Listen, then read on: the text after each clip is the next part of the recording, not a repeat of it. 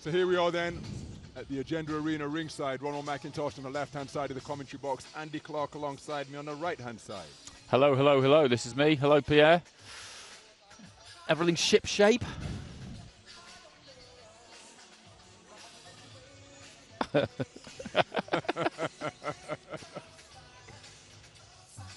Excellent. So, talking about this level, if things get dramatic and exciting, it may go up to around this type of level. 1, 2, 3, 4, 5, 6, 7, 8, 9, 10. So what we're going to do is one of us is going to lead on a fight and the other one's going to be the analyst. And Ron has suggested that I do the first fight. And I know why now, because the one of the fighters is Puneh Akhundtabarmazandarani. The cunning old dog. He's tricked me. He's tricked me. No Tinas, no Tinas. I'm not having that. I'm not so amateur. That's like calling Pele Epsilarantis de Nascimento. Okay, how's that? Is that enough? Happy, Pierre, or do you want us to keep going? Thank you. Okay, thank you. Thanks.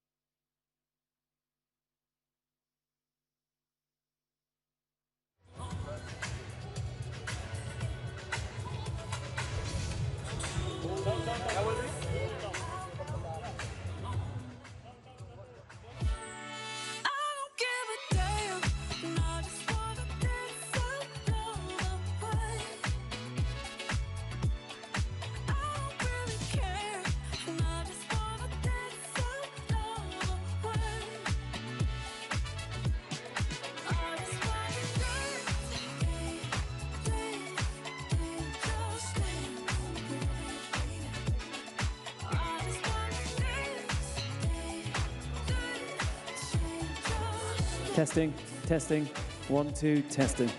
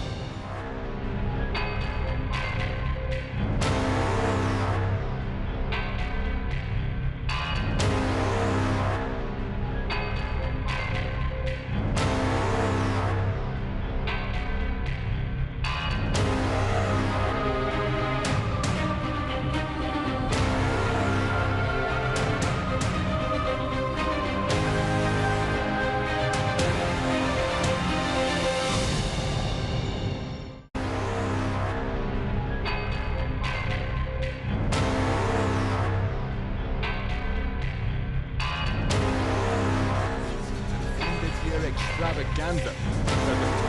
Kremlev has promised an incentive of $1 million in the world title fight if either boxer can knock out their opponent before the end of the 5th round. Well, my name's Ronald McIntosh. I'll be one of your commentators on hand tonight. I'm delighted to say that.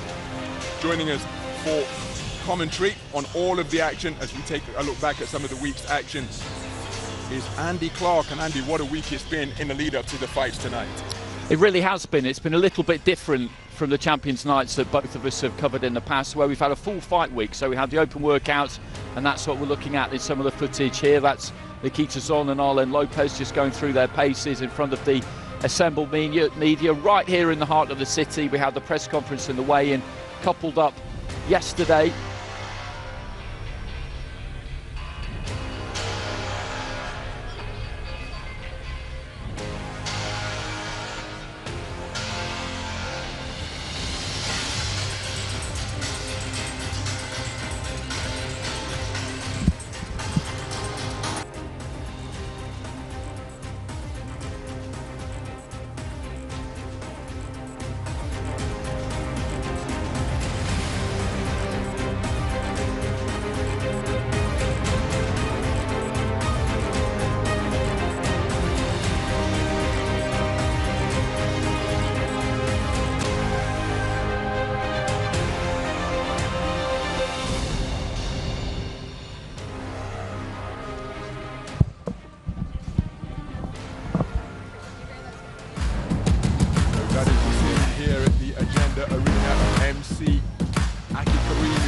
Ring awaiting his cue to get this Ladies and gentlemen, a warm welcome to the Agenda Arena in Dubai for IBA Champions Night. Добро пожаловать на Ночь чемпионов IBA. This is a blockbuster show coming your way. It's a night of championship action culminating in 2 mouth-watering IBA professional world title fights. And all the action this evening is proudly presented by IBA President Mr. Umar Kremlov and supported by our partners. Firstly, Rolf, Russian leading car dealer, 33 years of excellence within the industry. We would also like to extend our thanks to IB Challenger for their organization of this wonderful event. Of course, Cyprus Airways, the beacon and pinnacle of Cypriot air travel, and the UAE Boxing Federation. And now, ladies and gentlemen, we are ready for our first contest of the evening. Continental title fights. This contest, world title fights, wrapping things up. 57-kilogram weight class. Please welcome to the ring first in the black corner, representing Romania, Xenia Jorneac. So our opening fight of the night is 6 rounds at 57 kilos of featherweight division, and this is Xenia Jorneac of Romania making her way into the ring now. It's got what you would describe as a real record, 11 wins and 7 defeats. She's travelled pretty extensively, and I've seen her in against some good fighters. She's been the distance with the likes of Dina Thorsland, Ashley Brace, Shannon Ryan, boxed for some significant titles, and from speaking to her this week is very much looking forward to the opportunity to show what she can do on this kind of stage.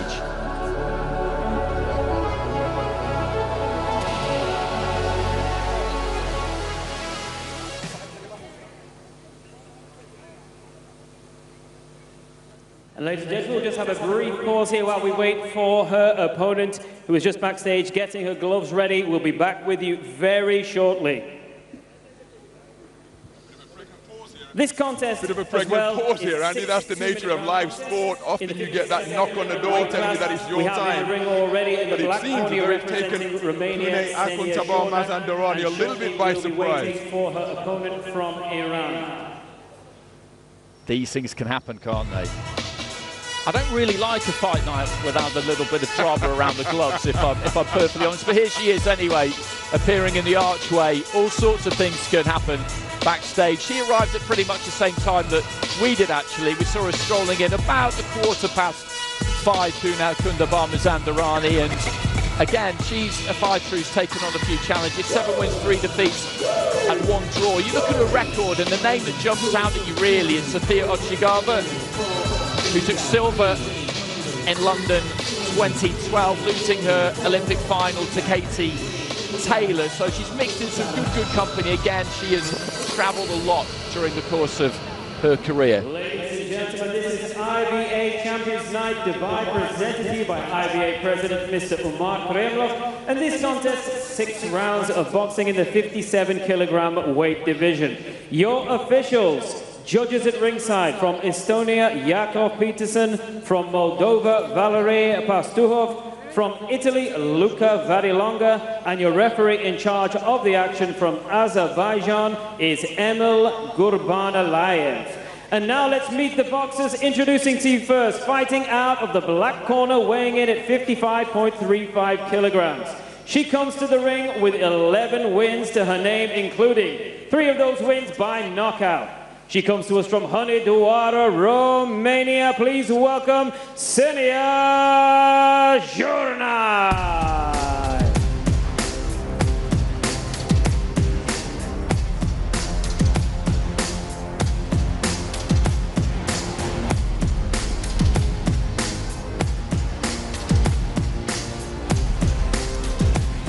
Last minute adjustment to the gloves there. And now, ladies and gentlemen, please welcome her opponent in the gold corner. She weighed in at 57 kilograms even. Her record, 7 wins to her name, including 4 wins by way of knockout. She comes to us representing Iran. Please welcome Puneh Tina Akhundtabarmazandarani.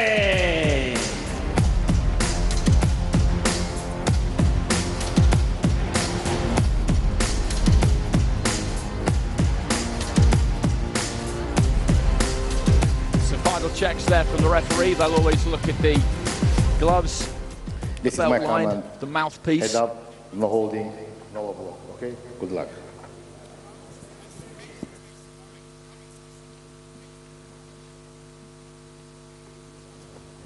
So there's the tail of the tape. These two both beyond the 30 years of age mark, but they don't have too many miles on the clock. And I think we're going to see an entertaining contest first up, because it's similar for both of these two. And it's the same in a number of the matches that we've got tonight. This really is a great opportunity to show a global audience what you are capable of doing. The matching has been hard in these Champions Nights, the ones that we have seen. There haven't been any easy fights, and you see Akhundtabarmazandarani there in the white. She's just shuffling forward, just looking to try and get on top of Jorneac with that front foot. Jorneac in that southpaw stance, just doing a good job there of turning neatly around that front foot.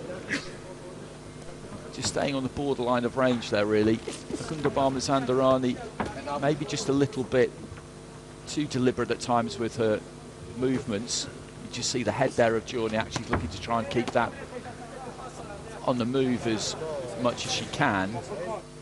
Front feet may clash at stages, they do there, with Akhundtabarmazandarani just stepping on top of the lead foot there of Jorneac. Quite tentative from the pair of them in the opening minute of this fight. Good feint there from Jorneac. Akhundtabarmazandarani bit on it, but the Iranian gets in close there and looks to try and let that left hand go. Past the midway point of round 1. 2-minute rounds. This is scheduled for 6 of them. Again, just in and out with the front foot there. Jorneac didn't really manage to draw too much from her opponent in that instance. Akhundtabarmazandarani looking to try and work that right hand as she backed Jorneac up to the ropes. But a great deal has landed clean from either one of these in this opening round so far. Again, just creeping in with that front foot, the fighter in white. Jorneac dips the knees and looks for that jab into the body. Akhundtabarmazandarani, when she plants her feet, is at times looking to let her hands go, and just short with the uppercut. And just finding a bit of range there. Akhundtabarmazandarani right at the end of the very first round, and a bit of a feel out that first 2 minutes. Indeed, each boxer seeking to establish their range. Jorneac out of that southpaw stance. Akhundtabarmazandarani, the taller of the two boxers, but she was the fighter seeking to get over that front foot and apply pressure. There were a couple of instances during the course of the round where Jorneac did uncoil a couple of really eye-catching uppercuts. And you see her drop down to the body and come back with a lead southpaw right hook to the head. But Akhundtabarmazandarani takes the right hand over the top there, followed by a good left uppercut to the body. You see that interesting defense where she raised up the shoulder high to ward off the incoming fire from that right flank. Interesting character, Puneh Akhundtabarmazandarani. She said, Andy, 37 years of age, only began boxing 10 years ago, and is an actress by profession. When I was asking what type of role she likes to get her teeth into, she said anything other than comedy. But the boxing allows her to explore a side of herself that she didn't know existed prior to, and she wants to get the very best out of it. It kind of makes sense, doesn't it? There's not a lot to laugh about in there, to be perfectly honest. It's a very, very serious business, boxing, but that will certainly give her motivation to try and protect those features. Into the second round, and both of them just starting a little bit quicker there. Jorneac, you get the feeling if she can get up close like she did there, she needs to let those hands go. Punching combination, because she does have the superior hand speed. If she can get inside the reach, then she can work at a distance that's going to be difficult for Akhundtabarmazandarani, who again there just gets right up on her toes to pull out and avoid the attack from Jorneac. That was an interesting manoeuvre. Jorneac again there finding good range, looking to try and score with the hooks. Akhundtabarmazandarani has got the height, she's got the reach that comes with it, but the way she fights, she doesn't particularly look to use it. We haven't really seen anybody snap out a nice solid lead hand, a jab just yet. They both want to get to their range. She just planted her feet a bit wider, Jorneac, in this second round, giving herself a bit more of a solid base to punch off. That was a good right hand from Akhundtabarmazandarani, and then a little bit of a slap on the blind side of the referee, but a higher tempo to this second round so far. Nice right hand into the body there from Jorneac as Akhundtabarmazandarani was trying to open out. She replies with a left and then a short right hand on the inside. There's been much better action in the second round than we saw in the first. Understandable. First round, though, just having a look at each other, really. Just dips her knees a little bit there, Akhundtabarmazandarani, and sends the right hand into the pit of the stomach.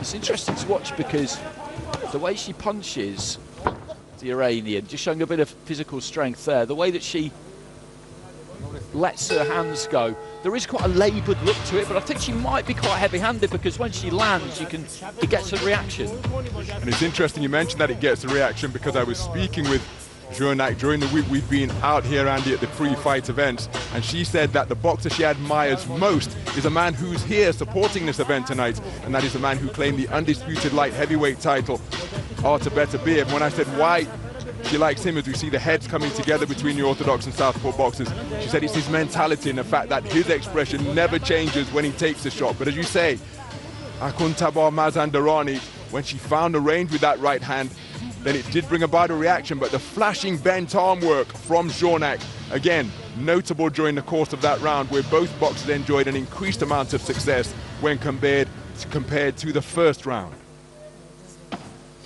It'd be great to see Artush here tonight. He's on a little bit of a tour at the minute. I saw him train the week building up to his fight against Dmitry Bivol about midnight. No music. He doesn't have music when he trains. It's just pure business. And he did a quick session on the pads, and he's one of these guys, no surprise, who just causes that sharper explosion of air off the pads, so you know that you're watching somebody who can really, really crack. Into the third round here, Akhundtabarmazandarani just looking to, again, just get that front foot on top of Jorneac, and again just pushes her off there, shoves her backwards. Physically, she's got some strength to her. She is the stronger of the two, you would say. The referee just having a bit of a word with her there about those slightly roughhouse tactics. Jorneac just dips, gets onto the inside and throws that combination, and that's what she needs to do, but she's got to be careful on the way in. Just there, she didn't really move too much and walked straight onto a short right hand. Midway through round 3, these 2-minute rounds really do fly by. Again, looking to try and jab her way in there, Jorneac. As I mentioned in the previous round, we haven't seen too much of that, just in and out with the front foot. Raiding mission there with a couple of shots into the body, both landing right hands. Akhundtabarmazandarani, though, I think fancied that she might have made a slight dent in Jorneac there, but she was quickly onto her. Now she's just setting her feet and looking to let her hands go a little bit more. Good combination there. Right hand just pushed her back to the ropes and then let the left hand go too.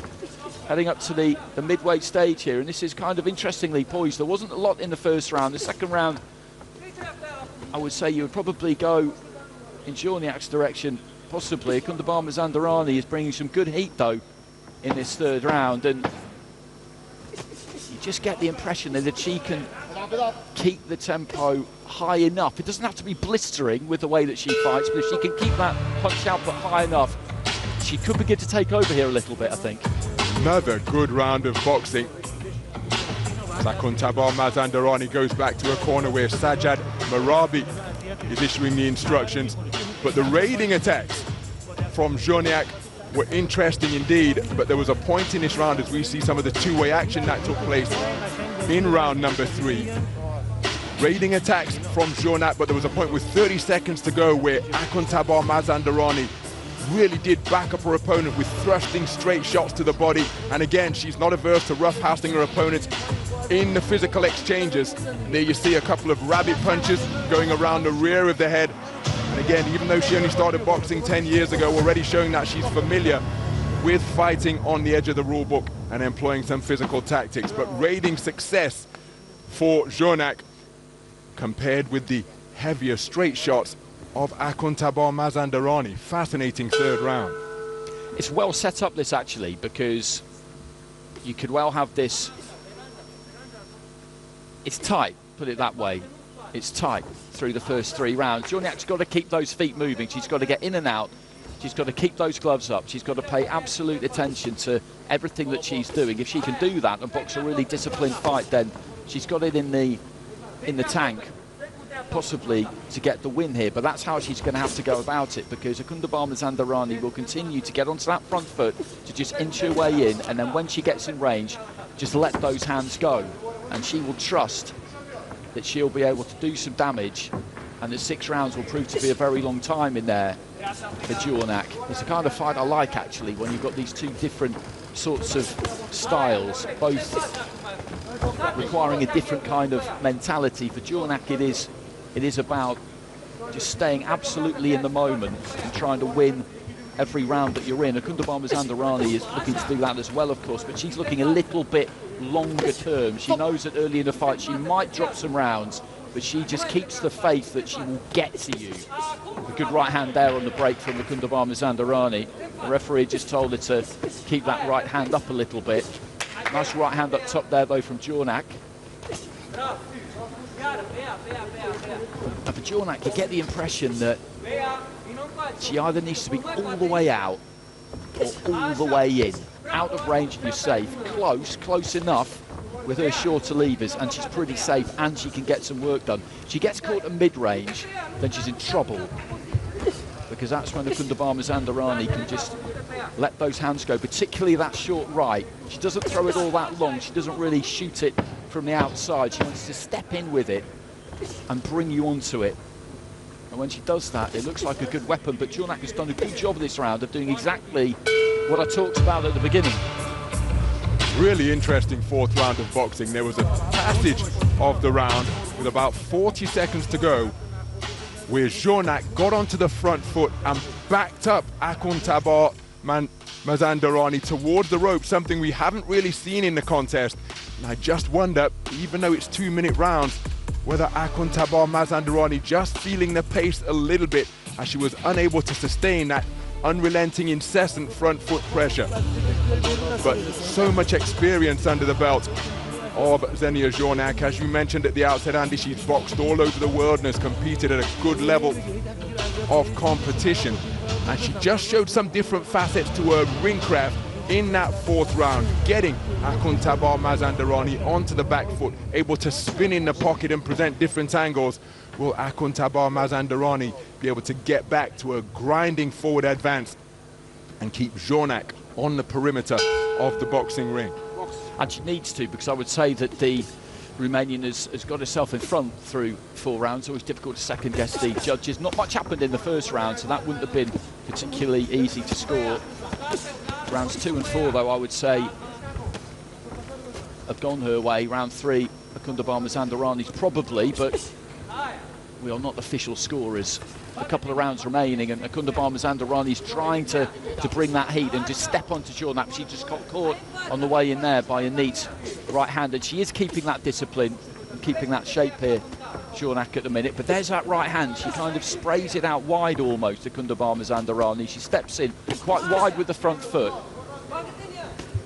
and then just lets it go. And this is the kind of distance that Jorneac doesn't really want to be finding herself at too often. Again, almost midway through round 5 already. The referee just having a quick word about heads there, I think. But as she gets low there, Jorneac, that's the tactic for her, really, because Akhundtabarmazandarani stands up straight. She punches with straight legs almost, which is a difficult thing to do and generate power, but it's something that she seems quite capable of. Jorneac has got to keep that base nice and solid. Akhundtabarmazandarani trying to find the left hand to the body, does there the second time around. Both of these two feeling it now, both feeling the pace. I think that's fair to say, and it has been boxed at a good tempo this right from the beginning. Certainly as we got into round 2 anyway. Round 1 was quite lukewarm, but right from the start of the second round things have really heated up. Again, closing stages of round 5. That right hand was low there from Akhundtabarmazandarani. It was on the blind side of the referee, though, who didn't really see it. Jorneac working hard here, continuing to work hard as the bell goes. Terrific 5th round of boxing. We posed the question as to whether Akhundtabarmazandarani may be feeling the pace because her front foot pressure wasn't incessant in round number 4, but my goodness did she answer that query in round 5, because invariably she was on the front foot looking to back up her opponent. Jorneac again continuing to compete and box well in the pocket, and she made a good point, did Jorneac, of not just circling her opponent, but sometimes planting her feet and letting her hands go to show that she's not just trying to win this on the back foot, because sometimes that can be construed as running, as though you're trying to nick it. I don't think Jorneac would fall into that category here this evening. But this is a fascinating encounter where both boxers have enjoyed success. You see that reddening to the left eye just a few moments ago on the face of Xenia Jorneac. And with 2 minutes remaining, well, this one could well still be up for grabs. Remember, we've got 3 scoring judges around the ring using the 10-point must system. Agreed.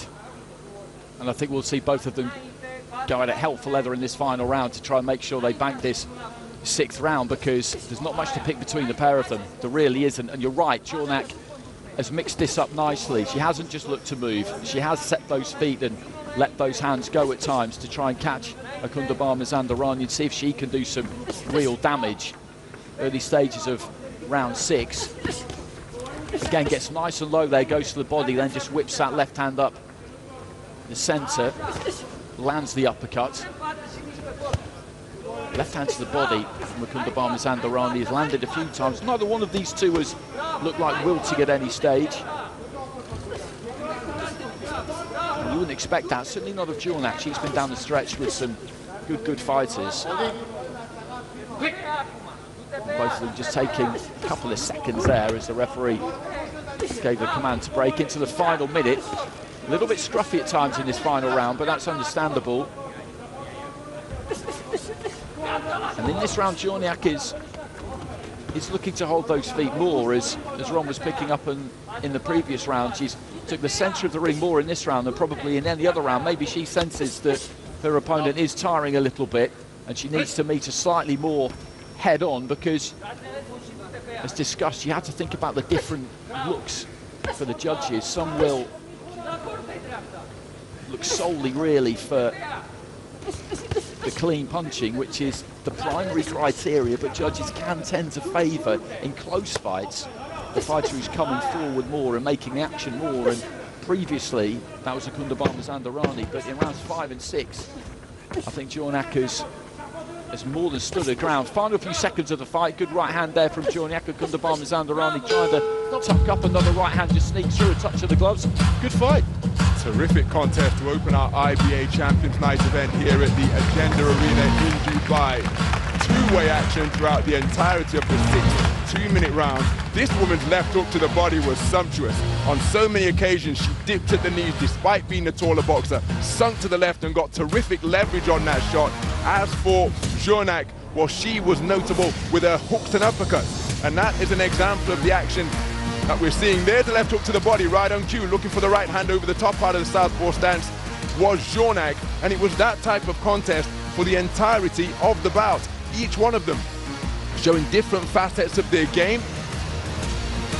Akhundtabarmazandarani invariably looking to get on the front foot and go forwards, but occasionally she showed the ability to shape shift and move and give her opponents angles.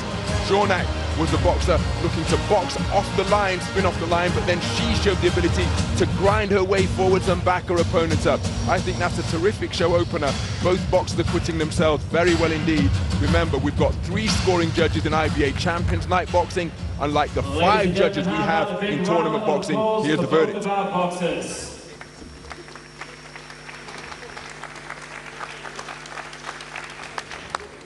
After 6 rounds of boxing, we go to our judges' scorecards, where we have a unanimous decision in favor of your winner. In the gold corner, representing Iran, Puneh, Akhundtabarmazandarani. So unanimous decision in favour of Akhundtabarmazandarani. We didn't get to hear the scores, so we don't know which way the judges went with it in terms of the round tallies. We thought it was a close fight. I would particularly have argued either way, to be perfectly honest. It was not the easiest fight in the world to score. Jorneac with a slightly rueful look on her face when the decision was announced. She'll know that that was a tight one, and on another night maybe it would have gone her way. Basically, in a fight like that, whoever doesn't get it is going to feel aggrieved. Yes, indeed. It was that type of contest. But again, the quality on the punches, the left hook from Puneh Akhundtabarmazandarani was notable. But the hooks and uppercuts at mid and short range from Jorneac were pleasing as well. But again, bitter disappointment for Jorneac. But if she competes in such spirited fashion on the IBA Champions Night stage, I think she's the type of boxer that's going to get a call up again from the organisers, because she provided a terrific, she played her part in what was a terrifically competitive encounter. She did, she'll be back, I'm sure.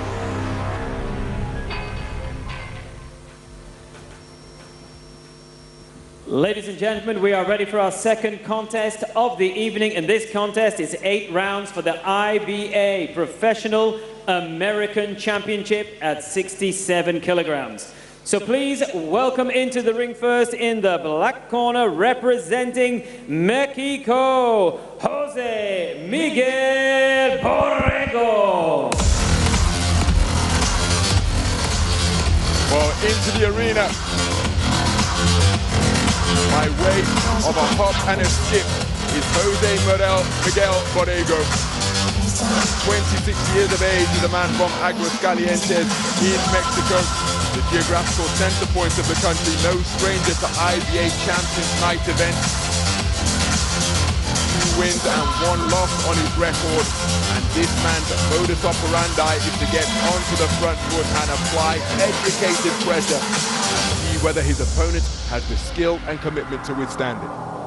And now, ladies and gentlemen, please welcome his opponent, coming into the gold corner, representing the United States of America. It's Ryan Blue Martin.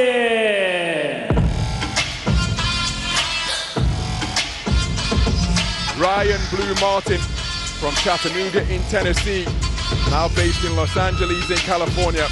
an outstanding professional record composed of 28 contests, 26 wins, 16 of them inside the distance, just 2 losses in the highest quality of company against Robert Easter Jr. and Josh Taylor, preparing for his IBA Champions Night debut here tonight. Now goes by the nickname of Blue rather than Blue Chip, which was his ring moniker before, and was telling me in the week it's just for a little bit of a change of the brand. He's got a new team in his corner out of Los Angeles and up at 147 in this 67 kilogram contest. Ladies and gentlemen, this is IBA Champions Night Dubai, presented to you by IBA President Mr. Umar Kremlov. Your officials at ringside: judges from Azerbaijan, Emil Gurbanalayev; from Estonia, Yakov Peterson; and from Moldova, Valery Pastuhov. Your referee in charge of the action from Russia is Sergei Zhurkin. And now, ladies and gentlemen, it's time to fight for the title. Introducing to you first, fighting out of the black corner, weighing in at 66.3 kilograms. Coming to the ring with an excellent record, 21 wins against just 4 defeats. 17 of his 21 wins come by way of knockout. A former WBC Youth Silver Champion, Damas y Caballeros de Aguascalientes, Mexico, Jose Miguel Borrego.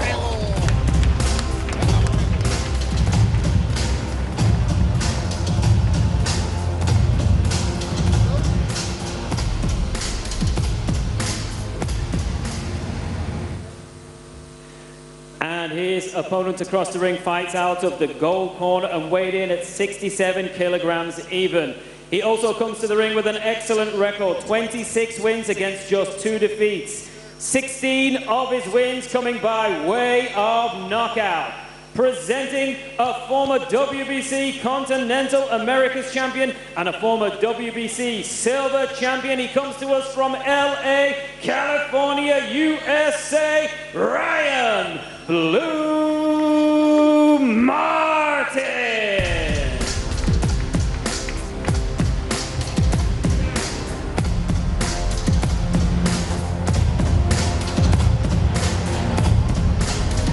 So a final check of the equipment by the referee, Mr. Sergei Zhurkin. In the corner of Ryan Blue Martin.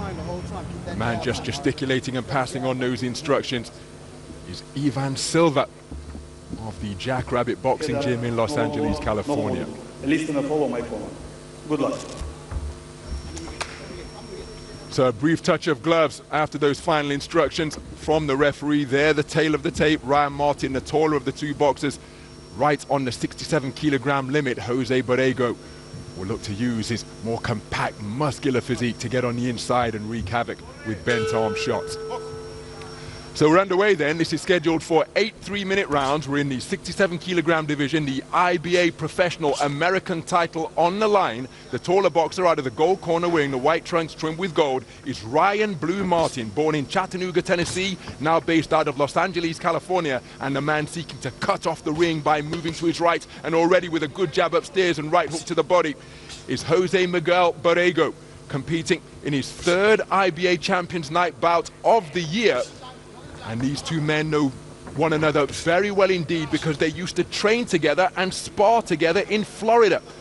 That was a few years ago, and when I asked what secrets they will have gleaned and unearthed during those training and sparring sessions, well, each of them were rather cagey and said, well, all will be revealed on Fright Night, as Borrego scores with a good thrusting jab to the body. Ryan Martin looking to shoot out that sharp lead left hand to the head, as Borrego bobbing and weaving, getting on the inside. Good right hook around the left glove of Martin, followed by a left hook, as shooting out the single jab once again is Ryan Martin, holding his feet at center ring, each man exchanging left hands to the body.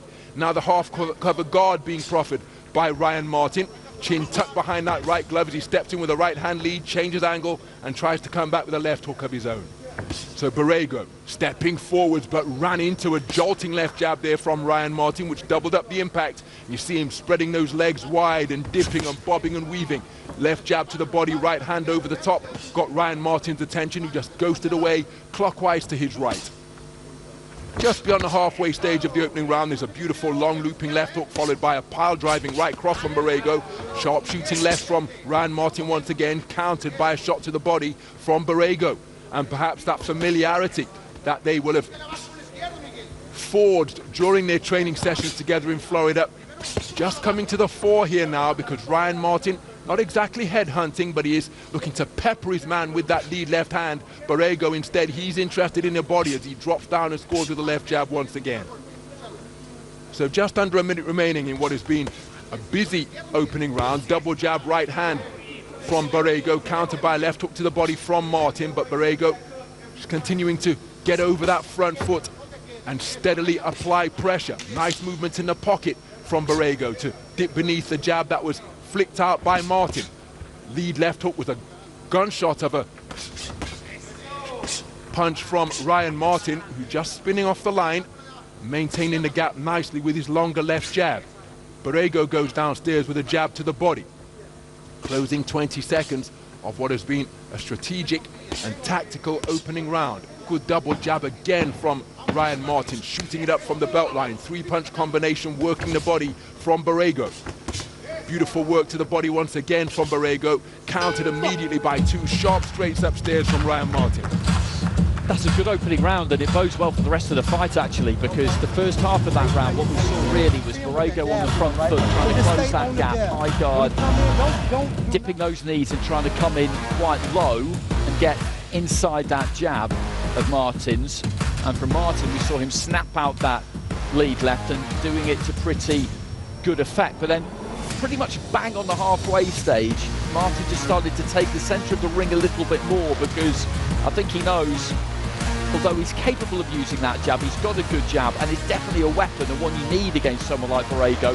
He can't just do that all night, so he looked to get back onto the front foot a bit and let his hands go a touch.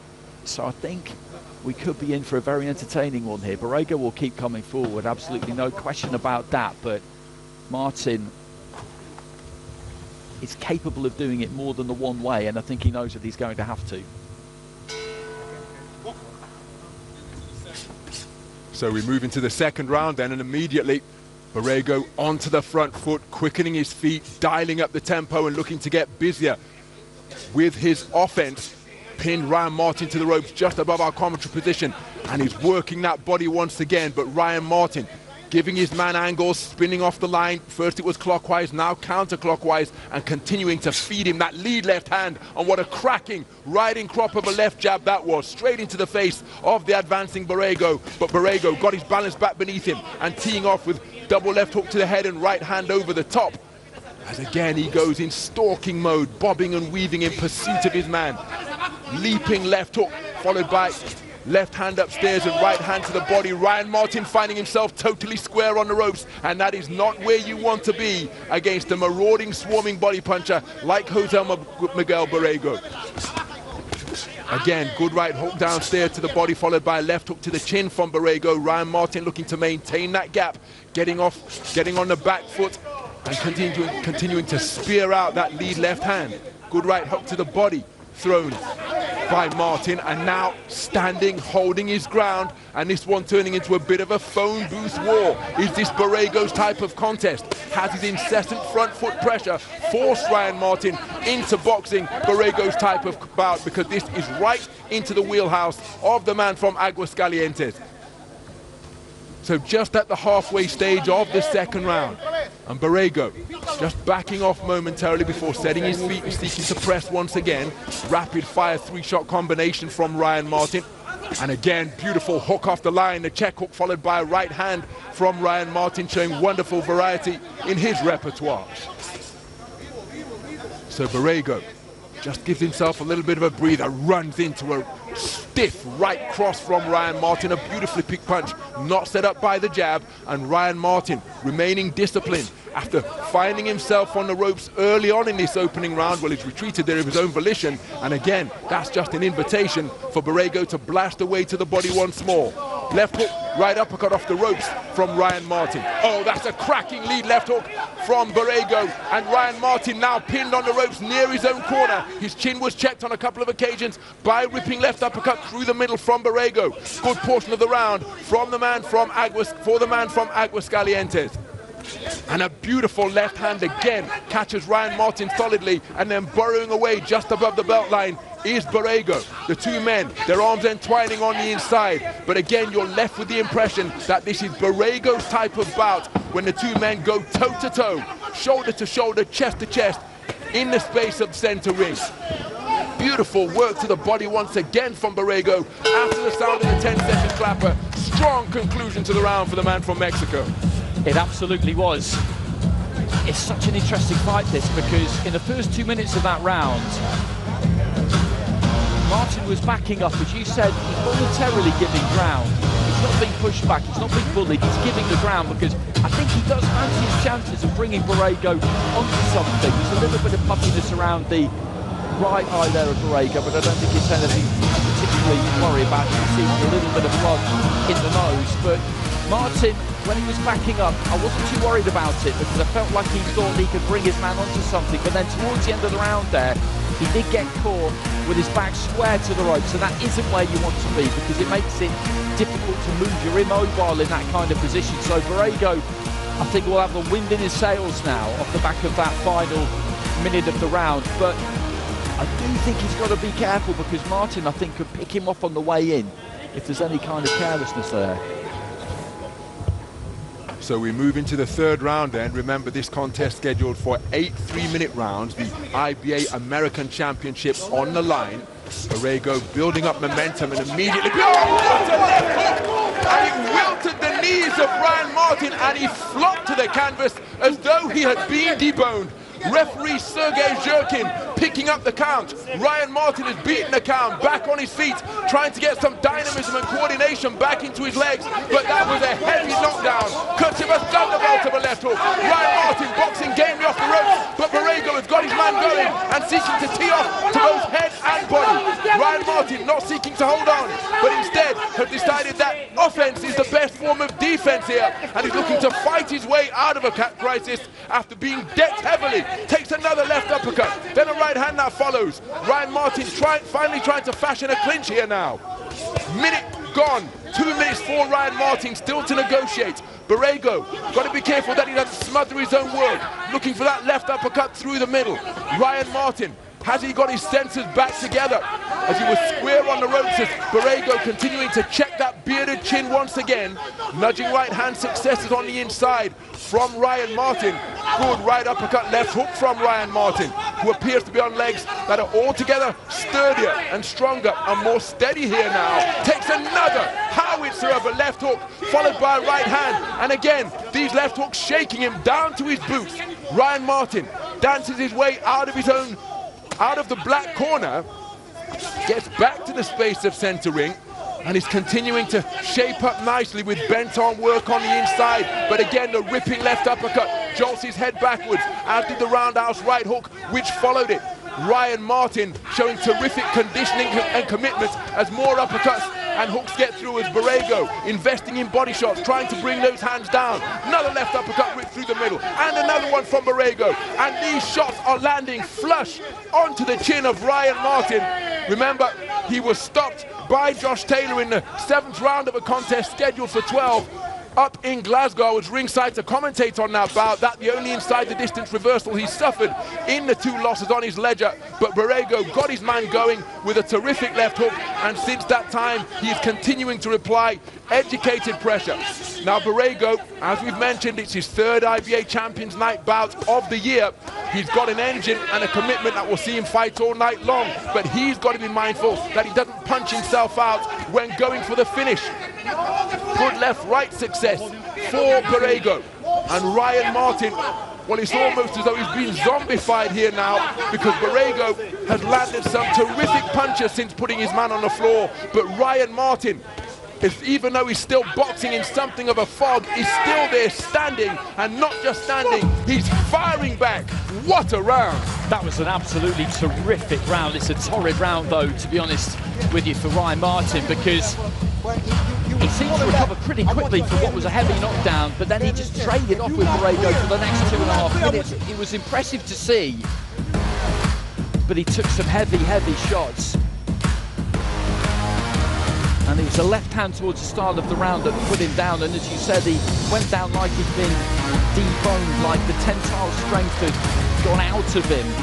But he got up pretty quick. You could argue possibly a little bit too quick, but after that he did have successes, and there is the knockdown. He was just moving up to his right hand was a little bit low, and he got clipped perfectly by Borrego, who I think can punch at this kind of volume and at this kind of pace all night.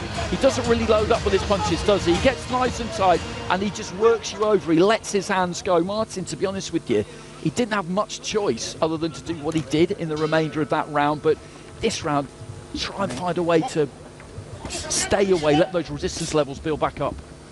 Well, we posed the question in round number 2 as to whether Borrego was dragging Ryan Martin into Borrego's preferred type of contest.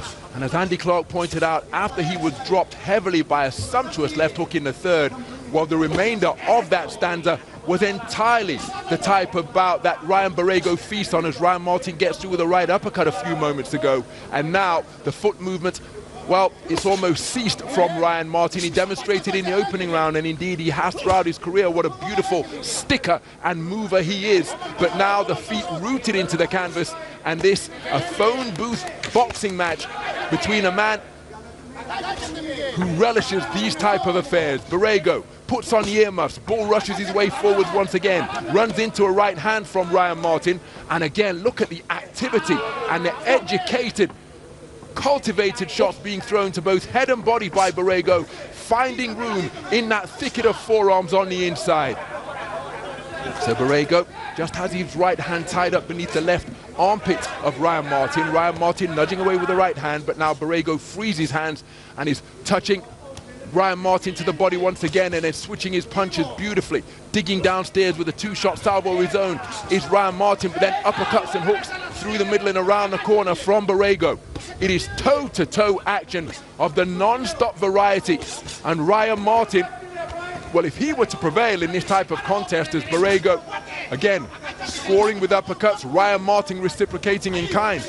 But if Ryan Martin were to beat Jose Miguel Borrego in this type of contest, for my money, that would be construed as the ultimate victory. Because, oh, the good right hand from Ryan Martin, because you're taking on the other man at his preferred game and seeking to better him at it, as Borrego gets through with a beautiful lead left hook. The two men, the heads rubbing vigorously. Left hook downstairs from Borrego, left hook upstairs from Ryan Martin, and then more body shots exchanged as the two men demonstrating the art of infighting beautifully, working to free up prise open the defenses of their opponents and rattle the rib cage once again. Good right hook to the body, followed by a right hook upstairs and left hook to the body from Ryan Martin. Borrego just taking a breather, but while he was taking a break, Ryan Martin was making hay, and now it's Ryan Martin rattling off shots to the ribcage of his opponent.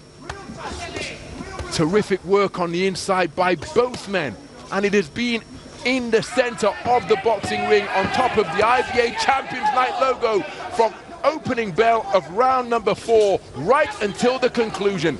Toe-to-toe action of the two-way variety from bell to bell. What a round.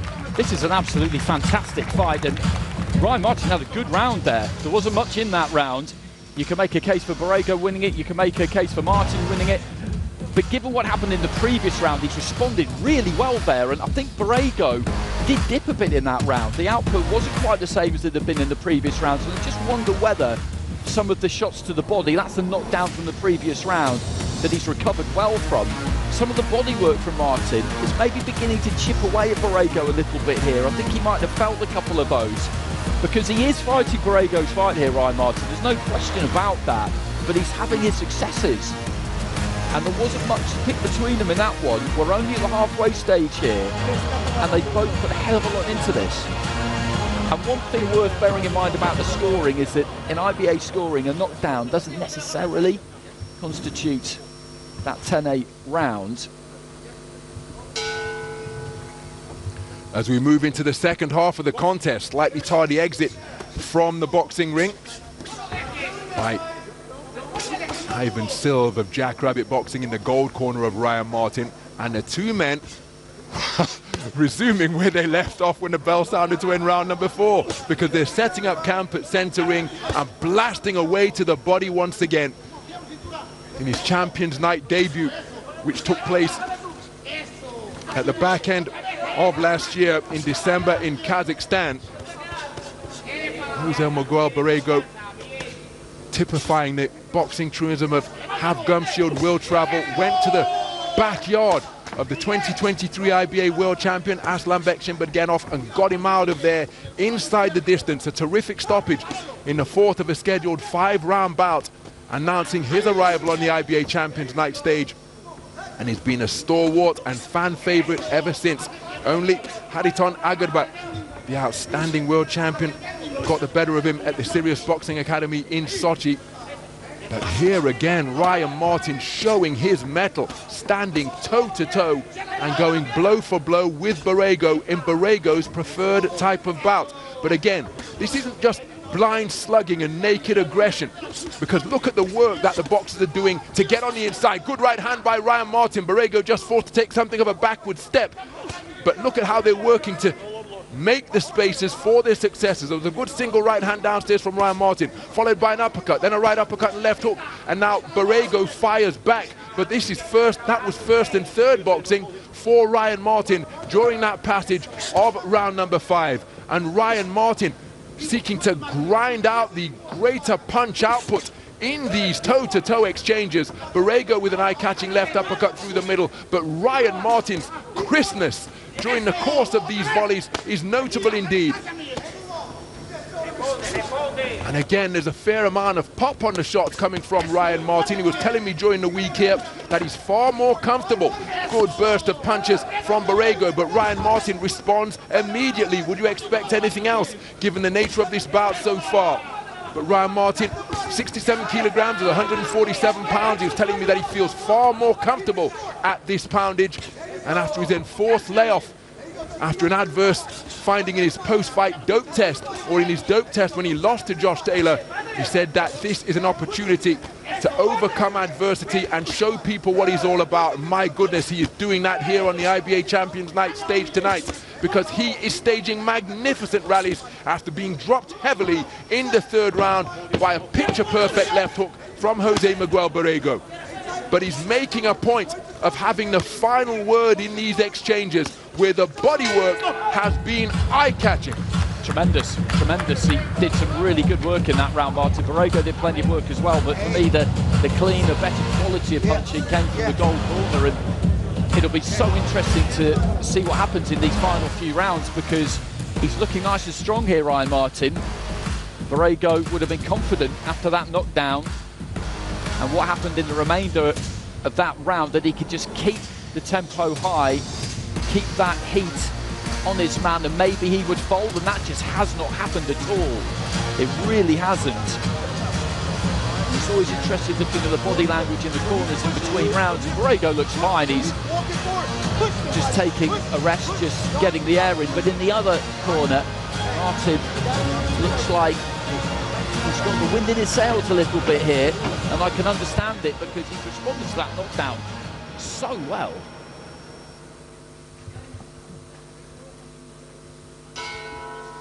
Round 6. So we move into round number 6 in this contest scheduled for 8 threes for the IBA American title. And having set up shop on the inside, Ryan Martin, for the first time since round number 3, now getting back to some semblance of distance and long bridging his man with that lead left hand. As counterintuitive as it sounds, was he taking a breather? Was he getting his senses back together when he was digging away to the body with those muscular hooks and uppercuts? And now, in round number 6, getting back to the type of territory that he prefers, where he can show his sharp shooting athleticism and speed of punch. Right hook upstairs, left hook to the body, followed by a jolting left jab from Borrego. That backed up Martin. Martin plants his feet and is now showing his prowess in the art of infighting once again. Well, it was interesting because Ryan Martin began the round looking to re-establish the long-range distance that he demonstrated in round number 1.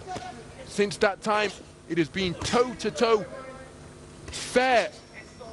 But then there was a jolting left hand that backed Ryan Martin up, and now we find ourselves back in short-range territory with the two men going toe-to-toe in the space of center ring. Remember, Ryan Martin was retreating of his own volition in the first couple of rounds to the ropes, using all of the space of the roped arena. But since that time, they have been living in the chest of one another. Good left hand as Borrego came back into range, landed by Ryan Martin, but now it's Borrego who just seeking to be the busier boxer as he lands a cracking left hook downstairs. Ryan Martin comes back with an uppercut. Beautiful right uppercut on the inside from Ryan Martin. Burst of two punches to the body from Martin is countered by a right hand to the body and left hook to the head from Borrego. And the non-stop, unrelenting action continuing beyond the halfway stage of this sixth round. And Borrego, if his punch output did dip in round number 5, well, he's addressed that and is so active, so aggressive here in round number 6. Ryan Martin seeking to keep his man off, keep his man honest, but Borrego, has he found a second wind? Was he taking something of a breather in round number 5? And as I say that, it's Ryan Martin who's seeking to get on top in the punch output stakes. Beautiful right hand from Borrego as Ryan Martin was seeking to spin off the line. And some of these shots upstairs, particularly from the backhand of Borrego, seem to be getting the attention of Ryan Martin and slowing his feet down noticeably. But he bites down on that mouthpiece once again, and he's turning hooks around the corner and driving uppercuts up through the middle. This is terrific conditioning being shown, particularly by Ryan Martin, who was decked heavily in round number 3. But my goodness, the minerals and the resolve and the resilience that he is showing, well, is that box checked emphatically for blue out of LA in California. Another really good round to watch, but that was a good round for Borrego. As you described, he changed tactics at the start of the round there, Martin. Looked to try and keep it a little bit longer, and he looked capable of making that work, but then he just switched off slightly, got caught at kind of mid three-quarter range. Borrego closed the gap quick, cracked him with a left hand, and I think he felt it, because after that they were back to forehead almost, but he wasn't quite as good on the inside as he had been in the previous couple of rounds. He had his successes, but Borrego again, as he had done in the earlier stages, post-knockdown in round 3, was kind of crawling all over him a bit, so we've got a bit of a momentum shift there, and that's what's made this a really good fight, isn't it? Because when you watch a real good one, the pendulum swings, and that's what we've had, because Borrego looked like he was in the ascendancy big time after the knockdown. Martin just dug his way back into it, looked like he might be about to get his nose in front, and then Borrego has provided an answer for a great final couple of rounds here. Well, you may have heard the cry of "Let's go, champ," and that is the familiar refrain of the former heavyweight champion of the world, Shannon the Cannon Briggs, out of Brownsville, Brooklyn, New York. He's just to the left of our commentary position and providing encouragement for his compatriot Ryan Martin, who has taken a trip to the canvas, and Borrego out at a blistering pace once again as the two men on the inside continuing to test the abdominals and the conditioning of one another once more. Borrego looking to clamber on the inside and open up those arms of Ryan Martin, but it's Ryan Martin who's finding a home for his punches as he digs in shots to the ribcage of Borrego. The two men forehead to forehead like a pair of rutting stags once again, neither man willing to give ground as they seek to open up the opportunities and work a way downstairs. Good successes upstairs from Ryan Martin. Borrego looking to answer immediately, and again the infighting being produced by both men is a joy to behold. Just a little bit of a swelling appearing beneath the left eye of Ryan Martin as he burst off a volley of punches to the abdomen of Borrego. Borrego looking to open up his man's defenses once again. Shoe shine punches followed by a left hook from Ryan Martin. And now Borrego comes back with a burst of punches of his own, each man scoring with an uppercut. Borrego just at mid-range now as there's a little bit of a gap between the two men for the first time in like 40 seconds. Good left uppercut landed a few moments ago from Ryan Martin. Borrego disregarded and is continuing to blast away to the body. And this appears to be a portion of the round where each man is seeking the breaking point of the other. The swelling becoming angrier beneath the left eye of Jose Miguel Borrego. But no quit, no yielding in either man as they continue to battle it out and try to find the breaking point of their opponent. Toe-to-toe action of the highest order here on the IBA Champions Night stage in Dubai. Just under a minute remaining in the penultimate round. Oh, beautiful two-shot combination. Right uppercut, left hook from Ryan Martin, catching Borrego as he was loading up. There's a cut to the right eye of Borrego, and that is swelling to a slit now. And that could well render him a one-eyed fighter, and Ryan Martin seeking to take advantage of that with sharpshooting successes upstairs a few moments ago. They're now back on the inside once again, and it's Ryan Martin who is continuing to be determined to have the first and final word in any exchanges, and that is what is resulting of back and forth teeter-totter action of the highest quality. What a tempo these men are setting. Cracking left hook around the corner from Borrego. Ryan Martin comes back with a combination of his own. And it has been that type of back and forth affair for the entirety of the round. There's the 10-second clapper. Borrego bites down and comes forward. Ryan Martin seeking to answer, looking to open up his man once more, and that was non-stop punching from bell to bell once again for the entirety of round number 7.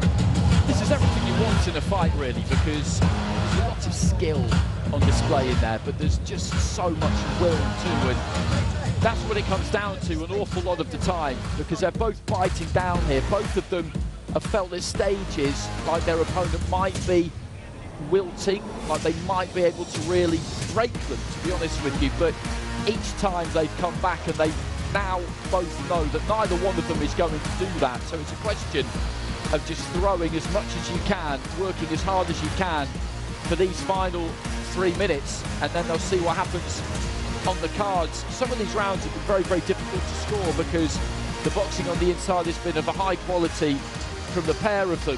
And you look at him just rolling away to his right-hand side there, Borrego, even in the midst of all of this deep in a fight. That's good technique, that's good conditioning. Just to throw those punches, try and roll away to your right-hand side. We're set for a great finish here. 8th and final round. So the most perfunctory touch of gloves to begin the final round in a contest that has been a thriller minute for the entirety of the completed 7 rounds. The skill on display has been immense. Ryan Martin started at long range, but then after getting dropped in the 3rd, has found himself on the inside in a phone booth battle against Jose Miguel Borrego, and this one could well come down to the intangibles of desire and will, and who will be able to summon up their last reserves of energy, because surely they have gone beyond their conditioning at this point.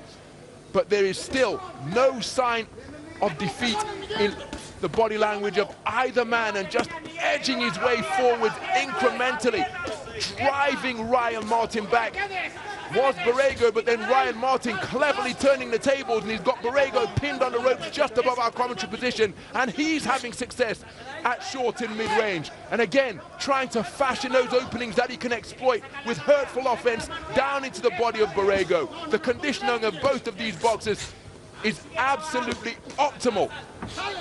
And now they're demonstrating the intangibles of intolerance to pain and desire and determination and will in this battle for the IBA American Championship. At the halfway stage is Ryan Martin, who has got his man pinned to the ropes, but Borrego seeking to fight effectively off the ropes. Beautiful uppercut scored by both boxers.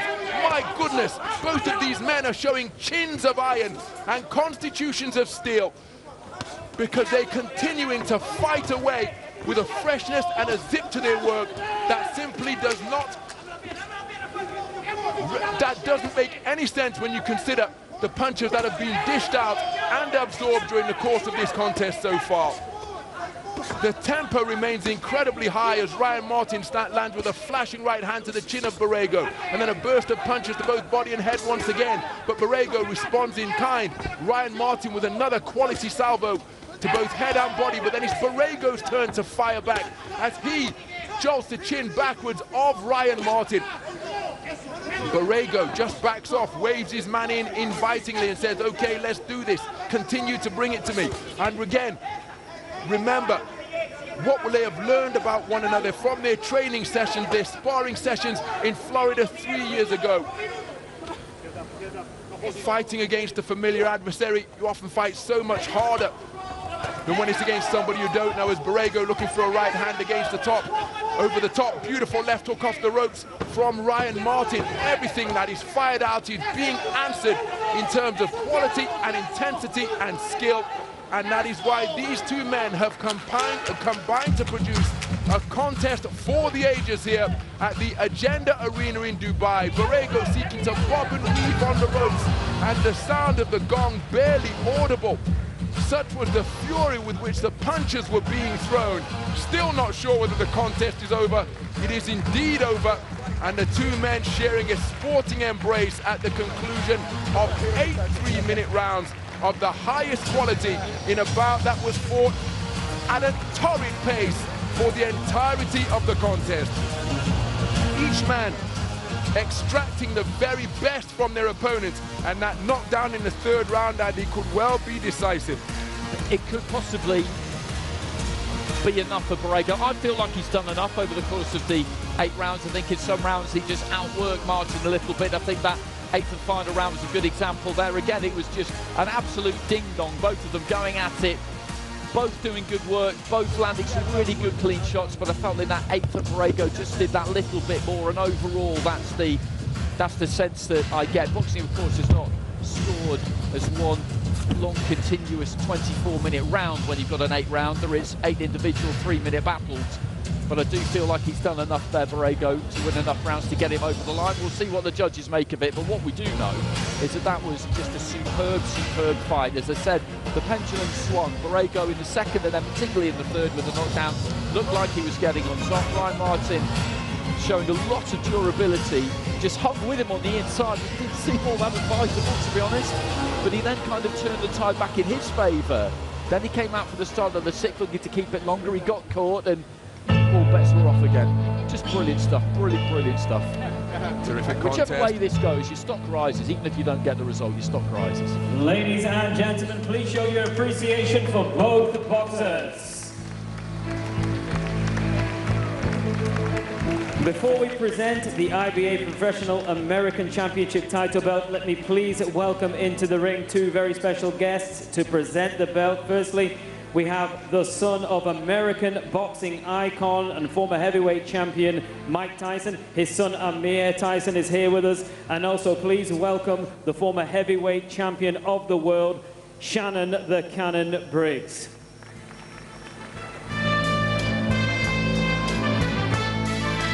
Ladies and gentlemen, after 8 rounds of boxing, we go to the judges' scorecards, where we have a unanimous decision in favor of your winner. In the black corner, representing Finol, Miguel. So Jose Miguel Borrego declared a unanimous point decision victor over Ryan Martin, and on the announcement of that verdict, he let out a holler of delight, flexing both biceps, and just look at the jubilation over in that black corner. This is what the IBA American title means to Jose Miguel Borrego and his team. As mentioned, competing in his 4th IBA Champions Night contest this evening is Jerry Saldivar of Golden Ring Promotions, promoter and manager of Jose Miguel Borrego, and wonderful to see that sportsmanship between Ryan Martin and Borrego, because it was a contest where both of them played their part in producing a spectacle that was an absolute joy to behold.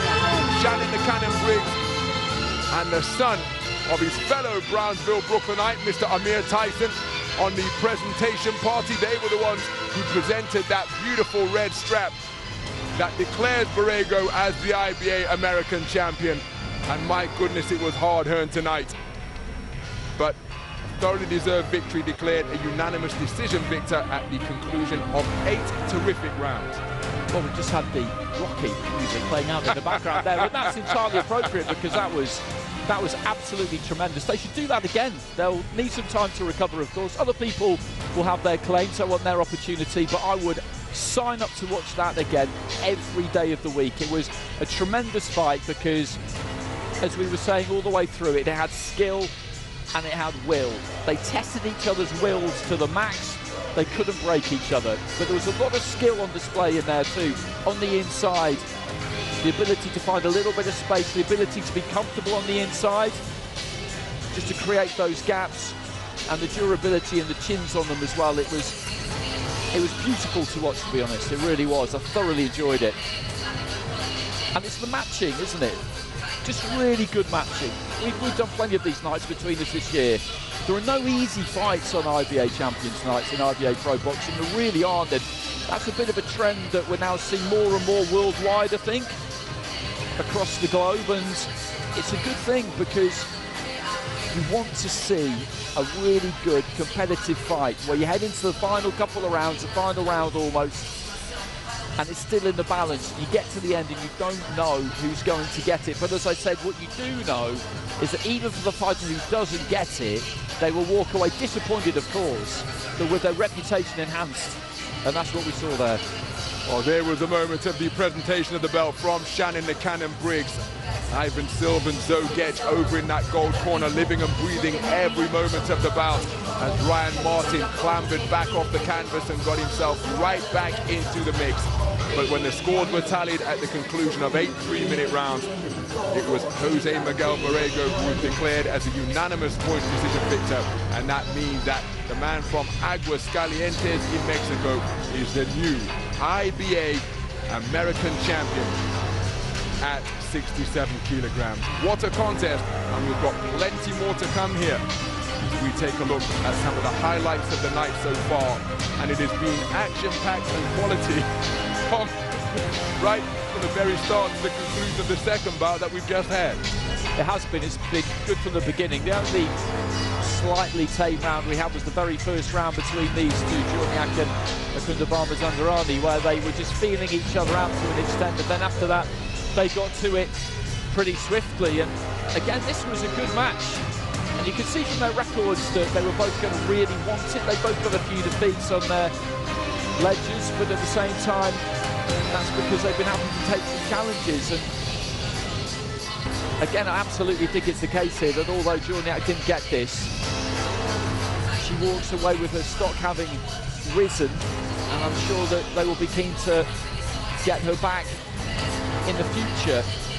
Akhundtabarmazandarani hasn't been boxing all that long, as you mentioned, but she definitely does seem to have some power. There's a dig there. That right hand, a good example, just forcing Jorneac to give a little bit of ground, and then I don't think I really need to say anything over these, do I? We can all just sit back and kind of watch the edited highlights and just enjoy it, because this was just brilliant.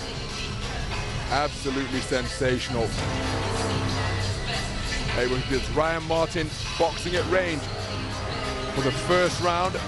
Sharp shooting singles, combination successes, but then he found himself here as we got into round number 2, retreating there of his own volition. But then he found himself pinned there in the third round, and a cracking left hook was slung over the top. And it was a heavy knockdown that Borrego scored.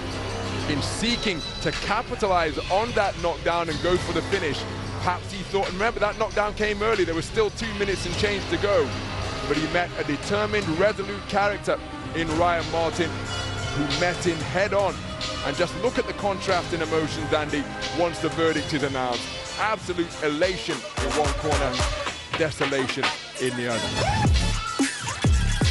Next up, we've got these two, Artush Hovhannisyan and Georgii Kushitashvili. Gentlemen, we are now ready for our next contest. 8 rounds of boxing in the 86 kilogram weight division. Please welcome to the ring first, coming to us in the black corner, representing Georgia, it's Georgii Kushitashvili. No title on the line in this fight, but I've got high hopes for this one because it's Armenia against Georgia. It's up at 86 kilos. These are two big men who are not, I don't think, going to have to go looking for each other. Kushitashvili, very experienced international amateur, boxed at the World Championships in 2019 and in 2023. A gold medalist at the Europeans in Armenia in 2022, a bronze at the World Championships in Tashkent. and a Paris Olympian. He's done a lot. 2-0 as a pro.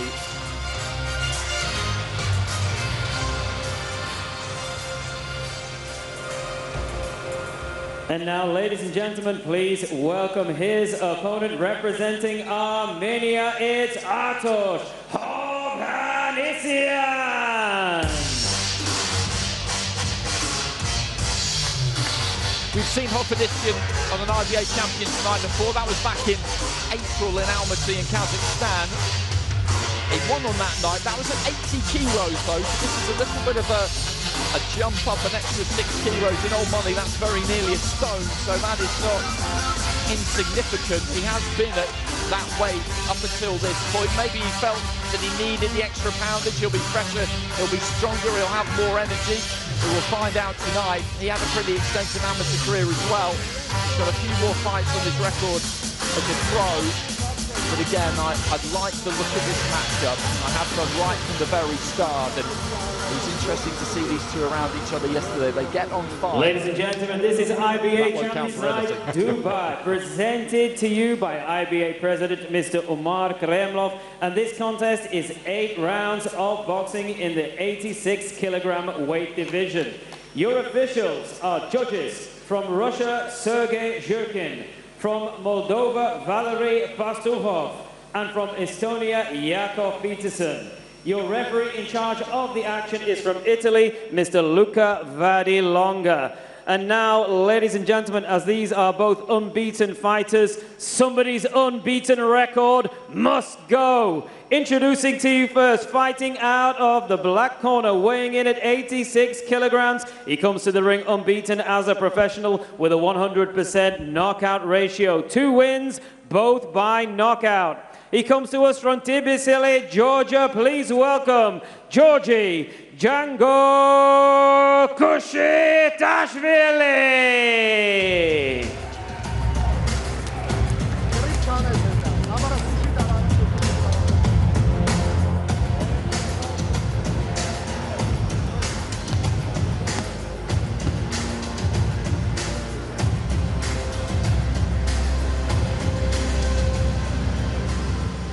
And now please welcome his opponent who fights out of the gold corner, who weighed in at 84.75 kilograms. He is also undefeated as a professional with 6 wins against no losses. 5 of his 6 wins come by way of knockout. He comes to us from Rutov, Russia, by way of Vandazor, Armenia. Please welcome Artush Hovhannisyan.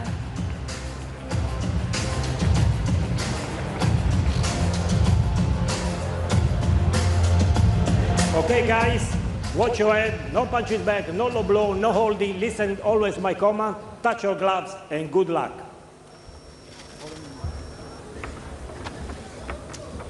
Luca Vadilonga, our referee. There's the tail of the tape for these two. Not much in it in terms of height, in terms of weight there. As I mentioned, Hovhannisyan has been down at 80 kilos, so he had a little bit of room there, pushing up towards 86. No great surprise, whereas Kushitashvili was bang on that limit. They both look lean, they both look in good shape. Hovhannisyan. Round 1. In the white, Kushitashvili in the black.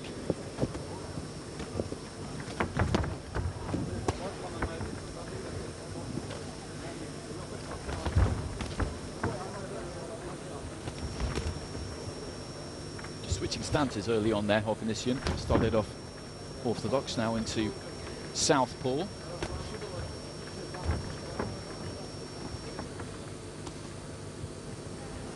Little bit of a standoff early on, and then he just steps in behind that right hand there, Kushitashvili. The feet crossed a little bit. It seemed slightly clumsy as he came forward, but he committed to it.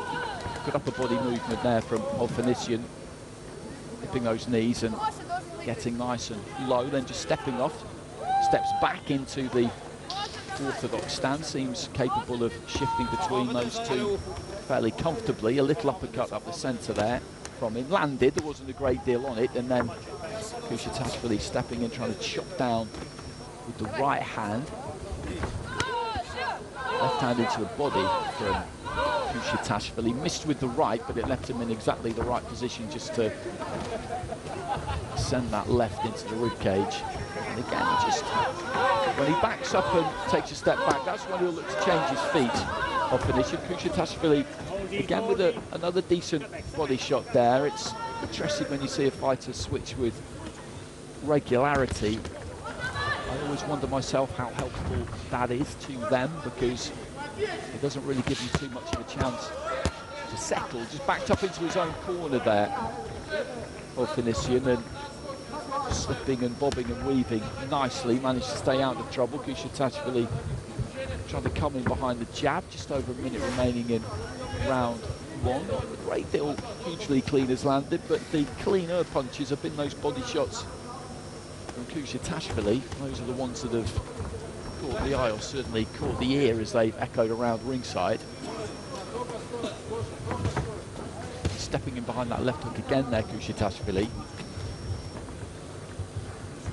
Reddening on the nose there of Hovhannisyan, but without wishing to be unkind, I would say that's probably a pretty regular occurrence for him.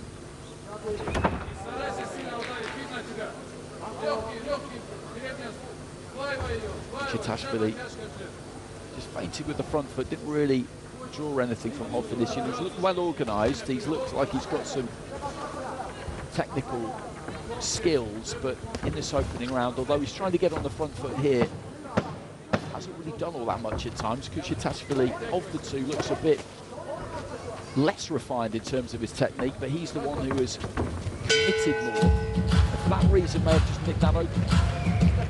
Kushitashvili, the bitter of the two boxers for my money during the course of the opening round, and he enjoyed some notable successes, particularly with his left hook to the body. Hovhannisyan switching stances fairly frequently, did get onto the front foot just before the 10-second clapper sounds, but there, punctuating that combination that he set up with a double jab right hand upstairs and then left hook to the body. Successes for Kushitashvili, keeping cool under fire when backed into his own corner. The gold corner was Hovhannisyan, but aside of that front foot foray, just at around the 15 seconds to go mark, I think Kushitashvili's presence and punch output would have been enough to give him that opening round. That's just how I see it from our commentary position here ringside, but no panic in the demeanor or body language of Artush Hovhannisyan. But he's probably going to have to pick up the pace a little bit as we go into the second round. They're scheduled for 8, so plenty of time for the pair of them. Kushitashvili, his 2 professional fights so far have yielded just 6 rounds. Hovhannisyan's 19 rounds. They're both experienced at elite international amateur level, but this is a new experience for them. Been scheduled over this kind of distance, let alone going that distance. But he started much more aggressively at the beginning of the second round here, Hovhannisyan. Kushitashvili trying to come in behind the left hook. Hovhannisyan is going after him a little bit here. Sets his feet square, which allows him really to punch himself into either stance. If he leads off with the right hand, then the right foot will come forward, and same on the other side. Looking for the uppercut there, Kushitashvili with that left of the body, and then a chopping down right hand. That was a good shot. Just planted his feet and let that one go. But a lively start to the second, a minute in. Looking for the uppercut, as he got up close there. Hovhannisyan hasn't quite managed to thread it through just yet. Kushitashvili steps in, and when he does step in, he means it. Sometimes he knows he's not quite in range, but he'll chase that right hand in anyway. The weight will come in behind it. Good example there, that feet cross. It's not really what the coaching manual would recommend, but it's the best thing to do. If you feel that weight just coming over the top of the front foot, then you can't get those punches back. The best of just completely committing to it. Hovhannisyan on the inside there, again looking for that uppercut, just pulling down on the back of his opponent's head, and you could see from where we were sitting exactly what he was trying to do there, but he just couldn't quite land it. But he's been a lot busier in this second round. I think he probably realised that he got outworked, out-hustled a bit in the first, and he wasn't about to let that happen again. Right hand into the body there from Hovhannisyan. Just backs up deep into the final minute. That's the combination for Kushitashvili. It's that left hand to the body, right hand, or right hand up top, followed by the left to the body. You can throw it either which way, really. Looking for that long right, didn't quite get there. Hovhannisyan, well, his punch output has dipped a bit in the final minute of the round. The right hand there from Kushitashvili did make it to the target, but only just about. So he went off quick here in the second round, Hovhannisyan. I wouldn't say he had any hugely notable successes in terms of big shots landed, but he's worked hard, much harder in the second than he did in the first. Artush Hovhannisyan listening to the instructions of his corner and showing his experience as an undefeated professional, 6 fights into his career. Picked up the pace after probably being outworked over the course of the first 3 minutes, continuing to switch stances. There you see the exchange of lead jabs, but it was Kushitashvili who was able to keep the attack going. Some successes on the inside with the uppercuts from both hands for Hovhannisyan, but then his punch output just dipped a little bit in the final 40 seconds or so of round number 2. This man sought to come on strong and landed a couple of long right crosses from way across the other side of the ring, so just capitalizing when the punch output of Hovhannisyan dropped. But again, what's notable from both in the respective corners is the calmness, both from the coaches and from them, and that testament to the experience that they've acquired in IBA tournament boxing all over the world. Into the third. And again, just straight into that left hand there, Kushitashvili. The right glove of Hovhannisyan was up where it needed to be. He dips off to his right, starting out southpaw, and again looks to try and find that gap. Kushitashvili has started quick. Right hand lead, finds the target. And the tempo here is going to be really interesting because, as I mentioned, they haven't boxed that many rounds between them as pros, and this has been scheduled for 8. And they look evenly matched. So the chances are here that this is going to go deep. Good left hand there from Hovhannisyan. And how will they stand up to that? Because particularly from the second round onwards, the pace has been high, and it continues to be high at the start of the third here. Just kind of shimmies his way in there, Kushitashvili. Again, he's looking for the uppercut there, Hovhannisyan. He obviously feels like it's on, and I can understand why, because Kushitashvili steps in with another good raiding mission there and lands a left to the body. He does tend to get the weight pretty heavily on the front foot. That head is in the bucket, as we describe it every now and again, and the uppercut makes sense. But it's Kushitashvili there who manages to get through with the uppercut.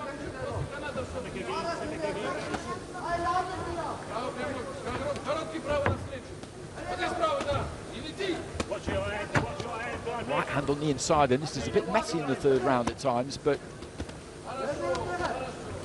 in the midst of this tangle of limbs on occasions, it's Kushitashvili who every now and again is getting through with a decent looking shot.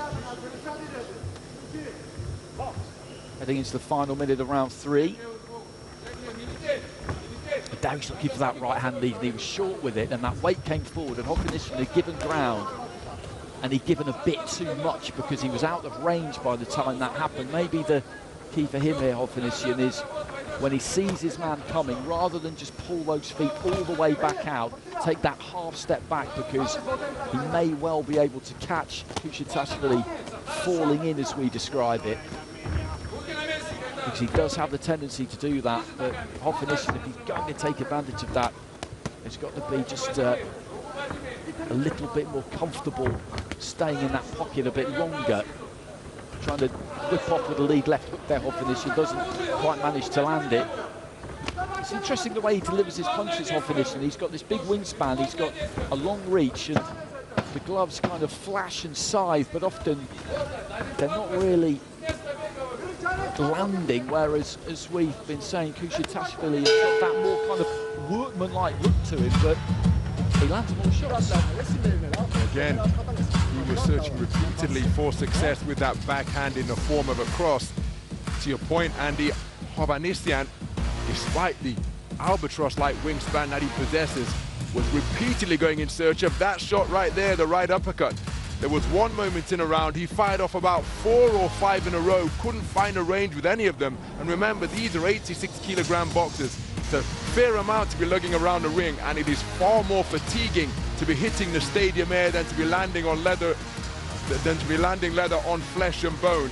But Hovhannisyan, far more accurate for my money with his own right hand. Excuse me, Kushitashvili far more accurate with his own right cross. Hovhannisyan showing cameos of what he can do, but the impression that I had in that third round is that this man, Kushitashvili, just having the greater number of moments of quality. I'd agree with that. I think when you look at the two of them technically, Kushitashvili does make mistakes, but he generally punches within the framework of his body. He keeps it slightly simpler. Hovhannisyan has got good feet, he's got some good upper body movement, but a lot of what he throws is quite extravagant and it's not really landing. Good right hand to the body there from Kushitashvili. You can hear that one land, and then whilst he was in there, he just let 2 or 3 more go. I don't think they really got through, but again, it's a good simple attack that he's set himself up with there. We're into round 4 here. They're scheduled for 8, 86 kilos. Cruiserweight. Artush Hovhannisyan is in the white. Georgii Kushitashvili is in the black.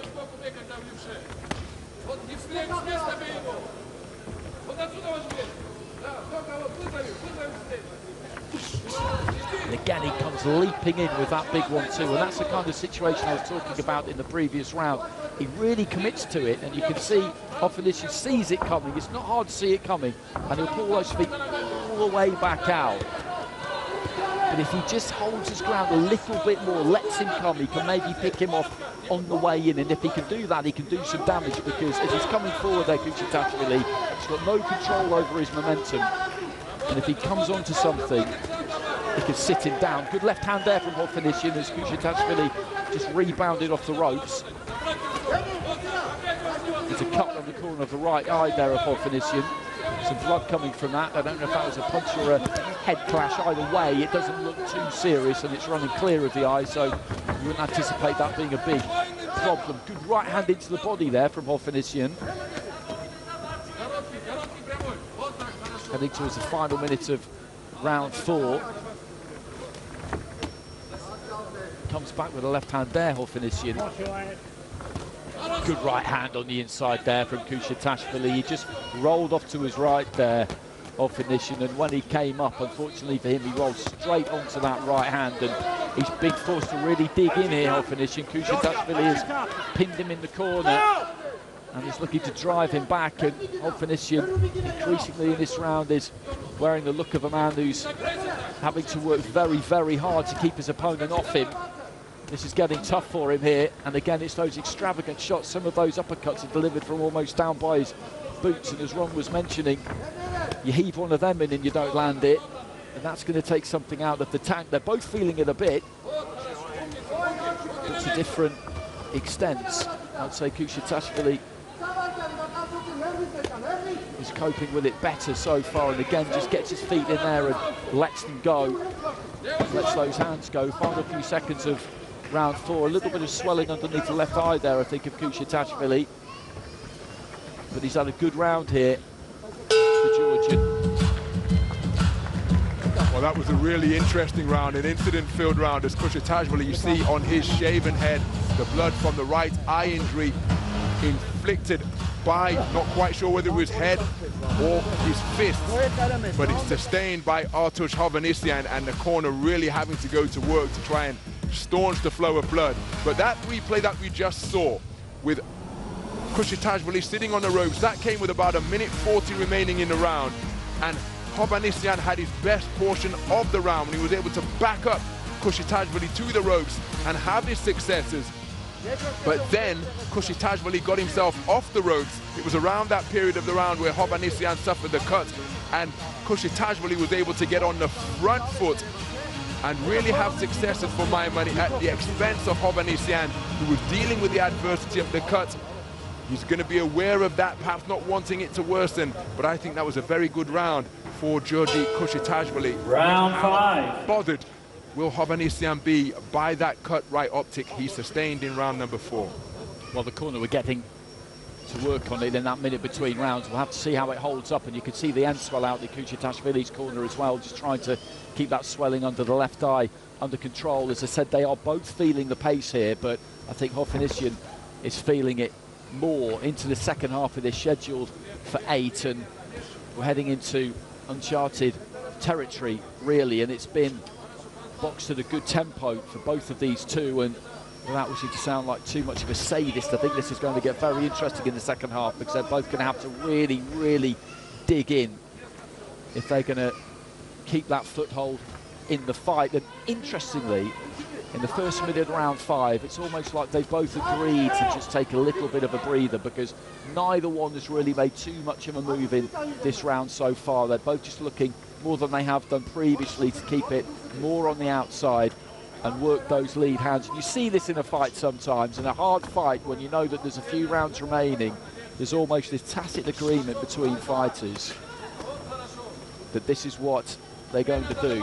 And these kinds of rounds can be absolutely critical, can't they, Ron? Because if they're stepping off and not getting as stuck in as they have been previously, someone's still got to win the round. Looking for that right hand again there, Kushitashvili. Hovhannisyan just swaying, dipping, rolling to his right, to his left, and again, that's a tiring way to fight. That kind of lateral movement will take energy out of you, but that's the way he goes about it. Kushitashvili just trying to bring a bit more heat to him. And heading into the final minute of the round, this is up for grabs. If one of them can just up the tempo slightly, they can take this one without having taken too much energy out of their own tank, and it looks like Kushitashvili could be the one capable of that. He was trying to just stay out of the way, backed up to the neutral corner there, Hovhannisyan. I think he did a decent enough job of it, but that kind of visual for the judges in the tight round is those kinds of flurries that can get you over the line if you're the one on the front foot more. Just dips his knees and throws a right hand into the body there, Kushitashvili.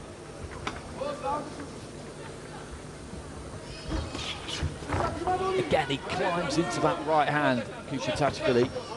He did land it. Hovhannisyan was able to stay out of the way of it. I would just love to see him when that attack is launched, that kind of attack. Just a half step back, just hold his ground that little bit more and try and time him on the way in, because he's got good boxing skills, Hovhannisyan. He doesn't need to... He's not running in that situation. He's doing a sensible thing, but retreating to a super safe distance. It doesn't give him that opportunity to counter a fighter who's coming over the top of the front foot and losing his balance, basically. Well, as you pointed out, Andy, it was a little bit of a slower start to begin that 6th round. But then, for my money, it was Kushitashvili who sought to seize the initiative. Flashing right hand success there for Hovhannisyan out of the southpaw stance. But there was a moment in the round when Kushitashvili did get onto the front foot. He backed up Hovhannisyan to the neutral corner on the far side of the ring, and he had tried to employ the Philly shell defense. We're seeing more of his successes during the replay sequence, but his frame is so big and so long that it left plenty of openings upon which Kushitashvili was able to capitalize. Say both boxers feeling the pace, but I think in the event that they're both fatigued to the same extent, Kushitashvili disguising his fatigue better. And there were moments in that round, for my money, when Hovhannisyan was just beginning to lose his shape a little more than the man from Georgia.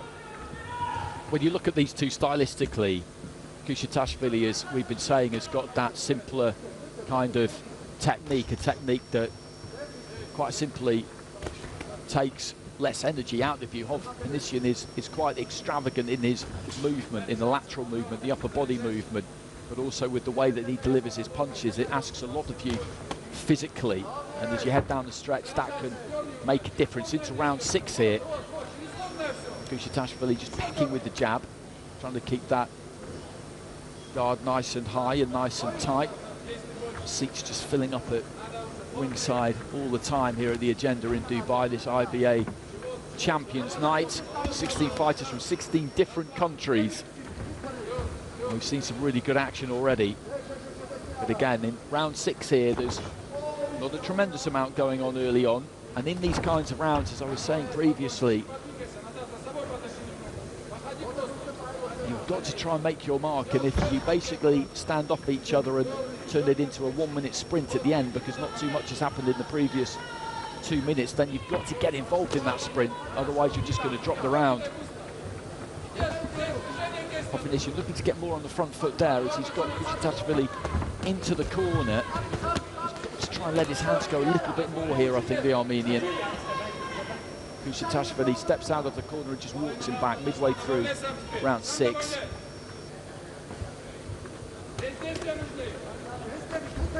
1-2 there from Hovhannisyan, and then turns neatly around the front foot, but he needed to go again there, really.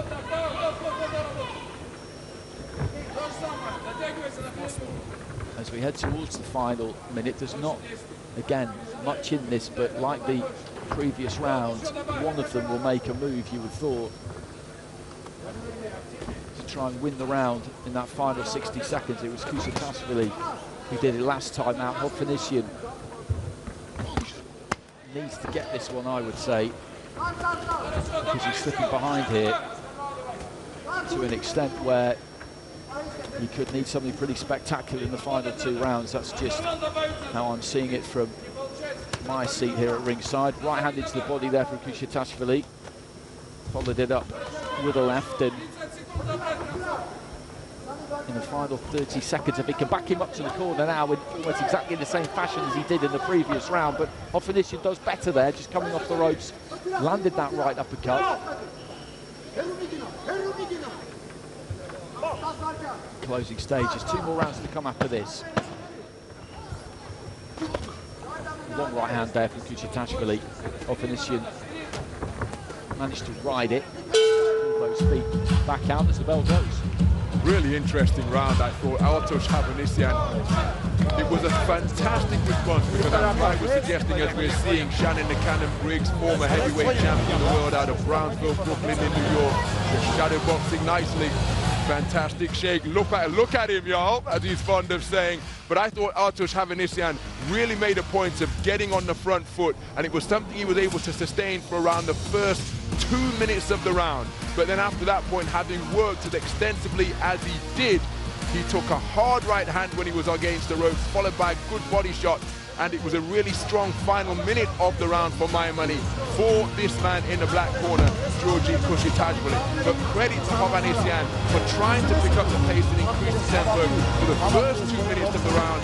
It just wasn't something that he was able to sustain for the entire 3 minutes of the round, and the final minute of that 6th round for my money was very strong indeed for the man from Georgia. So into the 7th, 2 to go here. They're scheduled for 8 rounds at 86 kilos at cruiserweight. Artush Hovhannisyan of Armenia is in the white. Georgii Kushitashvili of Tbilisi, Georgia is in the black. Good right hand into the body there from Kushitashvili, and then a left just snuck in as well. Hovhannisyan trying to use that jab and catch him on the way, and that time he almost did it. He came marauding in there, Kushitashvili. Again, weight completely over the top of that front foot. He's blundering forward, really, and because the ropes were there, Hovhannisyan had to hold his ground that little bit more and almost managed to time him on the way in.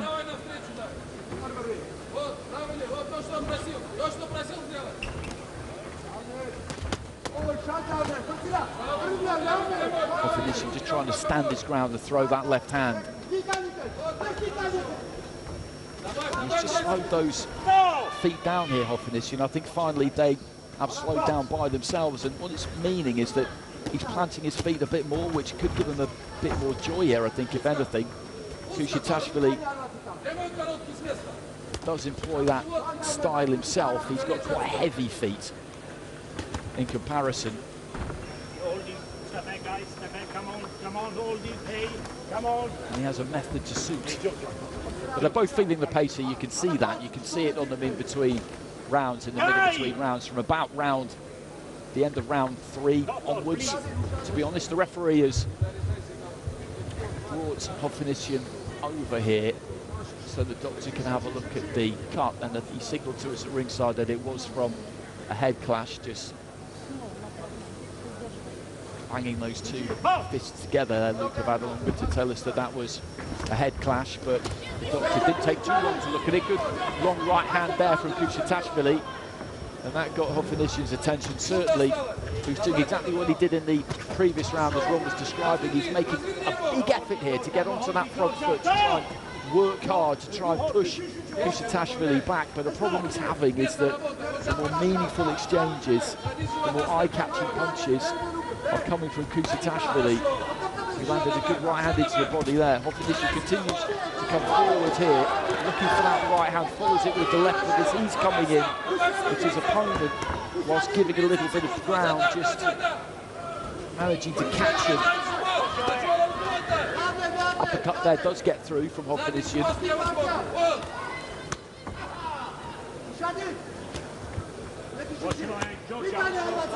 To labour away to the body there, Kushitashvili. Hovhannisyan takes a big gulp of air and then gives ground to the ropes, and Kushitashvili, when he sees him do that, steps straight onto him. He walks onto a left hand, Kushitashvili, but he can sense when his man really is trying to nick a few seconds, if that, of rest, and he doesn't give him that opportunity. And again, the clapper goes, final few seconds of the round, and that round following a similar course to the previous one, really.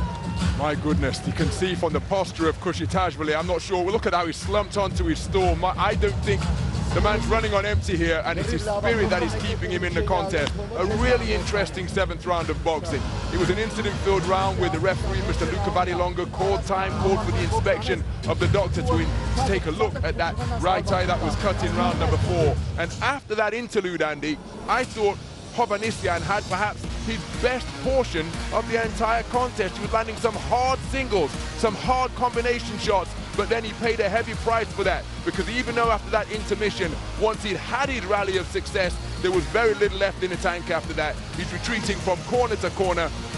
As you pointed out in commentary, this man, Georgii Kushitashvili, sensed it and was on him like a rash, landing some heavy singles in feet planted in cement when the bell sounded to conclude round number 7, and he fairly slumped onto his stool. It's a good thing he was in that position, because had he had to walk back across the ring, I'm not sure he would have made it. Terrific conclusion to the round by Kushitashvili, and I think he's in front.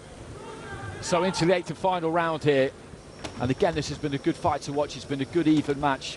Kushitashvili, for my money too, has got a decent lead here. I think we need to see something spectacular from Hovhannisyan, and it won't be for the lack of trying, because as I've been mentioning, this 8-round distance, this is new for this pair, as he just dabs at that eye, Hovhannisyan, and he's put absolutely everything into this. But I think what we're seeing here is a fighter who has got a style more suited to the longer duration than Kushitashvili, because he's more economical, he's more methodical, he doesn't waste as much energy with his movements. As I mentioned, he punches within the frame of his body, he gets his feet underneath him most of the time, let that long right hand go there. Hovhannisyan has got more of that elite amateur style where there's plenty of movement, he's up on his toes at times, there's a lot going on, upper body movement as well, and physically that's demanding. To do that for 3 rounds, very much doable, and he's done it with great effect at times. But here, it's proved difficult to employ that method for the duration of 8 rounds, for an 8-round fight. And he just tried to step on Kushitashvili there, and Kushitashvili just caught him with a left as he came in. Midway through round 8. They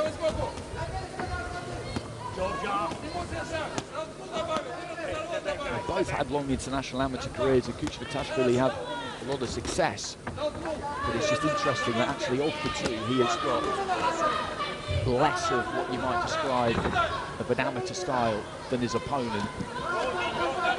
Hovhannisyan is having some success here, just stepping on Kushitashvili, but Kushitashvili sinking into the ropes, came back with a right hand. And Hovhannisyan, again, just set his feet that time and managed to get a couple away himself into the final minute.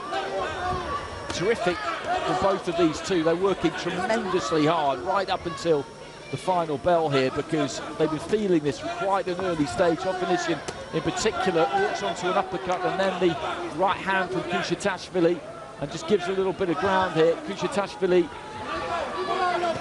stepping on him now, just took a few seconds to have a look, and he's going to look to try and close this out strong here, the Georgian. Hovhannisyan hasn't got much left here at all. He's worked tremendously hard in these last few rounds to try and stay in this and keep himself in with a chance of landing something and turning this one around, because Kushitashvili just throws him off into that gold corner and looks to try and line up that right hand one more time. Does land it there, then goes the bell.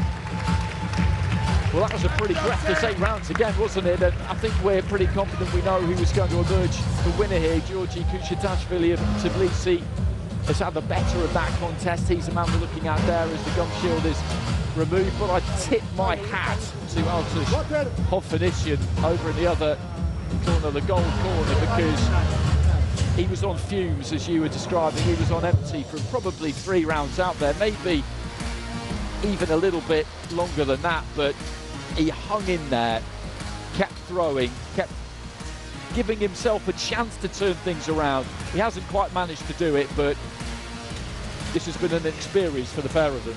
Most certainly, and the spirited rallies, as you just pointed out, that Hovhannisyan was able to produce, particularly in rounds 7 and 8, with just over a minute to go.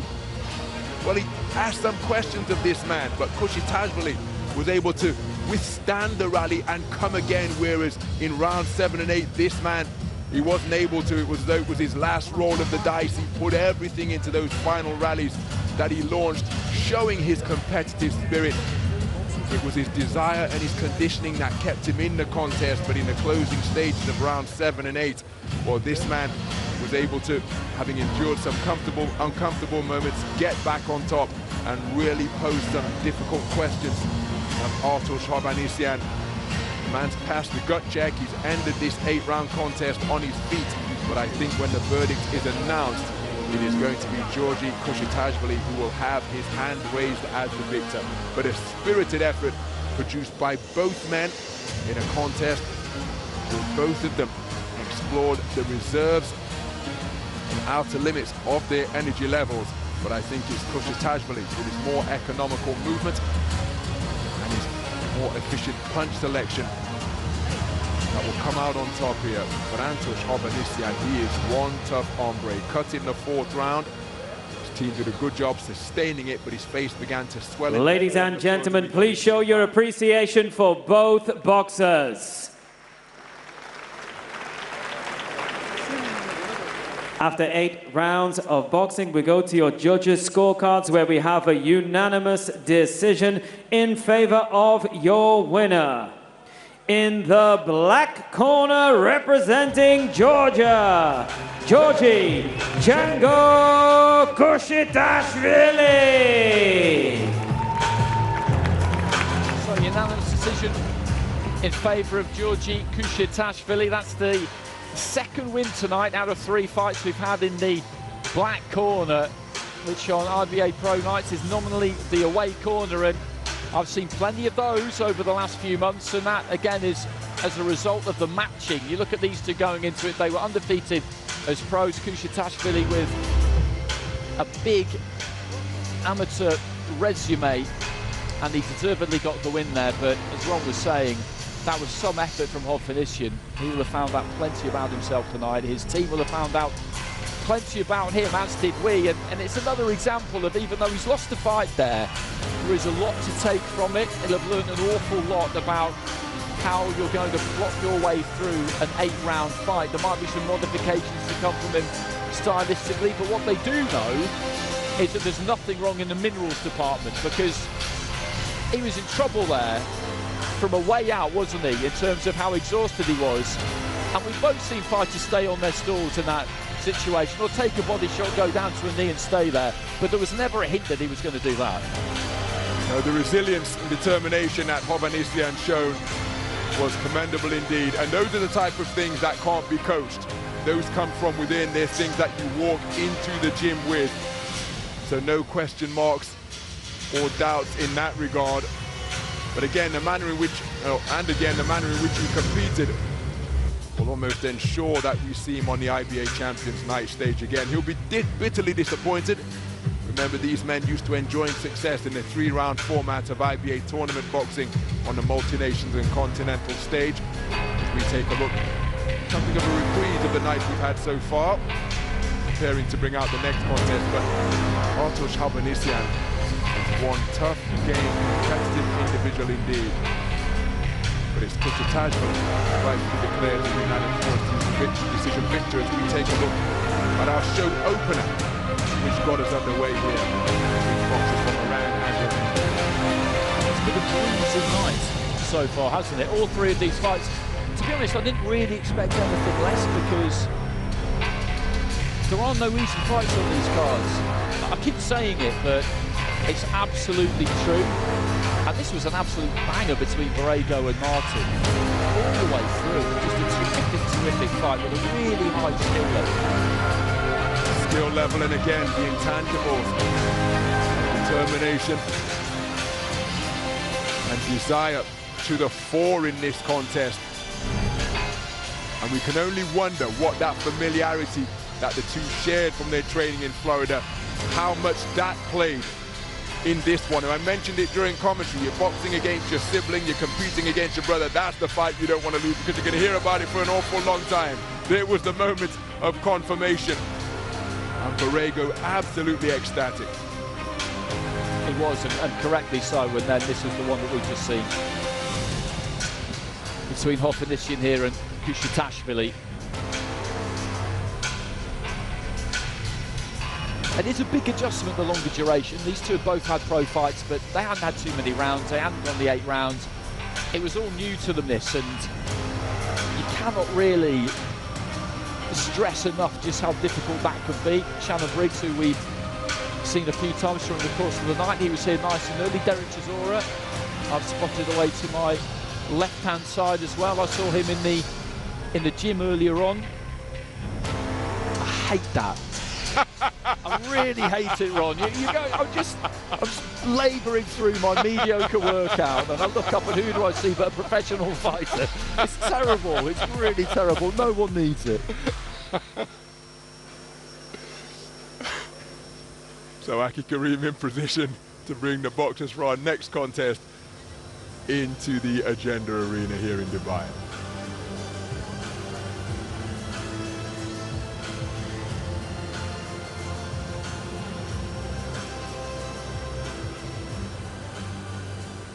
Ladies and gentlemen, we're ready for our next contest. It's 8 rounds of boxing for the IBA Pro African 80-kilogram championship title.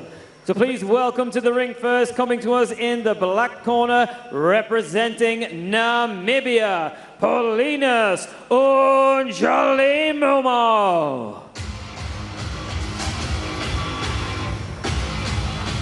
So into the arena is the undefeated professional Paulinus Ndjolonimu. 37 years of age, got a perfect record, 19 fights, 19 wins, 17 of them inside the distance for an 89% KO ratio. Andy and I watched him going through his paces in a public workout at the Rocky Road gym, and he is a towering figure at the 80-kilogram weight. Possesses a loose-limbed elasticity. His first fight outside of the southern African nation of Namibia tonight. But he was assuring me when I spoke with him yesterday that his punch has traveled with him here to Dubai. So Paulinus Ndjolonimu taking up residence in the black corner, just awaiting the introduction of his opponent. And now, ladies and gentlemen, please welcome his opponent coming into the gold corner, representing the Democratic Republic of Congo. It's Patrick Mukala.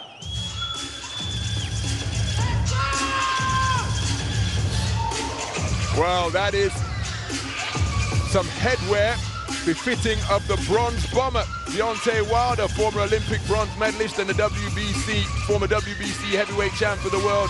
Also the alien, B-Hop, may have inspired that choice of headgear, making a secataire across his chest is Patrick Mukala, 30 years of age, born in the Democratic Republic of Congo, lives in Johannesburg in South Africa, and he too has fought exclusively on the mighty continent of Africa.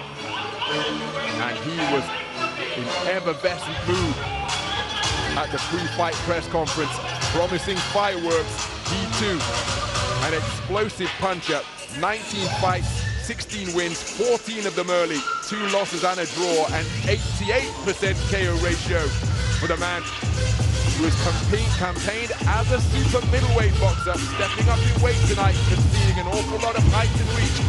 But he's got faith in his speed, his skill set, and his fight-ending power. What a contest. Ladies and gentlemen, this is IBA Champions Night Dubai, presented to you by IBA President Mr. Umar Kremlov. And this contest, 8 rounds of boxing for the IBA Professional African 80-kilogram title. Your officials: judges from Italy, Luca Vadilonga; from Russia, Sergei Zhurkin; from Azerbaijan, Emil Gurbanalayev. Your referee in charge of the action from Moldova is Valery Pastuhov. And now, ladies and gentlemen, it's time to fight for the title. Introducing to you first, fighting out of the black corner, weighing in at 77.15 kilograms, an outstanding unbeaten record consisting of 19 wins, no losses. 17 of those wins come by way of knockout. Presenting the former WBO African super middleweight champion from Namibia, the hard-hitting Paulinus Ndjolonimu.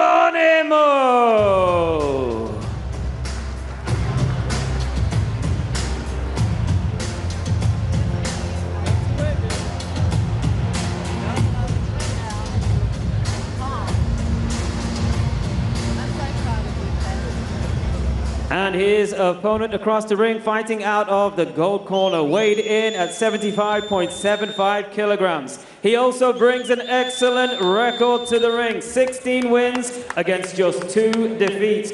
14 of his 16 wins come by way of knockout. Presenting the former All-Africa Super Middleweight Champion from Umbuji Maji, Democratic Republic of Congo, Patrick Mukala.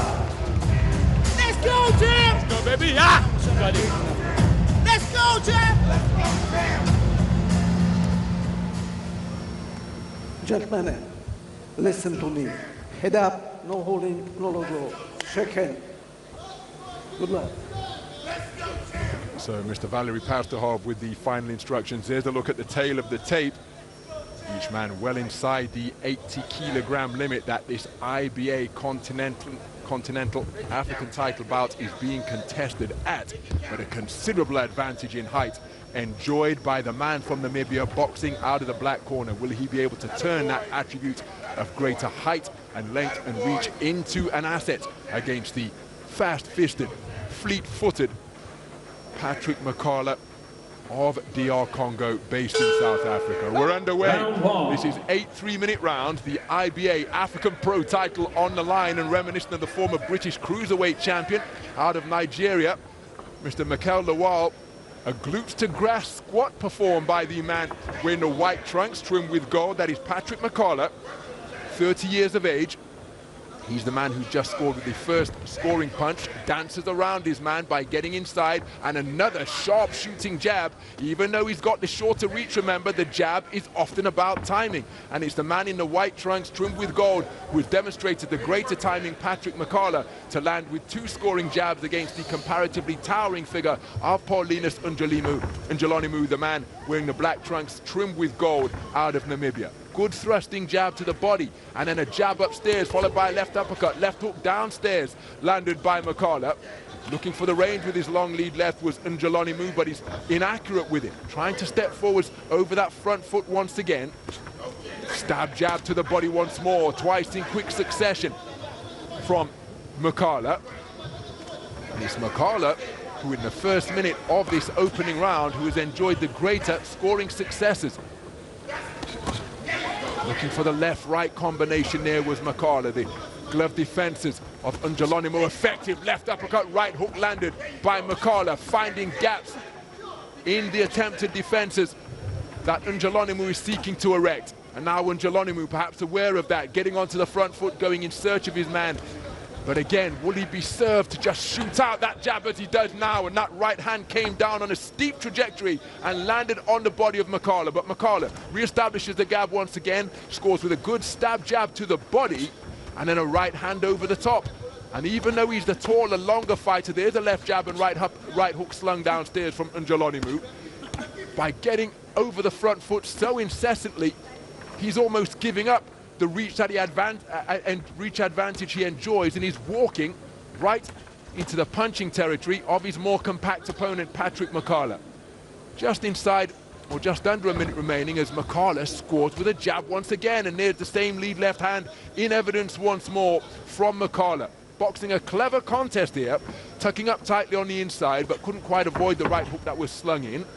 As Mukala, again, 4 punches to the body, and a torso that long and lean will represent a veritable feast for Mukala, and he's targeted it effectively and extensively in this round so far. Right uppercut turned underneath from Ndjolonimu, but again continuing to pepper the body with scoring straight punches is Mukala. 10-second clapper sounds, closing stages of this opening round between two bona fide KO artists. But it has been clever boxing, jab and left hook to end the round from Patrick Mukala, who found his range immediately. He really did. He's boxed into a good plan here. Obviously, there's a big height difference between the two, but he's exacerbating that by getting really nice and low. He's dipping those knees, and then he's either shooting that jab up to the head, and because it's coming from so much further below the eye line of Ndjolonimu than he's used to, he's picking it up late, it's hard to read it, or he can just throw a jab straight off at shoulder height, and because he's that low, that ends up going straight into the stomach. So not an easy job this one for Ndjolonimu. He's got to do a bit more though. When he does get his man at range, he's got to couple those hands throws. He may well expect a fight like this to be down at halfway and just trust that that power will come to bear in the second half, but you've got to take something out of your opponent in the first half of the fight. He's finding it tough at the minute though. Round 2. So we move into the second round then. The IBA African Continental title on the line at 80 kilograms. Bit of a tardy exit from the gold corner, so referee Mr. Valery Pastorhov sending both boxers to neutral corners. Thrusting jab score to the body once again from Patrick Mukala. Now confident enough to drop his hands around his pecs and feint with the feet and lean his head in, leaving it tantalizingly on the line as bait for Ndjolonimu to try and draw him out of his shell. He's continuing to seek to tuck up behind his gloves and forearms. Comes on a forward foray, but didn't really find a range with any effectiveness. And there's a sharp shooting 1-2, landed to good effect, followed by a stab jab to the body once again, before Mukala is able to dip out of the corner and spin away to the sanctuary of center ring. But he's gone to the neutral corner on the far side of the ring now. Exerting a lot of energy is Mukala. Even though he's efficient with his movement, he's stepping in, scoring with plenty of punches at a pretty high punch output. Remember, this one being contested at 80 kilograms. A little bit of embellishment as he picks up that lead left leg and then scores with a 3-shot salvo, which is countered by a right hand from Ndjolonimu. But you get the sense that Mukala feels as though he has the measure of his man here now, and just putting a little bit of flash and embellishment on his work. Showboating for the fans, but just trying to get inside the mind of Ndjolonimu, as if to let him know, look, this is how comfortable I am in your presence. I'm going to do what I want to do, and there's nothing you can do about it. There's a little skip to his loo as he moves away from the advancing taller fighter once again. But cutting a composed figure is Mukala. Ndjolonimu continuing to try to walk him down, tries a corkscrew left hand, which wasn't too far away. A little bit of back foot boxing being demonstrated by Mukala now, confident enough to keep his hands down by his belt line and just weave away from the punches as the fire was incoming from both flanks. Treble jab, body and head, snapped out by Mukala, who again is embellishing his offense with his hands by trying to distract Ndjolonimu with his feet. Picking those feet up, and this is reminiscent of what Andy Clark and I witnessed during his public workout. Very expressive, effusive character, and so often the personality of a fighter outside the ring is so instructive and informative as to how they will compete inside the boxing ring. And Mukala, look at those jabs just being peppered into the face as he snaps it out like a riding crop into the head of Ndjolonimu. Reverse 1-2, right hand then left, then dips underneath. Ndjolonimu claims his man around the waist, but in many respects, Ndjolonimu cutting a figure of a man who is stuck on train tracks here, which is very difficult when you're faced with as an adept a mover as Mukala. There's a good right hand to the body slung in from Ndjolonimu, perhaps his best shot of the round, but he's made to pay for it in the form of a two-shot salvo from Mukala, who really warmed to his task in that second 3-minute frame. He really did, and you can see that he's got the template here in place for how he can win this fight, but there are just signs in there for me that there's a possibility he could get a little bit greedy, and he just doesn't need to. He can win this fight with a jab, can't he? Just shoot that jab up to the head, work it down to the body, put a right hand on the end of it, and then just turn around that front foot, step off and disappear behind Ndjolonimu, and just keep doing it and doing it, doing it. But we saw a little bit of showboating, at times he's looking to set his feet. He doesn't want to stand in front of Ndjolonimu, because that's what Ndjolonimu is desperate for him to do, to be honest, isn't he? Ndjolonimu, for his part, he's finally punching down hard work. He's moving in, punching down, and he's missing. He needs to be maybe just a little bit more patient and just hit something, dip his knees, just hit something, shoulders, forearms, whatever it is. But if he's going to go looking for the head, he's going to find it tough. He's going to slow him down, isn't he? He's got to try and do something to solve the puzzle that is Patrick Mukala, because it's proving to be a riddle that he's having difficulty answering right now. Here you see him on the back foot, presenting a different posture to Mukala, perhaps trying to tempt him forwards and walk him onto a backhand, but he's really giving the impression that he's found his range and timing here now. And Patrick Mukala, oh, terrific check left hook as he spun off the line, then blast in a two-shot salvo to the body of straight punches. Right hand over the top is a flashing scoring shot in the form of a cross from Mukala, and Ndjolonimu, having started the round on the back foot, trying to lure his man in and walk him onto a backhand, is getting on the front foot once again. But Mukala spinning in front of him, spinning off the line, shape-shifting like a character from the Matrix at times, and Ndjolonimu is finding this a very difficult mission indeed, as Mukala on his man once again, looking for bent-arm successes in the form of hooks and uppercuts.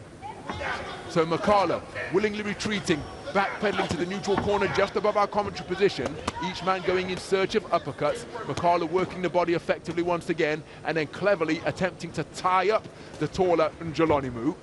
Ndjolonimu seeking to untangle those tentacle-like arms and get back to his own punching territory. But look at the dynamism being demonstrated by Mukala as he's continuing to pepper his man with punches, and Ndjolonimu trying to set his feet and push off that back foot in search of that piston-like lead left hand. But he's hitting the stadium night air for the most part, and he's having real difficulty landing with any solidity. And with the head of Mukala proving to be such an elusive target, would Ndjolonimu be advised to just try and land on the shoulder, land anywhere he can get leather on flesh and bone? There he's not too far away with a double jab. Really spectacular overhand right hand lead fired in from a wide-legged stance by Mukala. Didn't quite catch Ndjolonimu. And here, if Ndjolonimu is finding the head too evasive a target, maybe he's just got to try and rough him up on the inside. But he's got to try and unfurl those straight punches because again it's another disruptive scoring jab scored by Mukala. He's wide-eyed and concentrated as he scores with the left jab, then back steps, back pedals to make his man miss. Flashy feet once again from Mukala, trying to distract Ndjolonimu. Ndjolonimu remaining committed to his task, but how many jabs was he hit with there? As Mukala spinning around the pocket, perhaps a sense of desperation in that right hand, which was fired on a downward trajectory. But again, Ndjolonimu unable to find the range. This is going to be a real test of his temperament, one senses here, because as mentioned, with 17 KO wins in his 19 victories, Ndjolonimu is used to hitting his opponents and seeing them fall. Burst of flashy punches from Mukala, where the third one did get through, but it's proving to be a very difficult mission indeed thus far for Ndjolonimu, as Mukala is continuing to pile up the points. He absolutely is. That was another round in the bank there for Patrick Mukala, and he's continuing to do what he needs to do. But he is having to work hard in there. Looking at him sat on his stool across the ring, he's putting plenty into this. It's a demanding way to fight, and Ndjolonimu has just got to start landing. As you said, just hit the shoulders, hit the forearms, hit something. Test the patience of the referee. Get a hold of him, manhandle him a bit, see if you can throw him around a touch, bang him to the hip, do whatever you can do just to try and slow him down and make him know that he's really in a fight here, because as I say, Mukala, he's 3 rounds up and he's boxed very, very well so far, but he has had to work hard. Ndjolonimu's got 5 more rounds here, but he's got to start making a bit of a dent in Mukala. He's got to start taking some gas out of his tank, or he's going to leave himself with too much to do. So we move into the 4th round of a contest that is scheduled for 8, the vacant IBA African professional title on the line at 80 kilograms. Both of these men used to competing at a lower poundage. I'm not mixing up metric and imperial. 80 kilograms, 176 pounds. Both of these men have competed predominantly down at super middle. Leaping left hook attempted by Mukala, but it was blocked by the effective right hand defenses of Ndjolonimu, who answered the telephone, got his glove up to his temple to ward off that incoming fire. But with both of them having competed at lower weight classes, each of them well inside the 80 kilogram limit, Ndjolonimu at 77.15 kilograms and Mukala at 75.75. So that is a considerable weight advantage for Ndjolonimu, who again looking to manhandle his man, and he did have some success there, causing Mukala to jump backwards into the corner post in the black corner. Again, big swing and a miss with the right hand, but the left hook to the body was altogether closer from Ndjolonimu. Now Mukala re-establishing the control of distance by scoring with that left jab to the body. Ndjolonimu, hand down around his kneecap here now as Mukala scores with another jab to the body, then turned his palm up to the ring lights to turn it into a half hook, half uppercut, scoring with that bent arm shot on the inside. Effective use of the lead left hand once again, and this has been an object lesson as to how the jab is about timing and not just length and reach, because you can see the disparity in height and length and reach between these two boxers, but Mukala's jab has perhaps been the most important punch right on cue. 3 jabs snapped out, each of them finding a home on the target as Ndjolonimu desperately trying to get his offense together. There's another 1-2. Would it be advised to put forth more than a single phase of attack, because Mukala is finding the left jab right cross a pretty easy combination to deal with as he jabs and spins off the line to his left, serves himself another left-right combination as again another right hand lead snaps into the face of Ndjolonimu. Should Ndjolonimu turn this into a 2-phase attack, a 3-phase attack, concede that his first one might be inaccurate, but just keep the pressure going, seek to weight his man down and blast away to whatever he can land upon. Hit the man in the hips, hit him on the back of the head, force the referee into a decision, make it a street fight, because in a straight boxing match, for my money, deep into the 4th round, Patrick Mukala is proving to be the governor as we approach the bell of round number 4. There's the 10-second clapper. So having been outboxed, can Ndjolonimu turn this one into a fight? But he's got to do something to get a foothold in this contest, because at the end of 4 rounds down, for my money, 4 rounds, he's 4 rounds down. He is 4 rounds down. That was another good round there from Mukala. And a like that one from him more than the previous rounds, if anything, because I think he's realised he can't be wasting any energy here. So he was nice and economical there. There was no showboating. He did stand in front of him, and that jab is so effective because it shoots up almost vertically. It bursts up into the eye line. It's difficult to pick up. It gets right under the shoulder when he throws it. And Ndjolonimu can't come over the top of it, can he? We've seen him try that. And he almost ends up punching himself in the hip when he throws it because he's got to come almost straight down with it. So it's a tough job for Ndjolonimu. But he has got to do whatever he can, rush him, anything, just to try and make an impact on him. Because at the minute, these rounds are slipping by, he's losing the rounds, and he's barely laying a glove on Mukala. But you have to give Mukala the credit for that. He's been very good. So into the second half of this contest we go. The IBA African Continental title on the line at 80 kilograms, and the bustling figure on top of the logo at center ring. There's a good jab landed by Ndjolonimu, the man wearing the black trim with gold, and perhaps he's taking a little bit of pop off that jab and trying to quicken it up because he did have success with it, but he's been rocked down to his boots by a left hook followed by a thunderous right cross over the top, and now Mukala all over his man, seeking to get him out of there, having started the right. Oh my goodness! A right hand has deposited Paulinus and Ndjolonimu on the canvas. The referee tolling a count, but I think he could get to 20, and indeed he has curtailed this one. A sensational inside the distance victory, scored with a 5th round KO by Patrick Mukala, has seen him claim the IBA African professional title at 80 kilograms in the most emphatic and devastating fashion. Well, now we have to turn our attention and our thoughts to Paulinus and Ndjolonimu and hope that he is okay. But Andy, what a spectacular finish as Mukala sensed that he had his man going, and that right hand as sweet as could possibly be.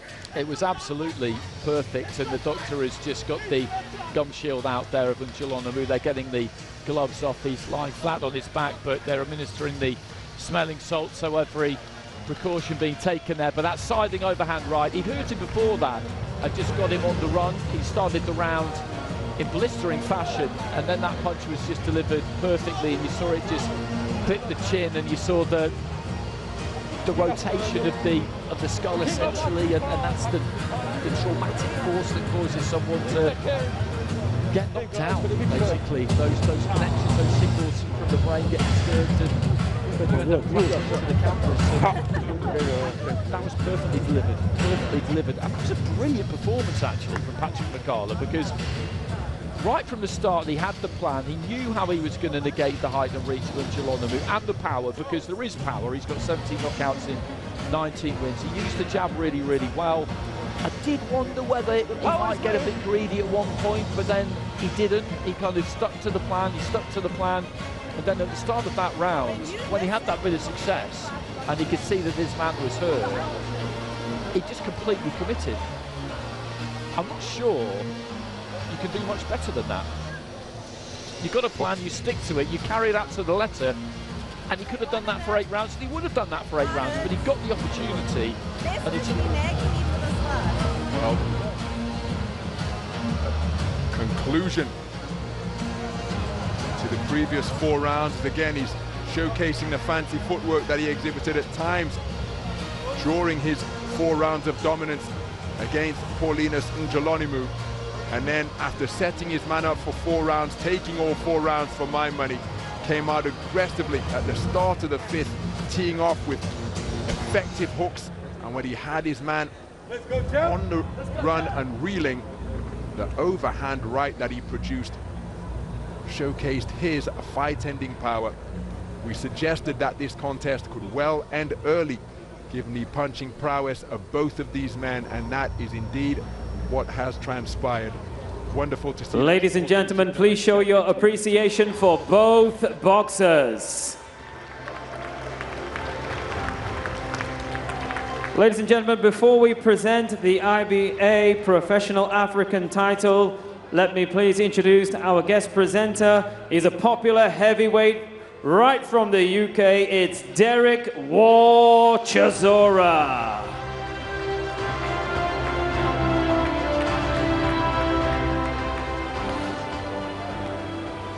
fight comes to an end in round number 5. Official time, 30 seconds of round number 5. Therefore, your winner by knockout and the new African IBA champion in the gold corner, representing the Democratic Republic of Congo, Patrick Mukala.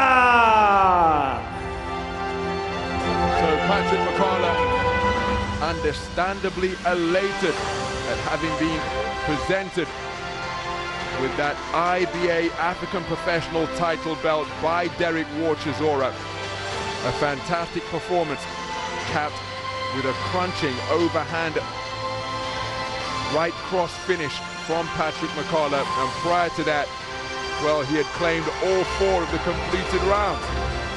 Derek Warchizora just making his way between the ropes after his presentation duties, and to the victor the spoils, because Patrick Mukala standing alongside the man he has just bested tonight, concluding a beautiful boxing display of sticking and moving and variety and ring intelligence, with a ferocious finish at the 32nd mark of round number 5.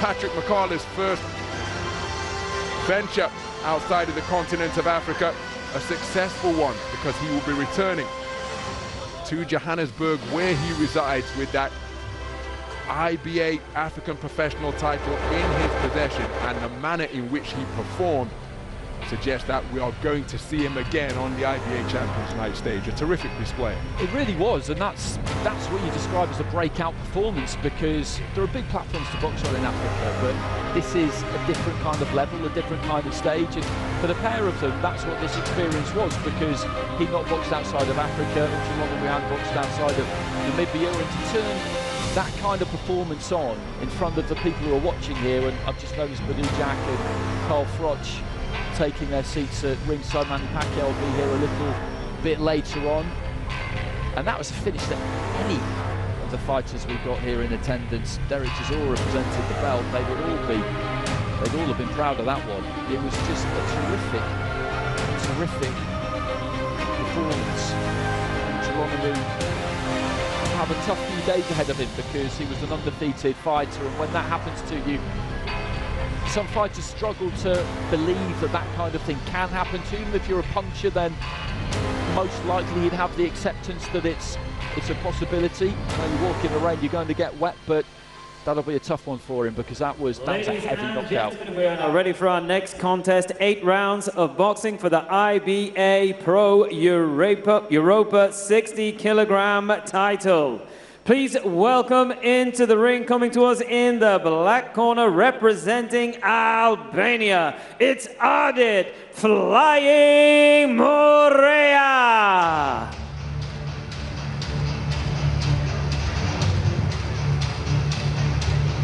So here comes Ardit Murja from Quiles in Albania, 15 wins and just the 1 defeat. He boxed internationally for Albania as an amateur, won a shed load of national titles.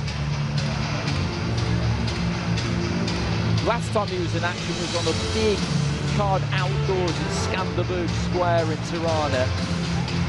He got a win over 6 rounds, but much like the 2 fighters we've just seen, this is a massive opportunity for him to take a step up against a very experienced opponent in IBA Elite amateur boxing, as well as some IBA Pro, and make a statement here.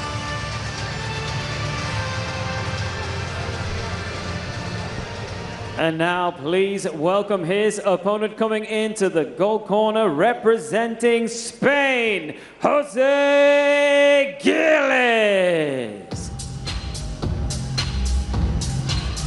Jose Quiles of Spain, a Paris Olympian, losing to the eventual gold medalist Abdulmalik Kolokov in the quarter-finals, a silver medalist at the European Games, the European Championships in 2022 as well, and also made it to the Olympics back in Tokyo. So he is extremely experienced. He's been collecting medals for a long time, has got experience on IBA Pro boxing too.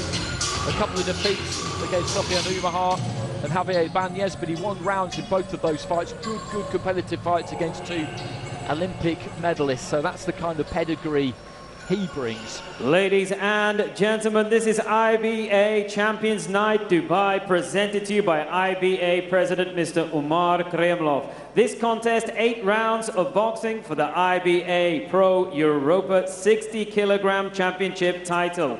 Your officials, judges, from Azerbaijan is Emil Gurbanalayev. From Italy is Luca Vanilonga, and from Moldova is Valery Pashushov. Your referee in charge of the action from Russia is Sergei Zhekurin. And now, ladies and gentlemen, it's time to fight for the title. Introducing to you first, fighting out of the black corner, weighing in at 59.8 kilograms. An excellent professional record consisting of 15 wins against just 1 defeat. 5 of his wins come by way of knockout. And he comes to us from Durrës, Albania. Ardit, Flying Murja.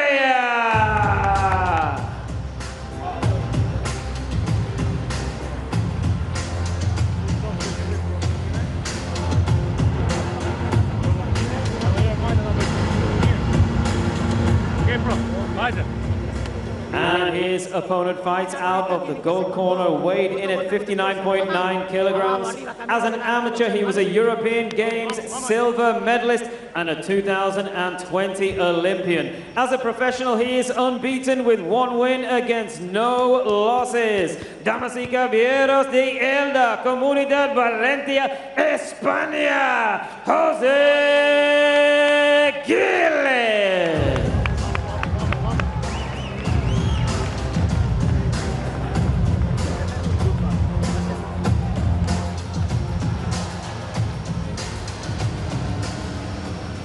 Head up, no low blow, no holding. Listen and follow my command. Good luck. Final instructions from Sergei Zhekurin. 8 rounds scheduled here for the IBA professional European title at 60 kilos. Same age, these two, almost exactly the same height.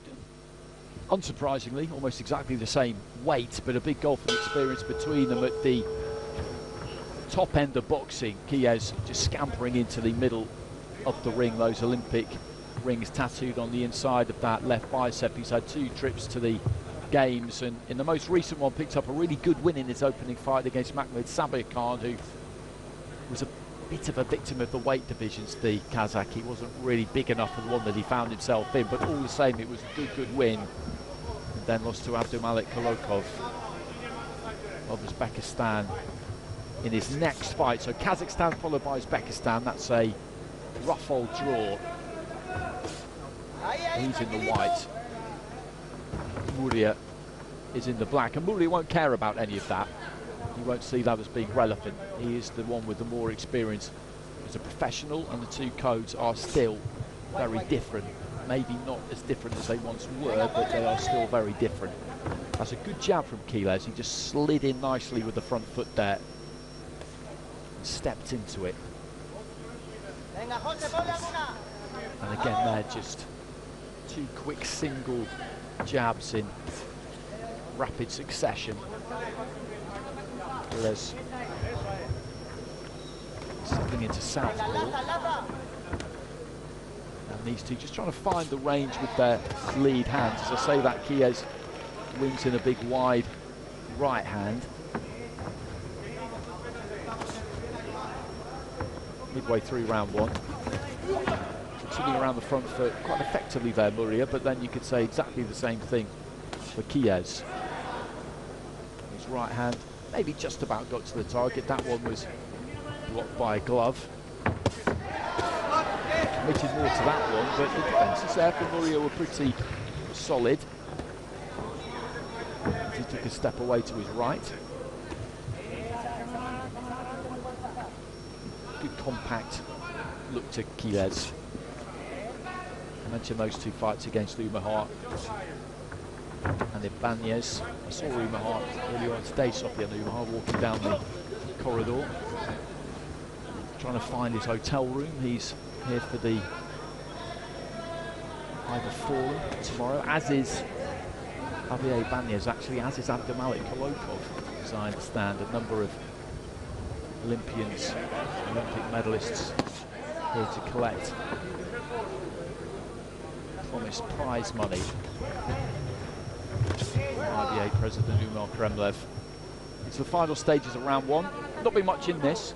Quiles has maybe been slightly the busier in terms of the punch output. He's been the one leading off more often than not, but not an awful lot has really landed. Well, an opening round where both boxers showed their comfortability up in the boxing ring. Jose Quiles going in search of that lead right hand against Ardit Murja, who was content to switch stances, spent the majority of the round in the southpaw stance. Again, reaching for that right hand lead. Both men enjoying pockets of success, but such is the footwork put forth by both the boxers, they were rendered inaccurate. Man inside the ropes is Rafael Lozano, three-time Olympian. His son was at the Olympic Games in Paris for Spain earlier this year. And in his 3 Olympic Games, silver in Sydney, bronze in Atlanta, and now he, a key part of the Spanish coaching program, is Juan Manuel, the figure on the outside of the ropes at the brains trust for Jose Quiles Bretons. Round 2. So into the second round, Quiles in the white, Murja in the black.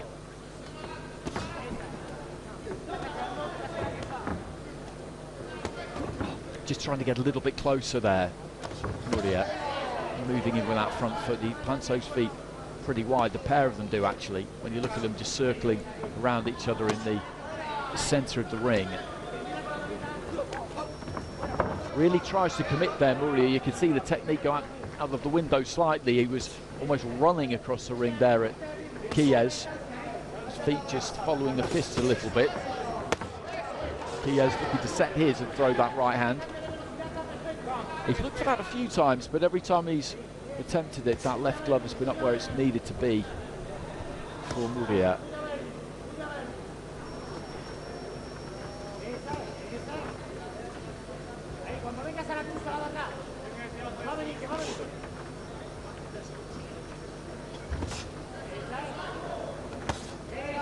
And again there, just dips his knees. He's looking to try and just curl that one in around the back of that left glove. It hasn't quite worked for him yet. A couple of feints there from Murja. Quiles not biting on those.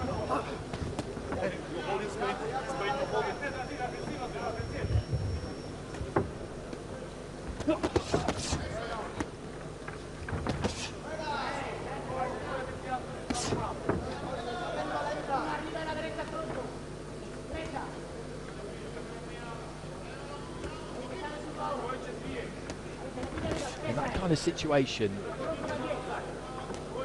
I feel like Murja is just waiting a little bit too long. Quiles is managing to control this to an extent without at times really doing all that much, because in rounds where there's not an awful lot in it, Quiles I think has raised the tempo in this second, to be honest, but in rounds where there isn't too much in it, whoever looks like the boss, that can play a big part. And Quiles, you would say, looks like the boss. He's the one who's more holding the centre of the ring.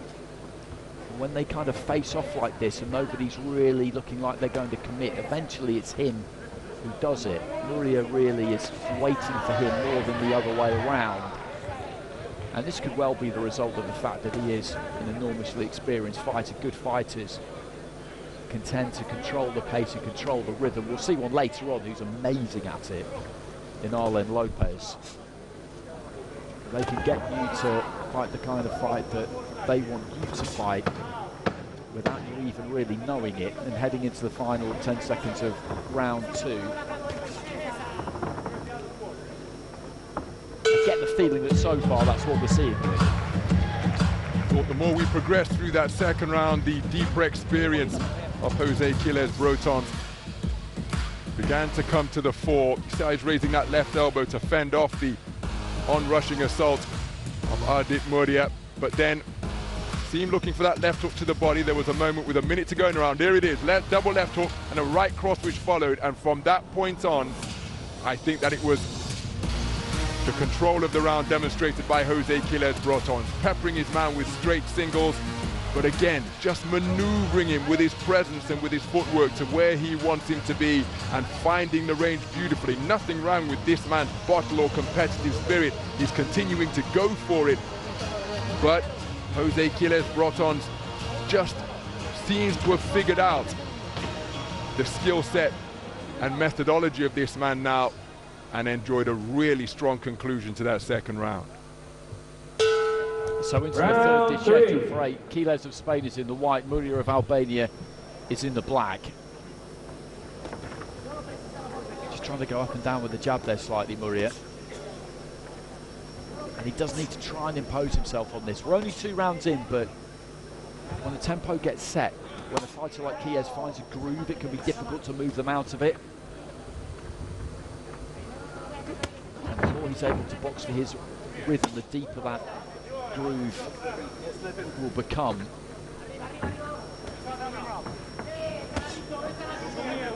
He takes his feet with him, Quiles, everywhere he goes. That sounds like a bizarre thing to say, but they're always right underneath him. You don't see him lose balance and come over the top of that front foot and fall in behind his punches. He slips and slides. That was a little bit clumsy from him. Set that front foot wide and ploughed in that right hand in slightly agricultural fashion and didn't manage to land it. But again, he's just controlling the distance here.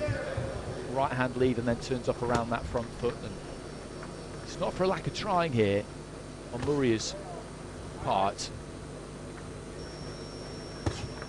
That kind of position there, that's a good example of what I was talking about in the previous round, where I feel like he is just waiting a little bit too long. The obvious counter-argument to that is that he can't be too reckless, because if he is, then he'll find himself getting picked off. But that's really the situation that he's in midway through round 3. It's not like Quiles is winning these rounds by an absolute mile, but he is winning them. Looking for the right uppercut there, didn't quite manage to land it. Murja comes back, but the reflexes there of Quiles nice and sharp.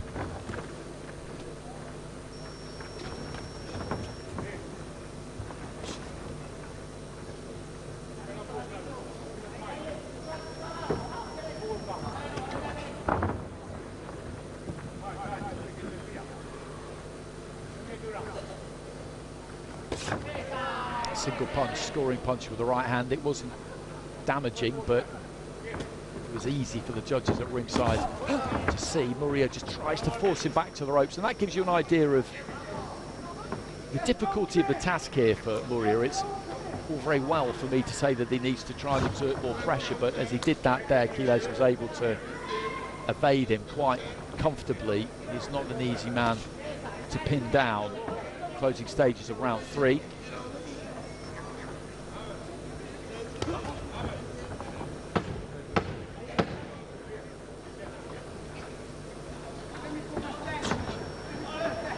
Tries to just wing off with a lead left hook down Murja, but Quiles was able to just pull the weight onto the back foot and avoid it. And Ron, as I've been saying, it is fine for me to say that Murja needs to up the tempo, do this, do that. It's easier said than done. Most certainly, and as you've already pointed out, Andy, as you see Quiles spinning off the line and pivoting in the pocket, that just gives you an idea as to how difficult the mission is for Murja. Look at that movement, hands down by his belt line, and the head movement such because of that elastic waist, just allowing Jose Quiles to Brotons to weave away from the punches that are being flicked out by Ardit Murja. And that can be quite disconcerting, because he's not in with a chilling puncher, Murja, but he's being made to miss. Hasn't been made to pay to complete the fistic equation on a regular basis, but Quiles controlling the contest with his feet, with his ring craft, with his experience, and when he's choosing to let his hands go, he's scoring with some quality punches. They're often singles, but when he does put together a 2 or 3 shot combination, invariably it's accurate as well. Murja's got a pretty difficult mission on his hands here. Well, just over my right shoulder is Terence Crawford, and he was just mid-conversation with Dimitri Bivol as I look round to my right-hand side. It's that kind of a night. There is some bright shining stars down at ringside. Crawford who of course became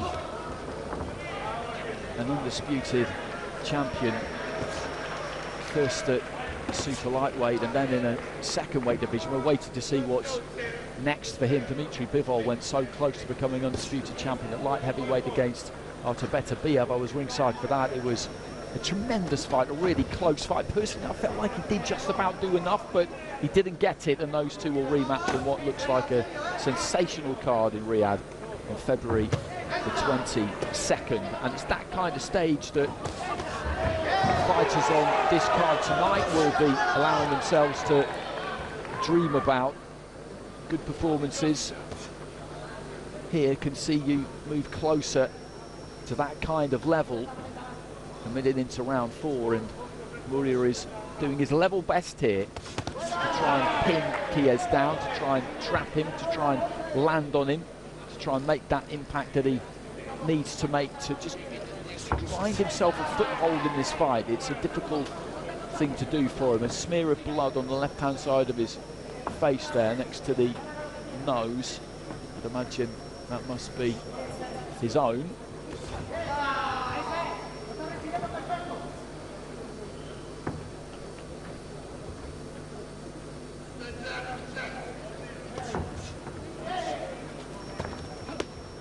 And again, good elusive, evasive defensive work there from Quiles. Just dips at the waist, gets underneath a couple of punches, and before Murja knows what has happened, his opponent is behind him.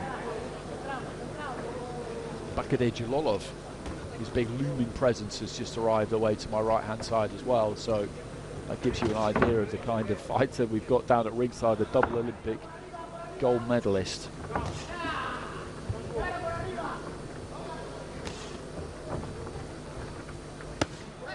Good right hand there from Quiles.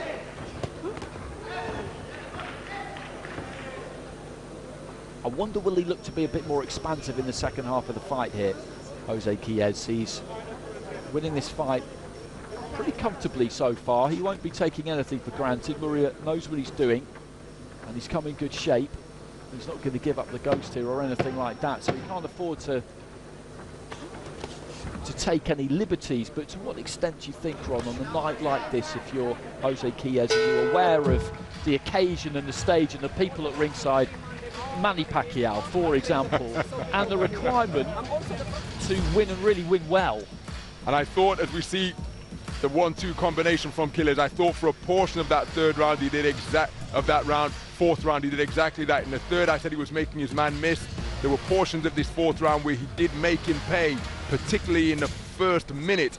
Didn't sustain it throughout, but I just get the sense that Quiles feels as though he has the measure of Murja now, and will he seek to go through the gears and just to go about putting more doubt into the mind of the man from Albania, because he's in complete control here now. Of course, the beautiful thing about our beloved sport of boxing is that that can be wiped out in an instant with a single scoring blow. 5 knockouts in his 15 wins for Murja, so he's capable of uncorking that type of finishing combination.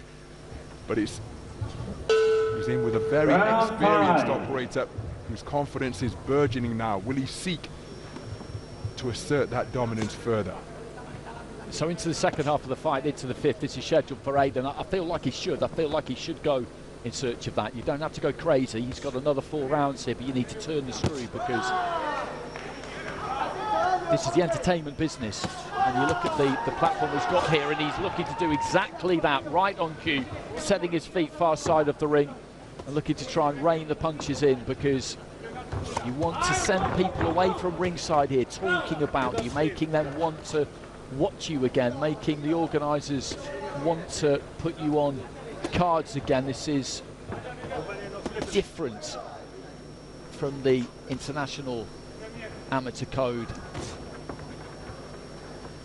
Pro side of boxing is much more, as somebody once described it years ago, show business with blood, and there is that requirement, if you really want to scale the heights, that you are a crowd pleaser. But as mentioned, that doesn't mean you have to be reckless or gung-ho. You have to show respect for your opponent, and Quiles, I'm sure, will do that. But he went after him a bit at the start of the round there. And then he looks for that long uppercut as Murja was coming forward. Didn't quite manage to land it.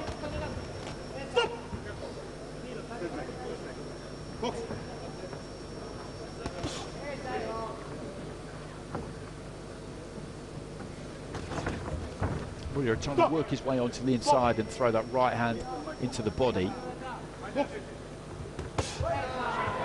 Quiles just planting his feet a little bit more there. And again, he's still trying to find a gap for that right in around the back of the left hand. He's cannoned into the glove mostly so far, but maybe that glove will just drop a little bit as Murja just caused Quiles to give a bit of ground there with a big swinging overhand right that he saw coming from a long way out. It's the final minute of round 5.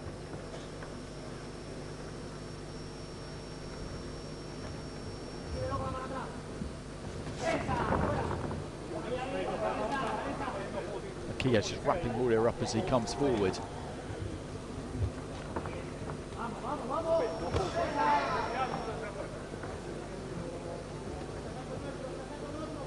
He looked to finish this round with a flourish. It's another round that he's won here, Quiles.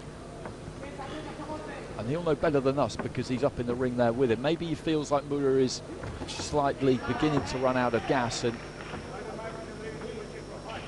opportunities will present themselves in the final 3 rounds, but I think he's going to have to work hard here, Quiles, if he's going to make a real dent in it. Because he looks pretty well conditioned, Murja, doesn't he? He most certainly does, as we see Dmitry Bivol seated ringside next to Terence Crawford. That's the caliber of champion and boxer, so many of whom got their start on the IBA stage in the youth and junior ranks. Remember, that was certainly the case for Dmitry Bivol. But away from boxing, Ardit Murja works in the fitness industry, and if Quiles Brotons has desires or designs on getting him out of there early, he's going to have to put some doubt into his mind, because even though he's being outpointed, you saw Murja, nothing wrong with his desire. He's continuing to come forward, trying to get his way into this contest. Not going to be gifted a stoppage victory. Quiles are going to have to earn it. He can go about that by trying to break him down steadily. Again, Terence Bud Crawford, Badu Jack, Shannon the Cannon Briggs, all here ringside at the Edge Arena in Dubai tonight. On what a stage for these IBA Champions Night competitors on which for them to perform as we go into the 6th round. Also the grandson of the greatest, Muhammad Ali, Nico Ali Walsh, in attendance here tonight. He's going to be featuring at the Forum tomorrow as these two get to it in round 6. And looking at the people assembled at ringside, it did occur to me that Badu Jack against Carl Froch back in the day would have been a tremendous fight. They just kind of missed each other, didn't they, slightly? One has the sense that would have gone the distance. Would have been great to watch. Would have been great for us. Maybe it wouldn't have been quite so great for them, but it definitely would have been great for us. Hard night guaranteed if you step into the ring with either of those 2 men. Murja just trying to close that gap down as quick as he can. Shakes out those gloves and looks to get back to the centre of the ring. He's looking for that big ripping right to the body again there, Quiles, but Murja able to just pull his feet back and avoid it. There's that kind of clubbing sandbag-like right hand that he's been looking to throw. Right hand into the body there from Quiles as Murja looked to try and step in and be a bit more aggressive himself. It's definitely not been the case here that Ardit Murja has been passive. He's in with someone who is very skillful, very good at controlling the range, controlling the pace, and he struggled to win any rounds for that reason, but he's always been trying to get something done. It hasn't been a negative display in any way. It's just difficult for him to really land on Quiles and get him under any kind of control. Difficult for him to impose himself on the fight, really. Heading towards the final minute of round 6. That's a good looking left hand there from Quiles, and maybe he feels that that registered because he's going after him now. Big overhand right, just landed there, high on the head of Ardit Murja. He looked to try and hold on, and Quiles wasn't having any of it, but now he does manage to just wrap those arms around the waist. And he obviously felt something or saw something there, Quiles, because after he got through, He jumped all over him. But I think he's managed to ride that out, Murja. 30 plus seconds remaining in the round. He certainly felt there was an opening there, Quiles, and he did follow it up with some decent shots, but Murja didn't really show any sign of unravelling at that point.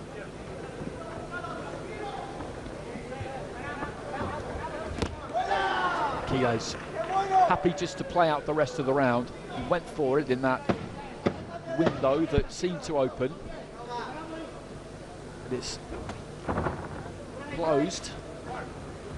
And he still has 2 minutes, 2 more rounds remaining here. Well, we posed the question, could Jose Quiles Brotons turn the screw further and seek to assert his dominance? And he really did go for it, because there was a moment when he had Murja on the back foot, not quite on the run, but look at the leverage that Quiles was generating on his shots here. Cracking left hook. But he's a well-conditioned boxer, as we said, and his desire and determination demonstrated during the course of that round, because he took an awful lot of punches. He weathered the storm and made it through to the bell to make it back to the sanctuary of the black corner. Big round for Jose Quiles Brotons. But this man, the man on the right, has a sense of permanence about him, and that can be quite disconcerting if you're a boxer in the other corner. Not that Quiles is a KO puncher, but he's hit his man with some really terrific shots, and his opponent is still standing and still competing, but Quiles in a strong position on the scorecard. He is, he absolutely is, and it'll be interesting to see what we get from him in these final 2 rounds. That's a neat way of describing it, actually, having an air of permanence about him, because he definitely does have that, and Quiles has been around the block a million times, and he may feel that this is not the guy who is going to be ready to go anywhere at any point and just box out these final 2 rounds. I suspect if he feels like there's an opening there, then he'll try and exploit it like he did in that previous round, but I don't think he will go crazy trying to force something here, because he'll strongly suspect that it's going to be a very difficult thing to do, and comes with an element of risk which just at this stage isn't really worth taking.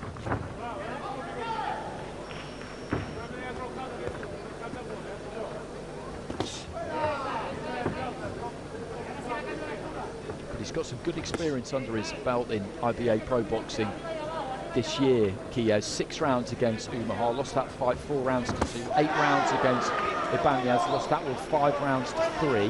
As I said, they both medalled at the Paris Olympics, so that's some very good company to be keeping, and very, very competitive fights. And he'll get another 8 rounds under his belt here. As you said, he's not a massive banger, he's not some hugely concussive puncher. He's probably going to have to go the distance at a high level to get wins. Murja again just tries to step in behind the southpaw jab and then throw that left, but he's found it difficult to land much, really. He's never got overly frustrated with it, to give him credit. He just dips his knees at Quiles and sinks that right hand into the body.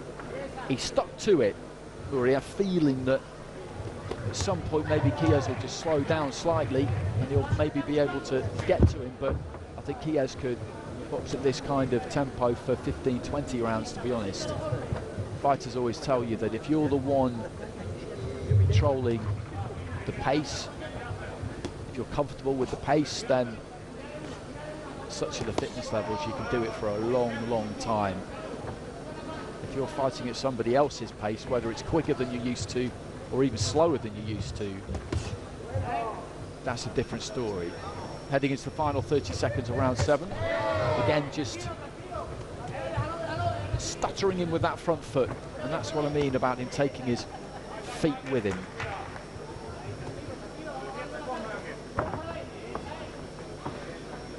Doesn't take big extravagant steps that he can't recover, doesn't leave those feet too far apart and render himself immobile. They're not either ever too close together, which can leave you a little bit unbalanced.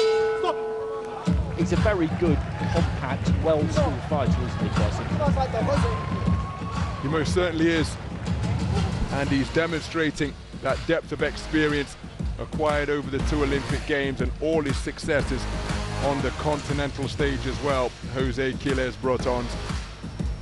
But you have to give credit to Ardit Murja, because he's probably facing something of a shutout with 7 completed rounds of boxing, but he's still in there pursuing his man, still believing that he can produce the combination that will get his man out of there inside the distance, because that's surely what he needs now with 3 minutes of boxing left. But as the late great Emmanuel Stewart told me and has said publicly on many occasions, as long as your opponent is on their feet, they represent a danger, and this man's belief hasn't been damaged or diminished through 7 rounds of boxing, despite the fact that he must have lost every one of the 7 completed rounds. He's still believing that he can win, so Jose Quiles Bretons will have to remain concentrated, but surely a KO required for the man from Albania out of the black corner. Absolutely, that's what he needs. But you're right, at no point has he become demoralised and started to feel sorry for himself.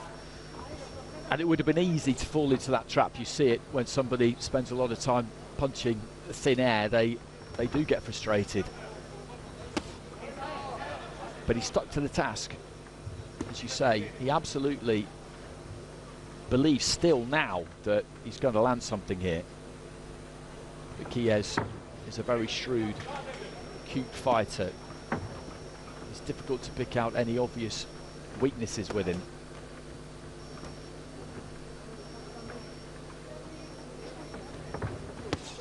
And again, just shuffling in, sliding in. He's not up on his toes, he's not bouncing around. Those feet, the soles of those feet, almost always in touch with the canvas. That's a nice combination from him there. We were again just shaking those gloves out. And this is a good experience for him. He's going to pick up a defeat here, which he won't be keen on, no professional ever is. But this will be valuable experience. He's in here with, having seen his record, the best fighter he's faced, and I don't think there's any question of doubt about that. And I think he'll learn an awful lot from it.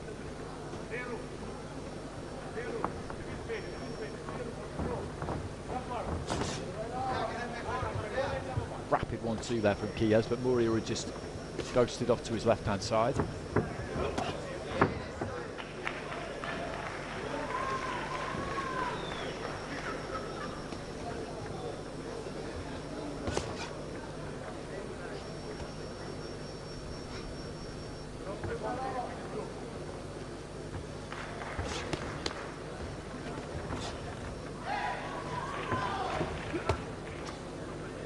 Right hand there from Murja, but taken on the forearm by Quiles, who's not been caught clean much tonight. It's difficult to remember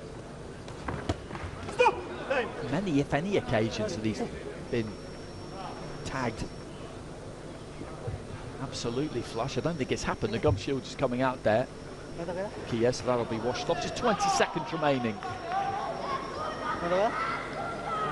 to come after this. We've got Joel Camilleri against Weljon Mindoro. That's an interesting matchup for the IBA Asian professional title at 75 kilos, and then our 2 world title fights at bantamweight between Shakhobidin Zoirov and Yoel Finol, 2 people who know each other very, very well. And then at 80 kilos between a couple of Olympic gold medalists, Arlen Lopez, and a Russian fighter, Nikita. There goes the final battle.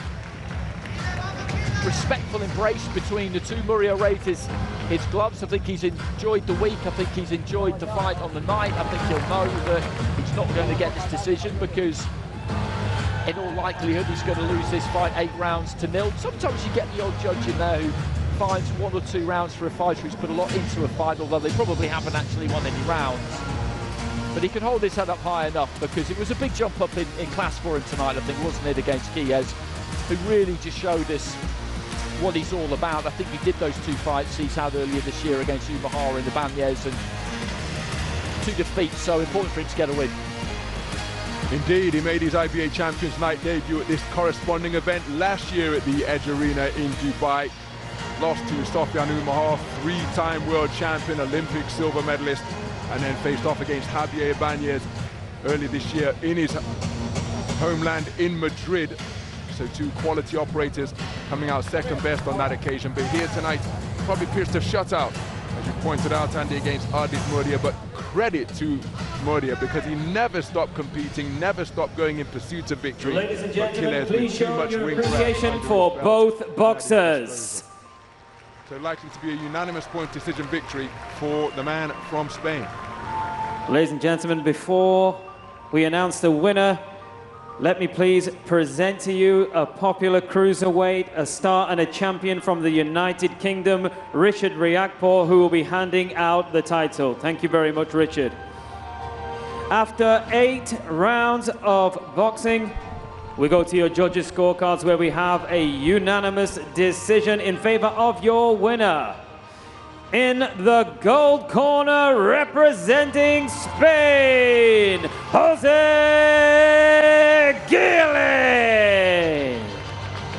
So Quiles gets it by unanimous decision. It was a straightforward fight to score.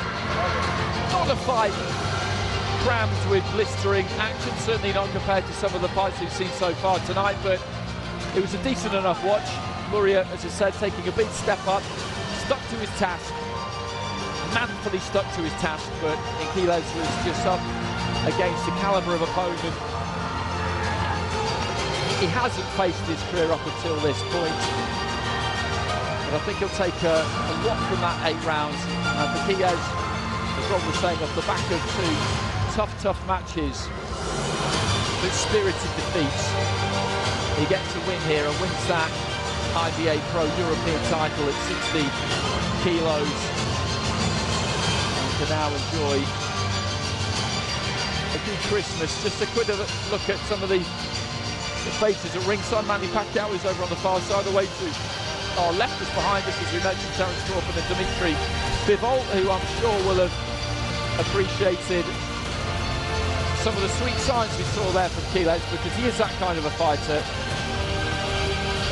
He's well set up, he's got good balance, he's got good variety, he's got good feet. And it was a comprehensive victory.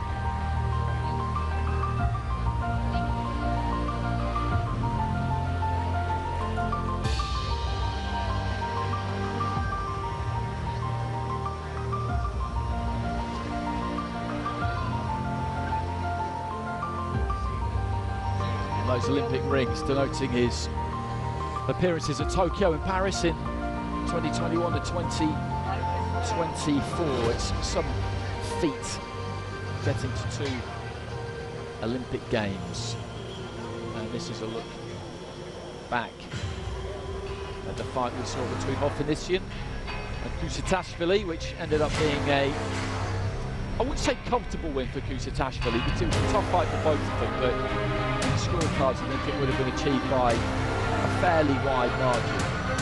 It's a hard physical contest, that cruiserweight bout, wasn't it? Because, again, 2 tall, accomplished IBA 3-round fighters making their way in the professional ranks, and their face betraying how torrid a contest it was, because even though it was a unanimous point decision win for the man from Georgia, Kushitashvili, he knew that he was in a fight, because Hovhannisyan really did test his mettle, even though his stronger conclusion to so many of the rounds served him well and were crucial cornerstones in his unanimous point decision win.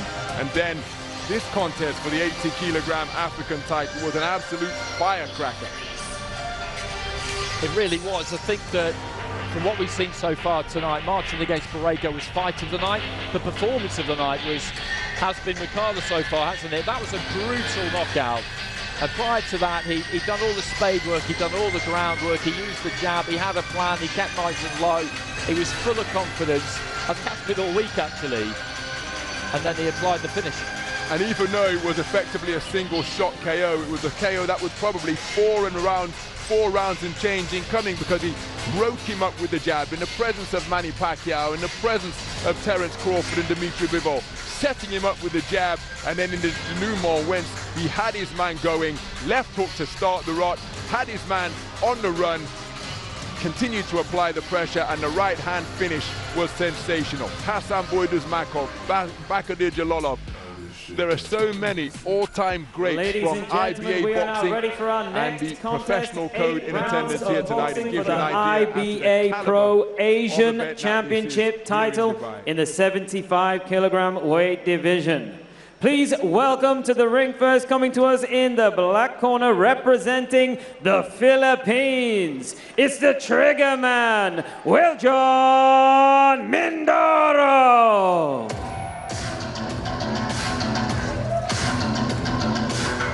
What an exciting prospect this young man is. Weljon Mindoro shadowboxing at the rear of the arena beneath that baseball cap bedecked in the colors of his national flag. From Dumingag, Zamboanga del Sur in the Philippines, an athletic vault over the top rope a la Chris Eubanks Jr. and Senior and Prince Nazim Hamed. Undefeated professional record, 14 fights, 13 wins and a draw, and all 13 of his victories coming inside the distance. 100% KO ratio, and this man a heavy-handed, precise puncher indeed. Weljon Mindoro into And now the black please corner. welcome his opponent coming into the gold corner, representing Australia, Yoel Camilleri.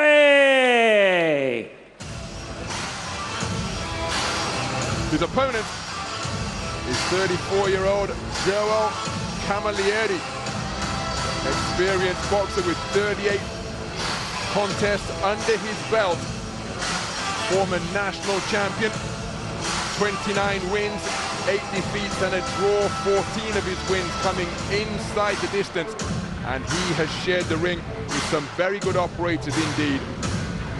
Took on an undefeated Tim Zhu in May of 2019. Dealt with Sam Solomon, former world champion. Gives you an idea as to some... Ladies and gentlemen, this is IBA Champions Night Dubai, presented to you by IBA President Mr. Umar Kremlov. This contest, 8 rounds of boxing for the IBA Pro Asian 75 kilogram championship title. Your officials, judges, from Russia, Sergei Zhurkin, from Azerbaijan, Emil Gurbanalayev, and from Italy, Luca Varilonga. Your referee in charge of the action from Moldova is Valery Pastuhov. And now, ladies and gentlemen, it's time to fight for the title. Introducing to you first, fighting out of the black corner, weighing in at 74.65 kilograms. He comes to the ring unbeaten and with a 100% knockout ratio. 13 wins. All 13 wins come by way of knockout. Presenting a WBO Asia Pacific title challenger, he comes to us from Dumingang, Zamboanga, Philippines. It's the trigger man, Weljon Mindoro.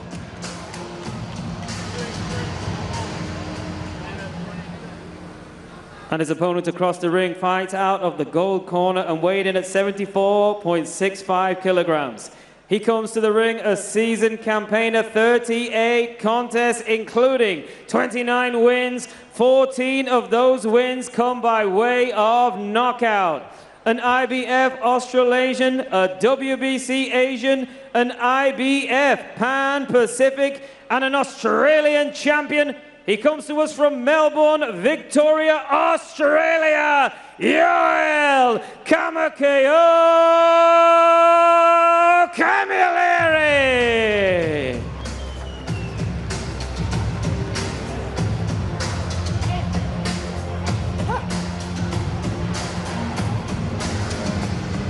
Gentlemen, head up, no holding, no low blow.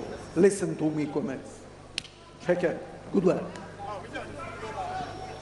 So Mr. Valery Pastuhov of Moldova with the final instructions as we take a look at the tail of the tape. Both men scaling an identical 74.65 kilograms. Slight advantage in height for Weljon Mindoro. Joel Camilleri with the greater depth of experience.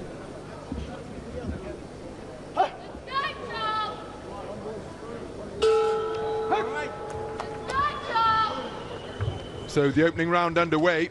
This is 8 3-minute rounds for the Asian Continental title at 75 kilogram middleweight. Between two accomplished operators, and the man wearing the black trunks trimmed with gold is the undefeated professional Weljon Mindoro. 14 fights, 1 draw, 13 wins, all of them coming inside the distance. No stranger to fighting outside of the Philippines, because his last 2 contests have been in the United States, where he has produced a KO of the year candidate in July against Tyler Goodjohn, getting him out of there in the second round of a contest scheduled for 8. As for Joel Camilleri, he competing in his 3rd contest of 2024. Spoke to Camilleri yesterday, said that he admires Andre SOG Ward, 2004 Olympic champion, still the last American male to claim Olympic gold. Claressa Shields, of course, took 2 Olympic titles in London and Rio, but he said the ring IQ of Andre Ward is what he admires. He said that facing a puncher of this caliber and this repute really didn't hold any fears for him, as he scores with a flicking jab, then he doubled it up, not too accurate with the second pair of lead lefts, but he said that he intends to use that shot to frustrate the puncher. He said he's been in with punches, as he lands a looping roundhouse right. And he says that the pressure that he will bring with his elusiveness, his ring craft and variety will just render Mindoro a frustrated figure, and then he'll start looking for the KO. And in the meantime, Camilleri told me that he will be piling up the points. Said this an opportunity to showcase his skills, because at his best he feels he's a match for anyone. So no shortage of confidence for the man from Melbourne. Since moved to Sydney to manage the Costa Zoo, or excuse me, yeah, the Costa Zoo boxing school. After his contest with Tim Zoo, moved into that role earlier this year. Right cross, left hook to the body, left hook on the inside, landed by Camilleri. And again, Camilleri just content to box behind a low-held guard, protecting his abdomen with that lead right hand, the left hand wandering around his quad and kneecap. Walks his man back across the ring. Remember, both men scaling an identical 74.65 kilograms. Good use of the feet, as darting laterally both left and right is Camilleri. Weljon Mindoro seeking to pin him against the ropes, bring him square in there. He did get through with a power driving right cross and unloads a couple of punches to the body. Left hook after turning the tables, landed by Camilleri. Competitive opening round of boxing. It was. Camilleri was doing a really good job right up until the last 15, 20 seconds. He was keeping Mindoro turning and moving. He was nice and busy. He landed a really good right hand to the body, actually, about 40 seconds out from the end of the round, as Mindoro came forward, just dipped his knees and sank it into the ribs as he was coming forward. But then right at the end of the round, Mindoro just managed to get him back onto the ropes and get to work himself. So Camilleri's won that opening round, I would say, but Mindoro will be happy enough, because he was just trying to cover that movement off, trying to cut the ring off, and then right at the end of the round there, exactly what he would have wanted to happen, which would have been that bit of encouragement, came his way. And he was able just to let his hands go a little bit. Mindoro's got that power, the confidence that comes with that power. Artur Beterbiev down at ringside, another undisputed champion. Everywhere you look. Speaking of power, prior to going the distance with Dmitry Bivol in that battle for the undisputed title at 175 pounds light heavyweight, 100% KO ratio for a man at the top of his profession as a reigning world champion. He knows a thing or two about power, but not loading up everything within his shape. As good right hand to the body, followed by a left hook upstairs from Camilleri, but then Mindoro backing his man across the ropes with a forward foray, but keeping his composure under fire and answering with a single was Camilleri. Mindoro just seeking to end that little coming together with a right uppercut, but pulling the trigger first against the trigger man is Camilleri. Now backing him up into his own corner with nudging right uppercuts, and it's physical on the inside.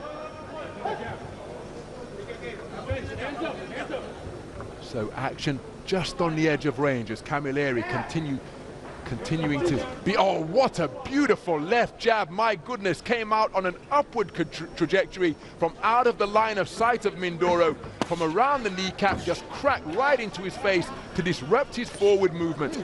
Beautiful shot with that lead left from Camilleri as the two men test the tension of the strands just above our commentary position. Approaching the halfway stage as the overhand right from Camilleri was a speculative shot, continuing to move effectively laterally, both clockwise and counterclockwise. Mindoro quick-footed with his advances, trying to close the gap, but invariably the man breaking the standoff by letting his hands go first is Camilleri, and it's a disruptive staccato rhythm that he's boxing at, and Mindoro hasn't yet got to grips with that rhythm to demonstrate his own timing. And even though he's in with a noted knockout artist, Camilleri goes by the nickname of Kama-KO, 14 wins of his 29 coming via the short route, remember, and there's that disruptive left hand once again, and Mindoro reduced to swinging and missing with his vaunted backhand. Tries the lead left hook, but blocked effectively by the gloves and forearm of Camilleri. So Mindoro continuing to shape up nicely. Camilleri, again, dynamic figure up in the boxing ring as he circumnavigates, his back skimming against the ropes. Turns the tables once more. Mindoro content to accept the clinch before the intervention of the referee to separate the two. Closing seconds of the second round, and again, just even though Mindoro made his man miss and came out of a crouch with a speculative overhand right, the dynamic darting and elusive movement of Camilleri just give you the impression that he's controlling the tempo, or at least setting the tempo and the terms in which this contest is being fought. He's doing a good job so far, particularly in that second round, because he did in the second round what he did in the first, but crucially he didn't have the final 15 or 20 seconds in the second round that he had in the first, where Mindoro got on top of him a little bit. So that kind of wind that was in the sails of Mindoro at the end of the first, he's taken it back out again, and he's doing a good job of negating him and using that lead left, that jab well enough to score like he does there. I really like fights like this because it's quite a simple formula, isn't it? You've got one fighter in Mindoro who's the hunter, who's trying to track him down, land on him, slow him down, and then take him out in the second half. That's what he's used to doing. And Camilleri's got to keep this going as we have a look at Bakidir Jalolov sitting in front of, I think, Artush. That's a merciless combination if ever there was one. They know all about tracking an opponent, hunting him down in the second half, particularly Bakidir. You've got to stay patient if you're Mindoro, but you've got to start making a little bit more contact on Camilleri. As we said in an earlier fight, shoulders, forearms, whatever, just make sure you start landing. Well, Mindoro out aggressively and letting a fusillade of punches go, and a couple of the body shots did get through, followed by a flashing right uppercut. Pinned in his own corner is Camilleri, keen to try and fashion a clinch, but then just, oh, beautiful two-shot salvo to the body from Mindoro, perhaps his best punches of the entire contest, as he sunk his feet into the canvas and got real leverage onto his shots. But now it's Camilleri walking down a knockout artist, and he's teeing away to the body before cuffing away with a right hook to the head. And again, it's a question we often pose when you've got a man who is used to touching opponents and seeing them fall. Will the curse of the puncher befall Weljon Mindoro tonight? Still early days, of course, in this battle for the Asian Continental title at 75 kilograms. But oftentimes, when a puncher is landing cleanly and the opponent is still there, well, sometimes the puncher's instinct can be to just dig away harder. And even though they say they're prepared to go the distance, and no doubt physically they are, can sometimes play tricks in the mind of the expert finisher. That is what the trigger man has proven to be during his professional career to this point, having made his debut in 2019 But Camilleri, with a cuffing right hand and then tying his man up to waltz him back to the space of center ring, is boxing a clever physical contest. Left-right combination not too far away from Mindoro, but Camilleri tucking up behind his shoulder to ward off the incoming fire. And again, it's a disruptive lead left that he's continuing to work behind Camilleri. Proffering the half-cover guard. There he fires an overhand right. The left hook which followed may have glanced the nose of Mindoro after the right hand was inaccurate. Clocking up the miles on his fistic odometer as he glides around the perimeter of the ring. Camilleri. Mindoro. Again, when Andy and I were observing him work out at the Rocky Road Gym, as a flashing left-right combination catches the advancing Mindoro from Camilleri. He's possessed of that timing that just produces a distinctive sound. Overhand left was a barroom brawl of a blow from Mindoro. Couldn't quite find a range as he walked his man down, but Camilleri landing with the inside of the glove, and then an altogether cleaner right hand, and another one from Camilleri, followed by a left hook, boxing beautifully off the ropes as Mindoro tries to respond with a right uppercut of his own. But he's walked back across the ring by Camilleri, who is just neutralizing the bombs that are housed in the boxing gloves of the left and right fists of Mindoro. Terrific work by Camilleri to smother the man from the Philippines, who's looking for a right hand off the back foot, and a very clever display once again produced in that third round by Camo KO. It was, but I would sound a note of caution there for him if I was a trainer. You don't want to really mix it up too much with this guy if you don't have to. He's boxed really well so far, his confidence will be high. Maybe he's felt the power from Mindoro and thought to himself, you know what, it's not all that. These 13 people you've knocked out, they're not me. I've been on the end of this, and I don't think it's necessarily anything to worry about, but you don't want appreciate your time. Fight and, his we know kind there are a of lot of stars who are happy to take pictures with you, but just which is what he was threatening bouts, to do towards the end of that round. That's not to say that he can't win that kind of fight, or it could be that his feet are just slowing down a little bit and he's being forced to do it because, as you mentioned, he is clocking up the miles, he's up on his toes. It's a tiring way to fight. Mindoro will be hoping that some of the gas is going out of his tank. For that reason, it'll be interesting to see how it progresses, because 5 rounds to go, that's a long time. So Camilleri no stranger to going the 10-round distance, so 8 rounds for this Asian title won't hold any fears for him. But again, it's a very dynamic manner of boxing. As for Mindoro, who bulldozed his man back to the ropes and lands with a right cross. Clever boxing out of the corner from Camilleri, who's remained responsible. But now he's beginning to be teed off upon by Mindoro. Is this a stoppage? No, it's a standing count. So, referee Valery Pastuhov stepping in with a standing count after hooks and uppercuts began to crash home against Camilleri. Oh, that's a beautiful right hand on the resumption, but now Mindoro has got his man going, and he's seeking to demonstrate that he is a precise and merciless finisher once again. It's an awful long time to negotiate. Beautiful left hook, but then a right hand in response from Camilleri.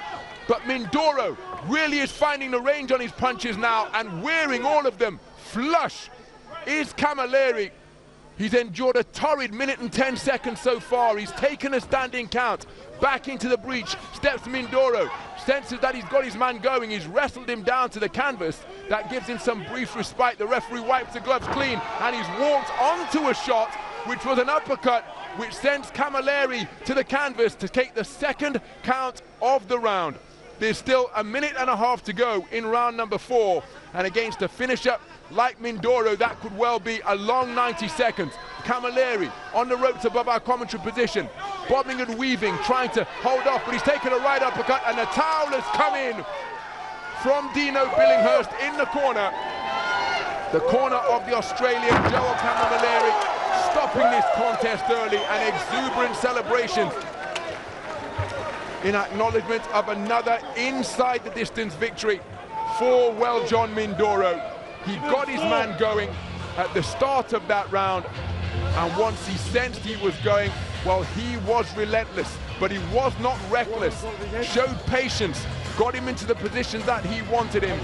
And as we talked about with his punching power, once he began to let those hands go against the stationary target, well, the writing was on the wall for Joel Camilleri.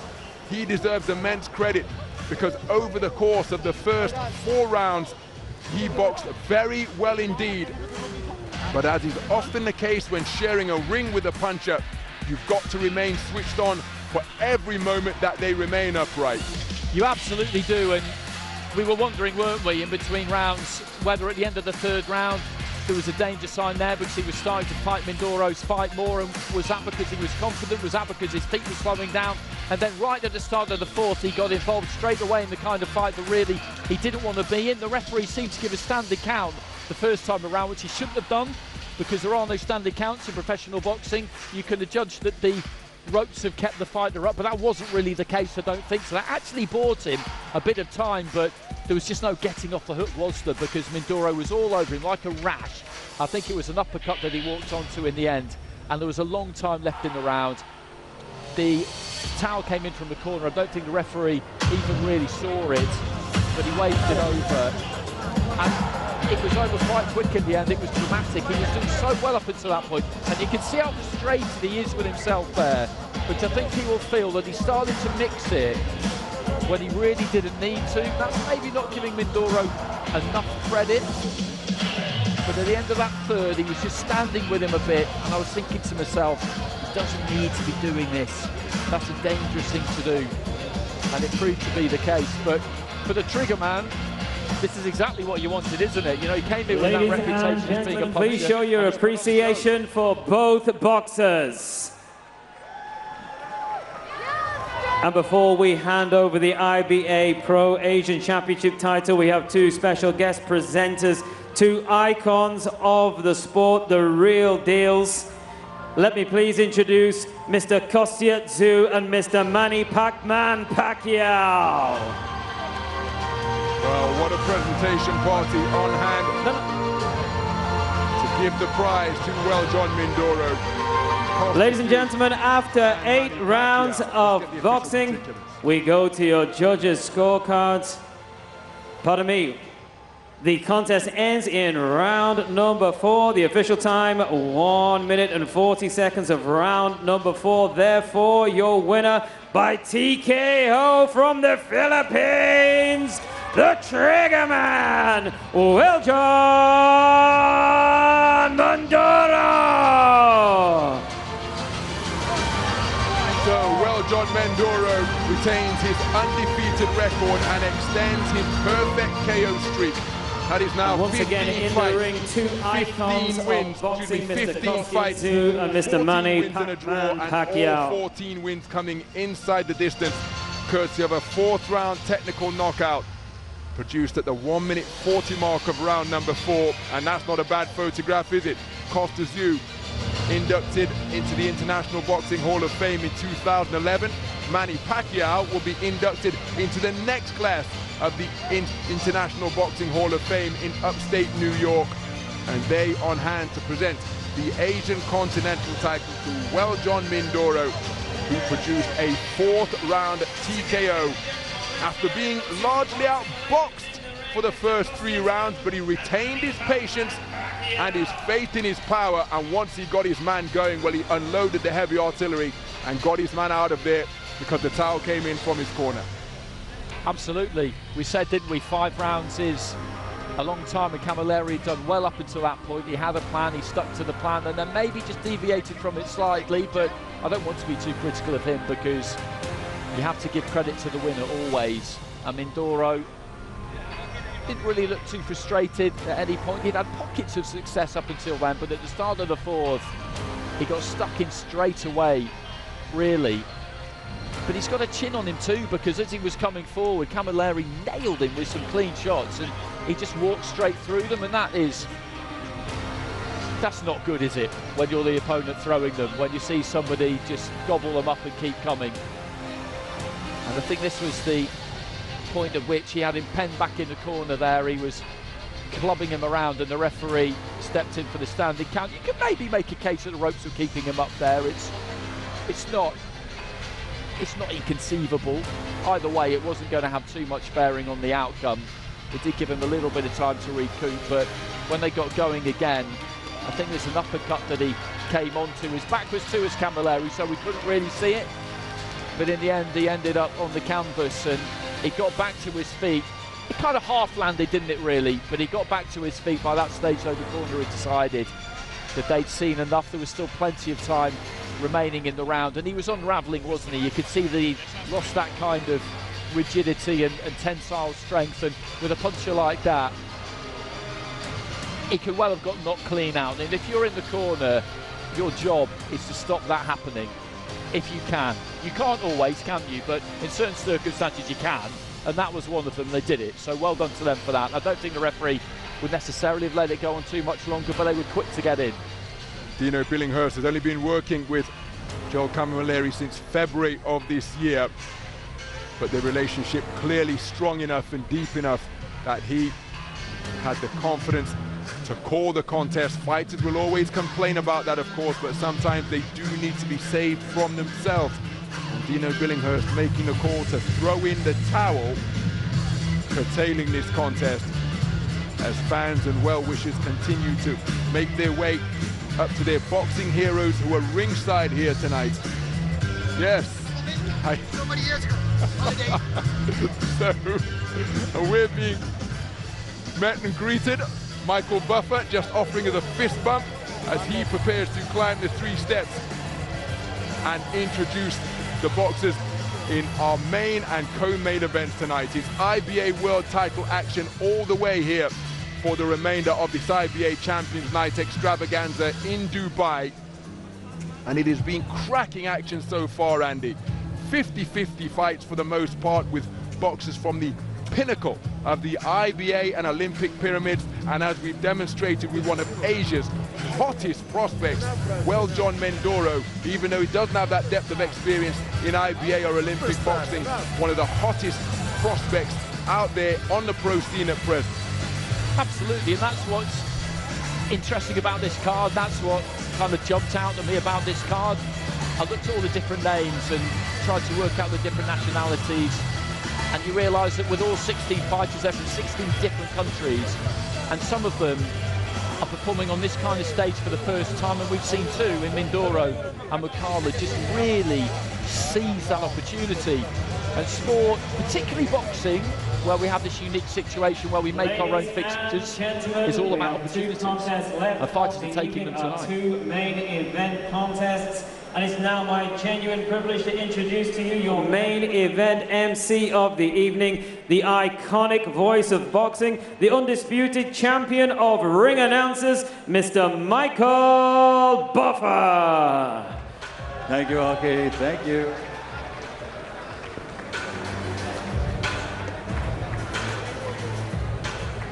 Well, ladies and gentlemen, it is time for our final 2 contests of the evening, both for IBA world titles. So let's get this party started. Coming to the ring at this time, to the black corner, he is Yoel Finol.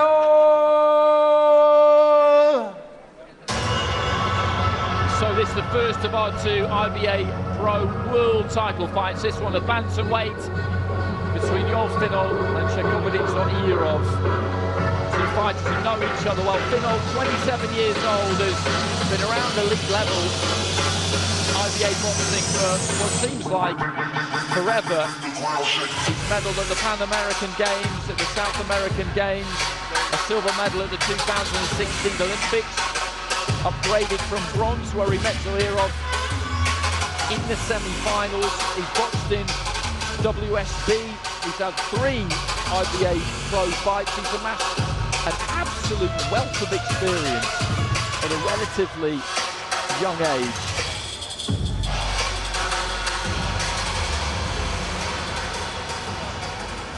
And now making his entrance to the ring, to the gold corner, please welcome Shakhobidin Zoirov.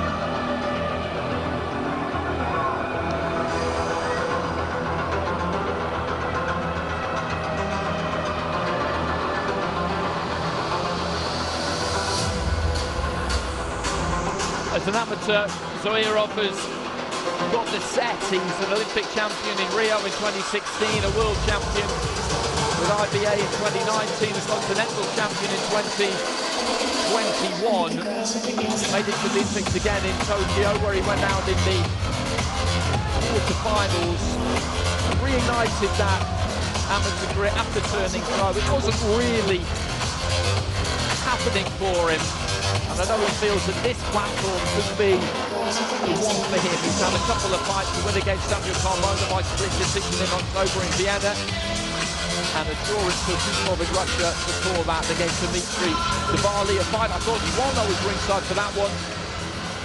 So those are two good outcomes. And at this time, ladies and gentlemen, we honor both the fighters in the ring with their respective national anthems. First, the national anthem for Venezuela.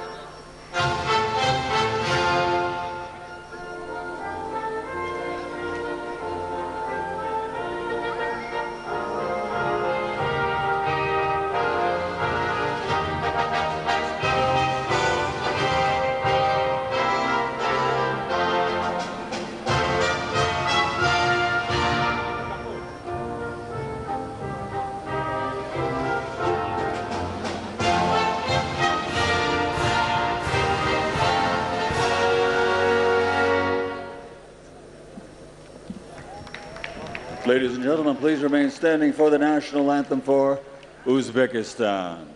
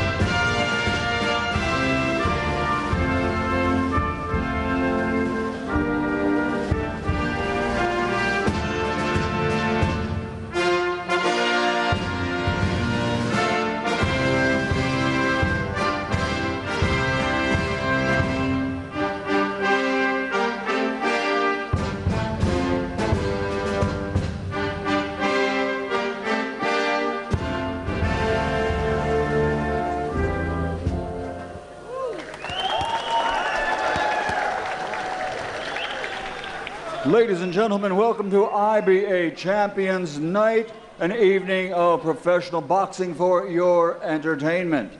Officially sponsored by Ralph, the leading car dealer in Russia, 33 years in business with over 2.5 million cars sold.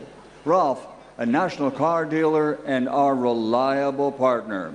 A big shout out to Cyprus Airways, ladies and gentlemen, for their support. Daily flights from Dubai to Larnaca, Cyprus Airways. Well, ladies and gentlemen, a special thanks and gratitude to the president of the International Boxing Association, Mr. Umar Kremlev, and main organizer IB Challenger for support and expert organization for this event. So now the fighters are in the ring, and this is our co-featured fight of the evening, sanctioned by the IBA, President Umar Kremlev. The three judges scoring at ringside: from Moldavia, Valery Pastyukov; from Russia, Sergei Zhurkin; from Italy, Luca Varilonga; and inside the ring, in charge of the action at the bell, your referee from Estonia, Yakov Peterson. So now, ladies and gentlemen, this is our co-featured contest, and it is for the vacant IBA 54 kilo division championship of the world, scheduled for 10 rounds. Introducing first, fighting out of the black corner, wearing black, and weighing in at the limit of 54 kilograms. He's a 2016 Olympic silver medalist. Now as a professional, a perfect record, 3 fights, 3 victories, 1 big win by knockout. Damas y caballeros de Barrio San Isidro, Elviria, Estado Merida, Venezuela, the undefeated Yoel Finol.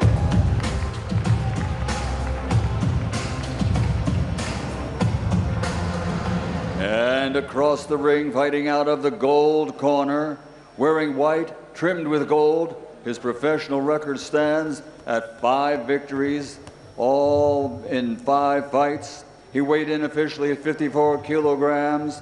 He is the Olympic gold medal champion from Kagan, Uzbekistan, the undefeated Shakhobidin, Zoirov.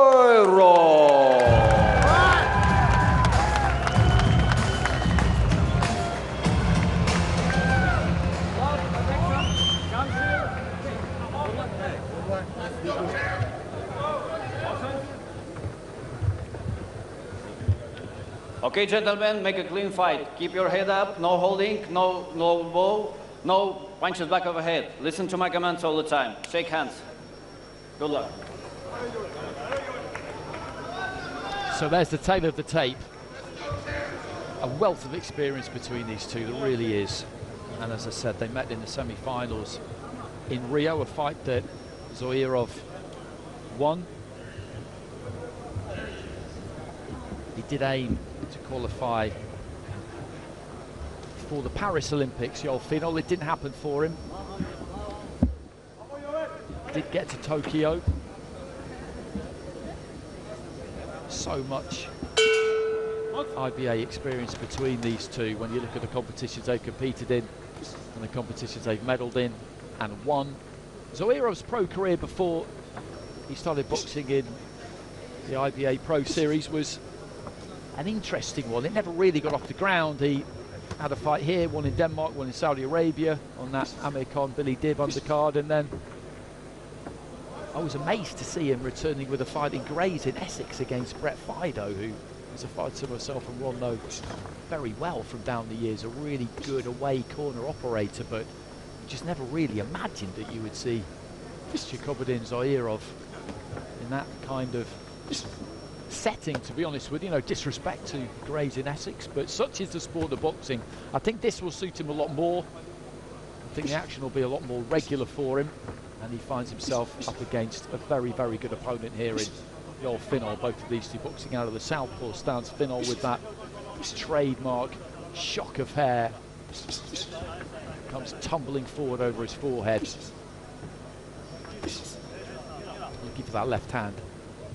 Slightly different builds, these two. Zoirov is slightly shorter, a little bit more compact. Finol is leaner, slimmer. Zoirov's looking to let go with a pretty bombastic looking right hand there, and he started this fight quite aggressively. It's front foot pressure. He's not throwing bundles and bundles of punches, but he's stalking his opponent here.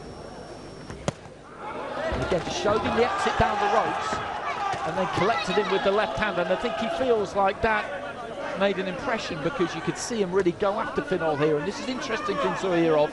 He's got 10 rounds here, but he started like he means to chop his man down, like he wants to make an imprint on him early on, like he feels like the longer duration here is very much going to suit him.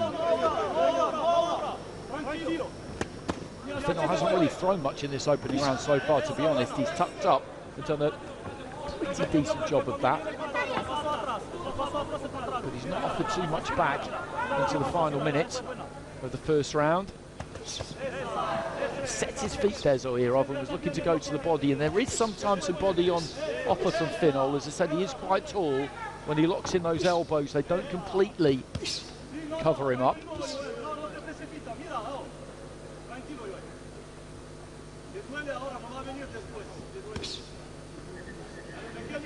Zoirov just dipping his head, looking to get the head on the chest there if he can.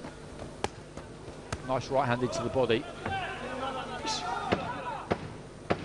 Final few seconds of round one.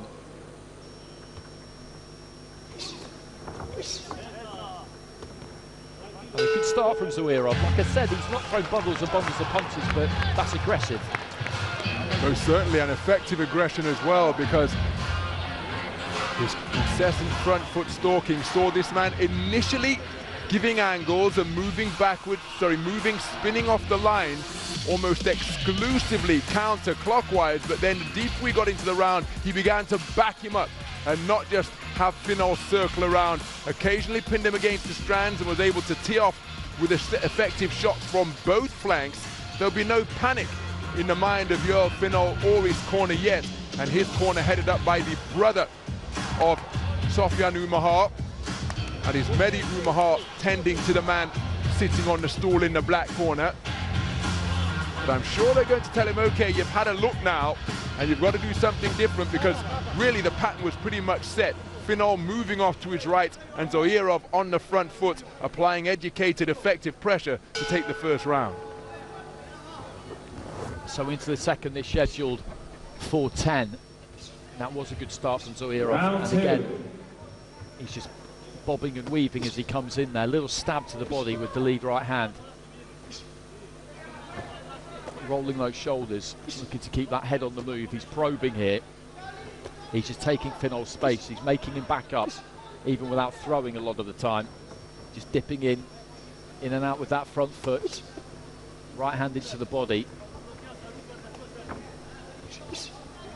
Finol just holding his ground a bit more in this second round, which he has to do, because otherwise Zoirov will just roll in on him, and he can't let him do that. He's got to give him something back, gain his respect.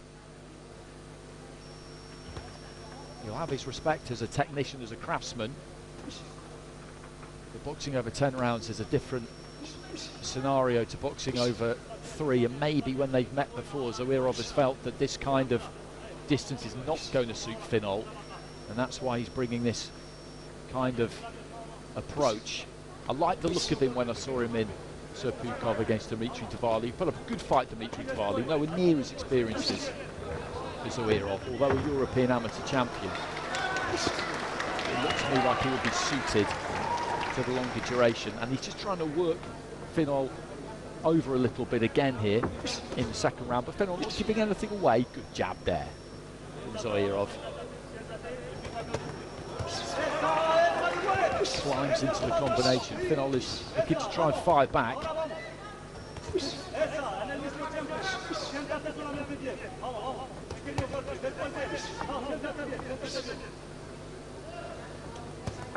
There's that right hand into the body again. He just touches with a couple of punches to the gloves and then takes the elevation down slightly and finds that right hand into the body. And as I said, there is body on offer for Finol quite a lot of the time. Into the final minute of round 2.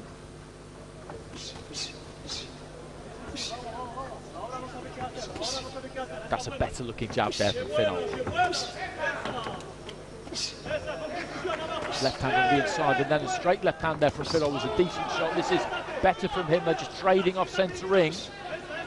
This is what he needs to do. He doesn't want to be too reckless here, Finol, but he's digging those toes in a bit more. And as I was saying, he's got to make sure his opponent respects him enough that he doesn't feel he can just walk in on him and unload. And I feel like he's doing a reasonable job of that towards the end of the second round. And it's interesting when you've got two fighters who know each other well from one format, who've done so well in one format, the 3-round format, as to how it could be different over 10. Because Zoirov, I think, feels like 10 rounds is not going to suit him. Well, it was a very interesting second round for my money, because it began in a similar vein in which the majority of the first was contested. Finol did make a point of reducing his movement on the outer expanses of the ring, staying more in the space of centre ring, and then he occasionally turned orthodox, but then started to root his feet into the canvas and answer back with his own combinations at short and mid-range. On a couple of occasions, he backed Zoirov up. I still think Zoirov's greater punch output is probably enough to give him the round, but Finol just giving a showcase as to what he can do. And as you pointed out, Andy, just so Zoirov doesn't feel he can just walk in a straight line and help himself to success to both head and body. Worth pointing out, remember, that in the two title fights that's serving as our main and co-main events tonight, IBA President Mr. Umar Kremlev has offered an incentive of $1 million US for any boxer who scores a knockout before the end of round number 5 in our two world title fights tonight. Good point, well made. It's always interesting to wonder how much of a difference that might make, because if you let something like that get into your head, it might cause you to lose concentration or go for a game plan that you wouldn't normally go for. Experienced fighters not really going to think about that too much. It's a great thing to put on the table, and certainly if you get an opening, then maybe in the back of your mind that might cause you to really put your foot to the floor in the way that possibly you might not have done otherwise. But when they're in there, they're totally zoned in, and as the saying goes, the more you look for a knockout, the less likely it is to come. Good left hand there from Finol. Tried the same punch again, and Zoirov managed to just pull his head back out of the way. Good jab there from Finol. That's a solid shot for him.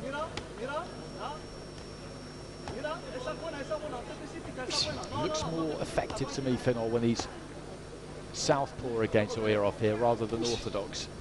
He's been southpaw most of the time, but every now and again he's doing orthodox. And this round so far, this third, been contested on pretty even terms. Good right to the body there from Finol again, really wound up for that one. Like he was going to go to the head, then went downstairs. Good left hand there from Finol, and looks to be swinging overhand right. I think he feels like he's got the attention of Zoirov there, and then maybe just got slightly reckless, slinging in those big shots. But he's having a good round here, the Venezuelan.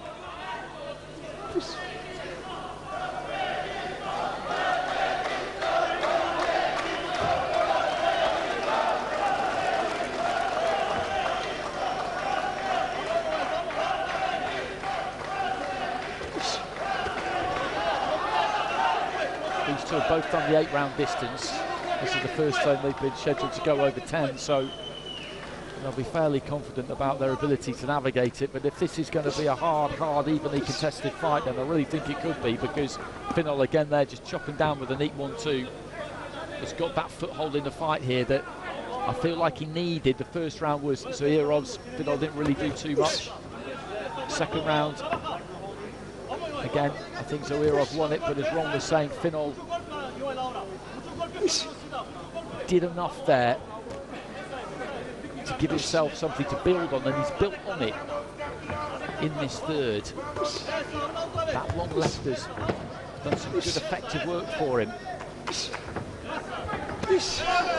Lovely left hand again there from Finol, and he's finishing the round strong here, and he's got a real swagger in his step. That was an impressive round from him. Most certainly, punctuated by that sharp shooting left cross to conclude the round from Yoel Finol. You mentioned the fact that both of these men have gone the 8-round distance on the IBA Champions Night stage. That was in Vienna, where each of them faced different opponents, with Samuel Carmona in the ring against Shakhobidin Zoirov. That was a really hard-fought contest. That effectively a semi-final eliminator for this world title tilt tonight. And the longer this contest has gone on, the more we're starting to see the flashy but fundamentally sound work of Yoel Finol, never more evident than when the manner in which he concluded the round. Beautiful, piercing, straight left cross, and his confidence seemingly growing by the round here. And this is set up very, very nicely. Zoirov just getting back to his feet there, puffing out the cheeks. 3 rounds down, 7 to go. It's an awfully long time. Round 4. So into the 4th, I would say that Zoirov is probably 2-1 up here.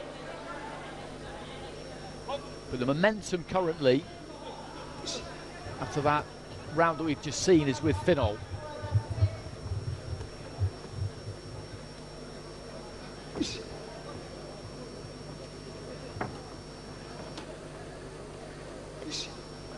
slightly more circumspect as he comes in here, Zoirov, than he was maybe in that second round, but that's no bad thing.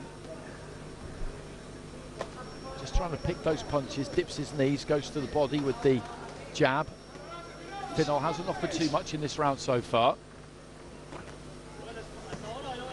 And that's good movement from him though. He's got a nice rhythm to his work, Finol, if he's allowed to settle into it.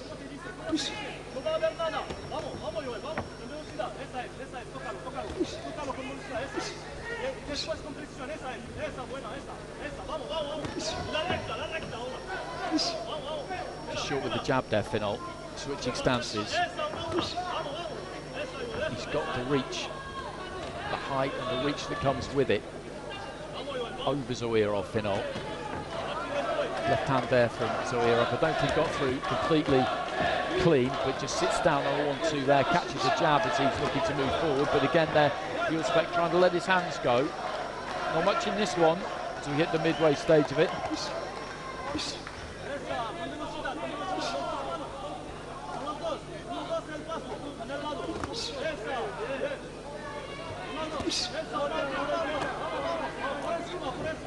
Shaping to that left hand there, Finol, pulled out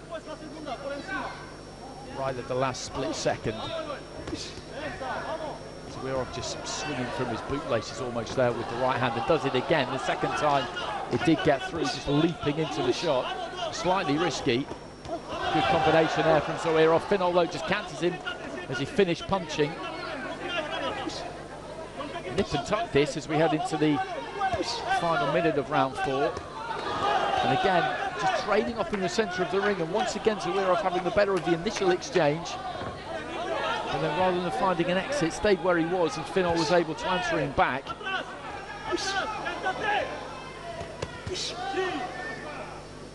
And as we suspected they would be, these two do look incredibly well matched. Balance deserted him slightly there, Zoirov, obviously through the left hand.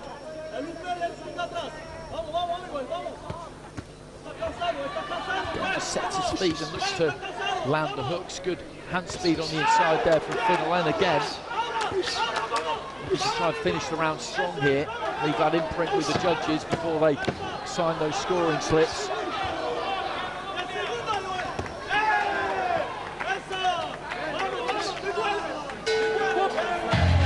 Such interesting stuff this, as I say, they do look incredibly well matched.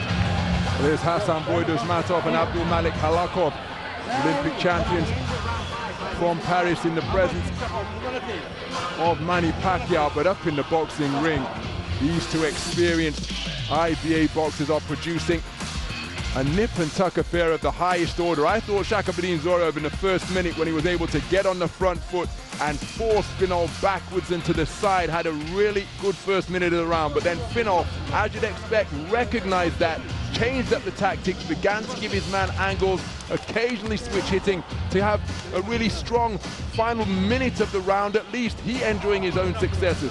And as you would expect with two boxers from the caliber at which they operate, bout management, ring position and execution of tactics being drawn up in the corner going to be absolutely crucial in this contest.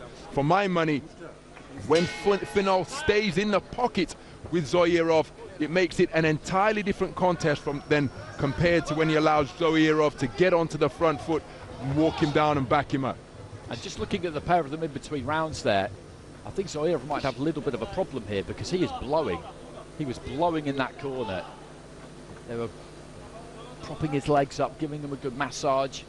Finol, on the other hand, looked in better shape. Now, some fighters can wear that kind of look from early in a fight and just keep going. It doesn't necessarily mean all that much, but signs are that Zoirov, after 4 rounds, is possibly struggling with the pace a little bit here, whereas Finol doesn't really look like he is. We shall see.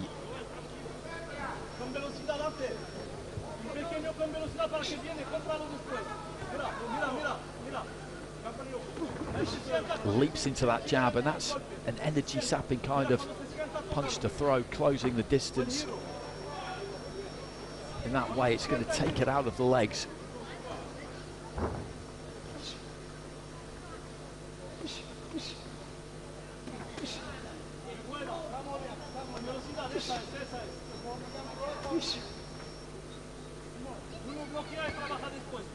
Jabs caught on the gloves there by Finol. Neither one of them has landed anything particularly significant in this 5th round so far. Zoirov looking to try and just stab to the body with that right hand. Solid looking left, but again it was taken on the gloves, and as he got onto the inside he lets go a decent looking 1-2. The left hand might just have ricocheted through there from Zoirov. Zoirov just working a little bit harder than Finol so far in this round, in the 2nd minute of it anyway.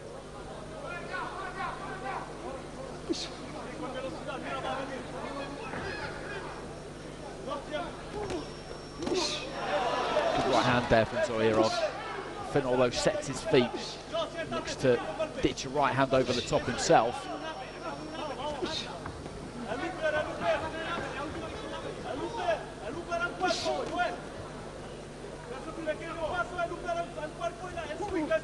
Every now and again he's just pushing that gun shield out Zoirov, and that, generally speaking, isn't a great sign, because fighters tend to do that when they're trying to get a little bit more air in.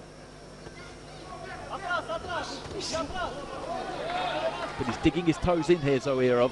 Finol just trying to finish the round strong again, working off that jab.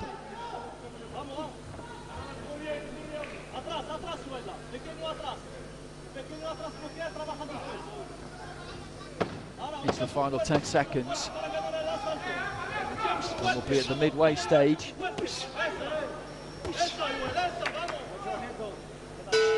There goes the bell, and I feel like Zoirov has probably won that round, but that it's come at a cost.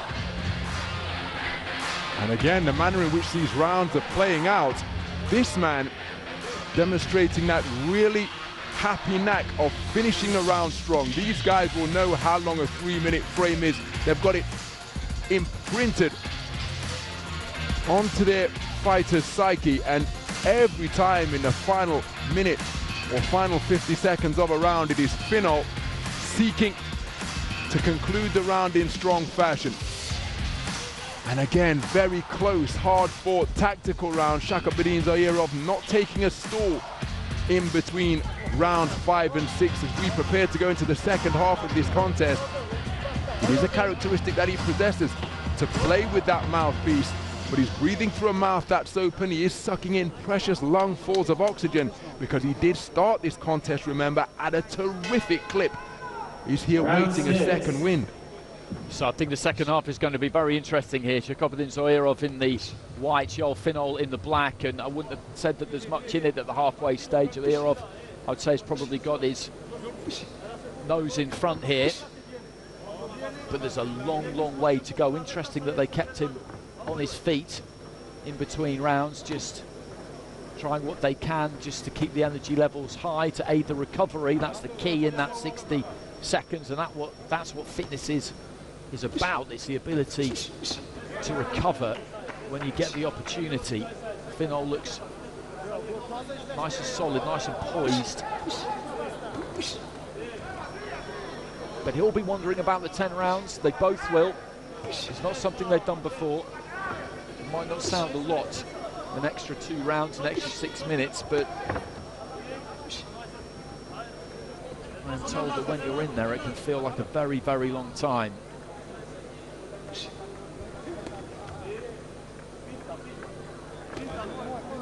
Zoirov looking to try and find the jab.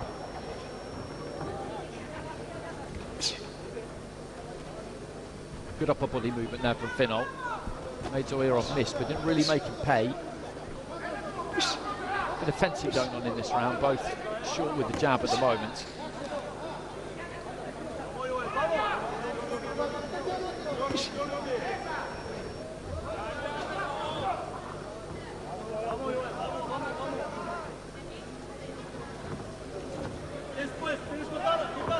Navigating that distance is such a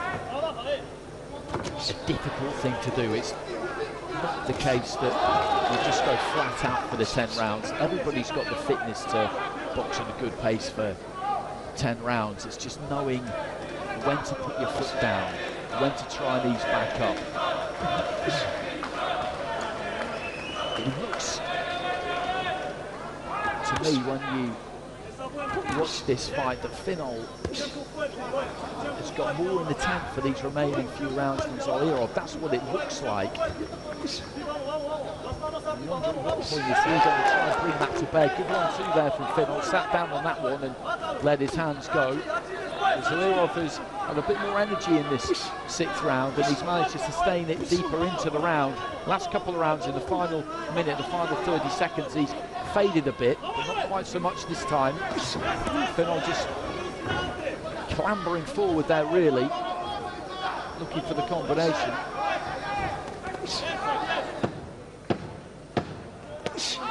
Good long left hand caught Zoirov. He was pulling back though, so I think he would have taken the sting off it. Not much in this one. Tight round to ball. Tight round to ball. Another very close round, but again, that long straight shot that Zoirov was just able to ride a little bit, characteristic of how Finol has found the range in the closing moments of the preceding 3 rounds. Just saw on that shot before the replay sequence that his left eye swelling rather angrily beneath from underneath, but there was a cracking 1-2 Finol ran Zoirov onto. But we're talking about the optics as to who appears to be the fresher. This is exactly how Zoirov boxed against Samuel Carmona in Vienna just a couple of months ago, but crucially, even though he appears to be fatigued, he has that wonderful habit of being able to summon up the energy and produce a burst of quality to keep the opponent honest. And as you've pointed out, Andy, appearances can be deceptive in this regard because he just seems to have the consistent ability to summon up something, even though his appearance suggests he may be fading. So into the 7th.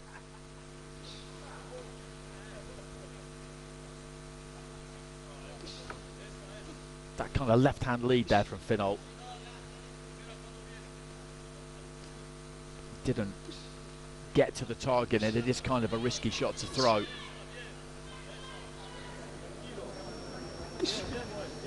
Goes for it again there, though. He gets nice and low when he does it, shoots it up. But when you're up against your fellow southpaw, it's got a long way to travel.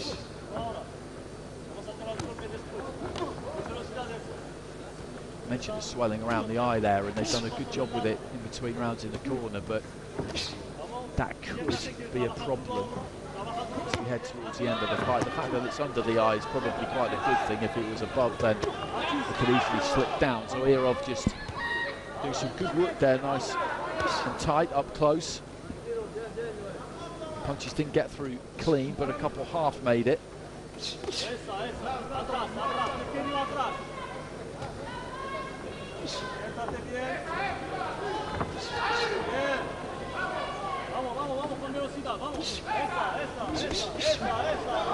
That's good work from Finol, missing with his feet there. Got through with that left hand.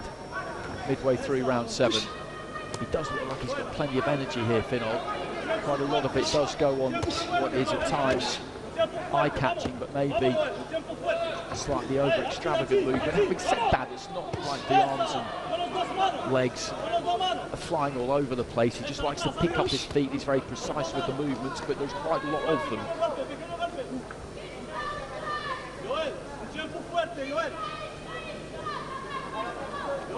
And it's absorbing watching these rounds because, as Ron was saying, the visuals are telling you that Finol's got more in the tank here.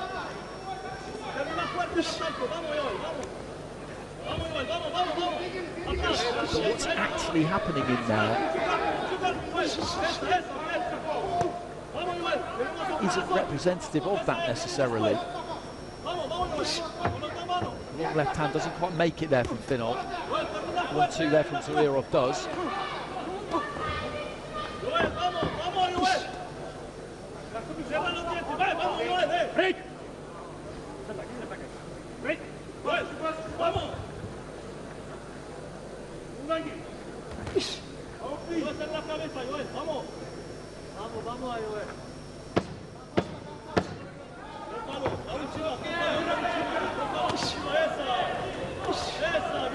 Final few seconds of the round.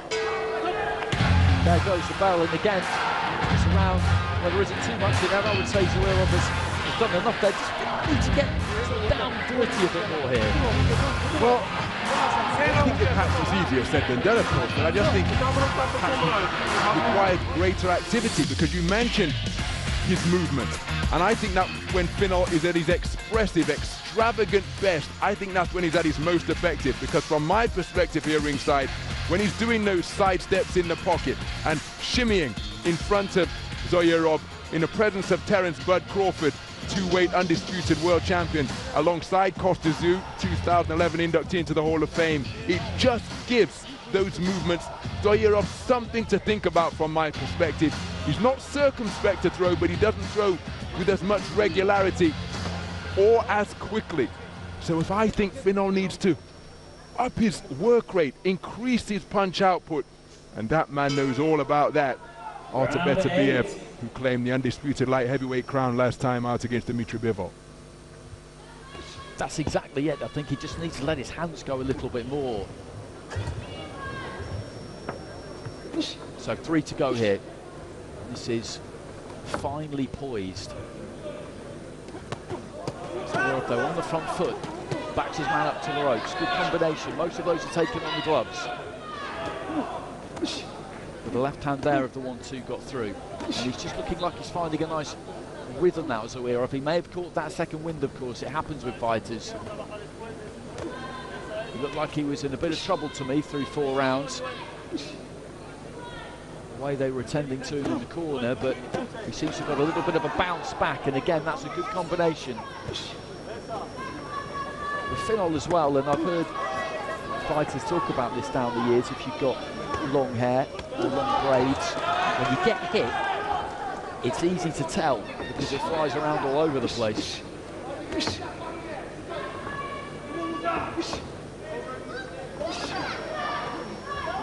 And Zoirov is trying to bring the pressure to Finol in this round, and he's doing a decent job of it. He's on that front foot again, and this is more reminiscent now of what we saw in the opening couple of rounds, where he's looking to walk in on his man, walk his man down, and Finol's just not really been given the time to get too much off. He rattles off a combination there, and he's reacting to what Zoirov is doing at the moment.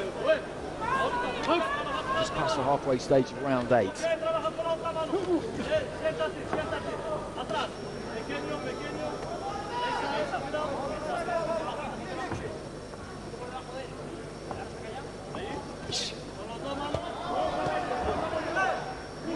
Finol just backs up, and Zoirov noticed that. He's trying to nick a little bit of a breather there. In respect, just trying to get straight back on top of him. Finol turns his way out of the corner, but now it's the Venezuelan who, to me, looks like he's feeling this maybe a little bit more. Zoirov plants those feet and just shoots that left hand straight down the middle. It's always fascinating how things can to and fro during fights, how that pendulum can swing. That's what you get when you have a really good match, and that's exactly what this has been. These two just holding their feet, centering. Finol looking to try and let those hands go. Good right hand there. Good upper body movement.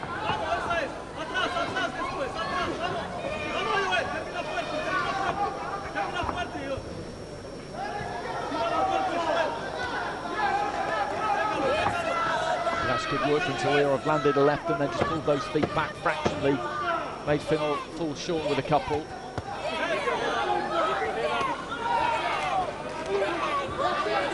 It's been an intense round, this one. And I think that's a terrific round for Shakhobidin Zoirov. And I wonder whether Yoel Finol, that swelling beneath his left eye, is rendering him a one-eyed fighter, because in the first part of this that eighth round, Zoirov had real success from that right hand. Was Finol able to pick it up? Now Finol, as you'd expect from a boxer of his caliber and competitive spirit, did come back into it in the closing portion, but I thought that Zoirov looked refreshed. He was on the front foot, applying educated pressure, which was really effective. And with just 6 minutes remaining, I think that is a significant passage of time, that 8th round. And for my money, the momentum appears to be with Shakhobidin Zoirov. You can see the Enswell iron being applied to that left optic of Yoel Finol. But I think he's down now. and he's got to produce a really big 6 minutes, and you can see that left eye almost reduced to a slit. It's a problem. It's a big, big problem, and I completely agree. I think he needs both of these 2 rounds. Round 9. I'd say he needs both of these 2 to make it 5-5, to be honest. Over the 10. It's not that he isn't capable of doing it, but that vision is definitely impaired by the swelling. We did wonder whether it would be a problem, and it has proven to be a problem. And you look at the side of his face and it's on, and the fact that he's boxed out for most of the fight, and it's that kind of that wide right hand that he throws Zoirov a lot of the time. It's not really a hook, but he steps in and just lets it go. Good jab from Zoirov.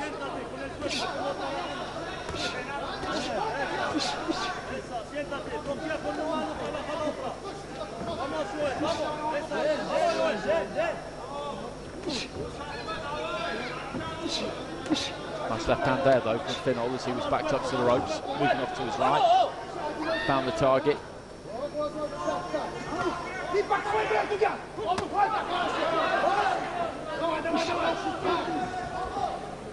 I think he needs to throw caution to the wind a bit here, Finol. Zoirov has got a spring in his step here. The confidence has returned, and he just walked him straight onto a lovely short left hand there, and he felt that one, Finol. You could see that as he stepped in there. Zoirov, probably the cleanest, meatiest shot he's landed on him in the fight. Impact doubled by the fact that Finol was coming forward.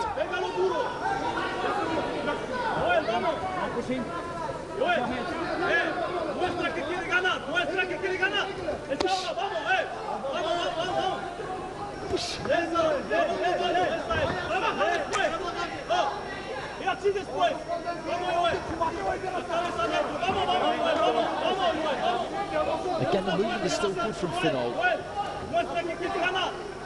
He's just not putting the combinations together. He's not really finding the gaps or bringing the level of pressure to Zoirov.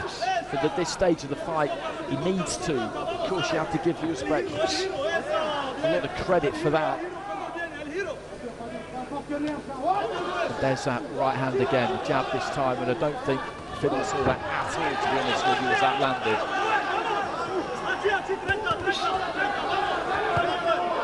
Good left hand again there from Zoirov, closing stages of round 9, and he's just clicking through the gears here a bit, the Rio gold medalist.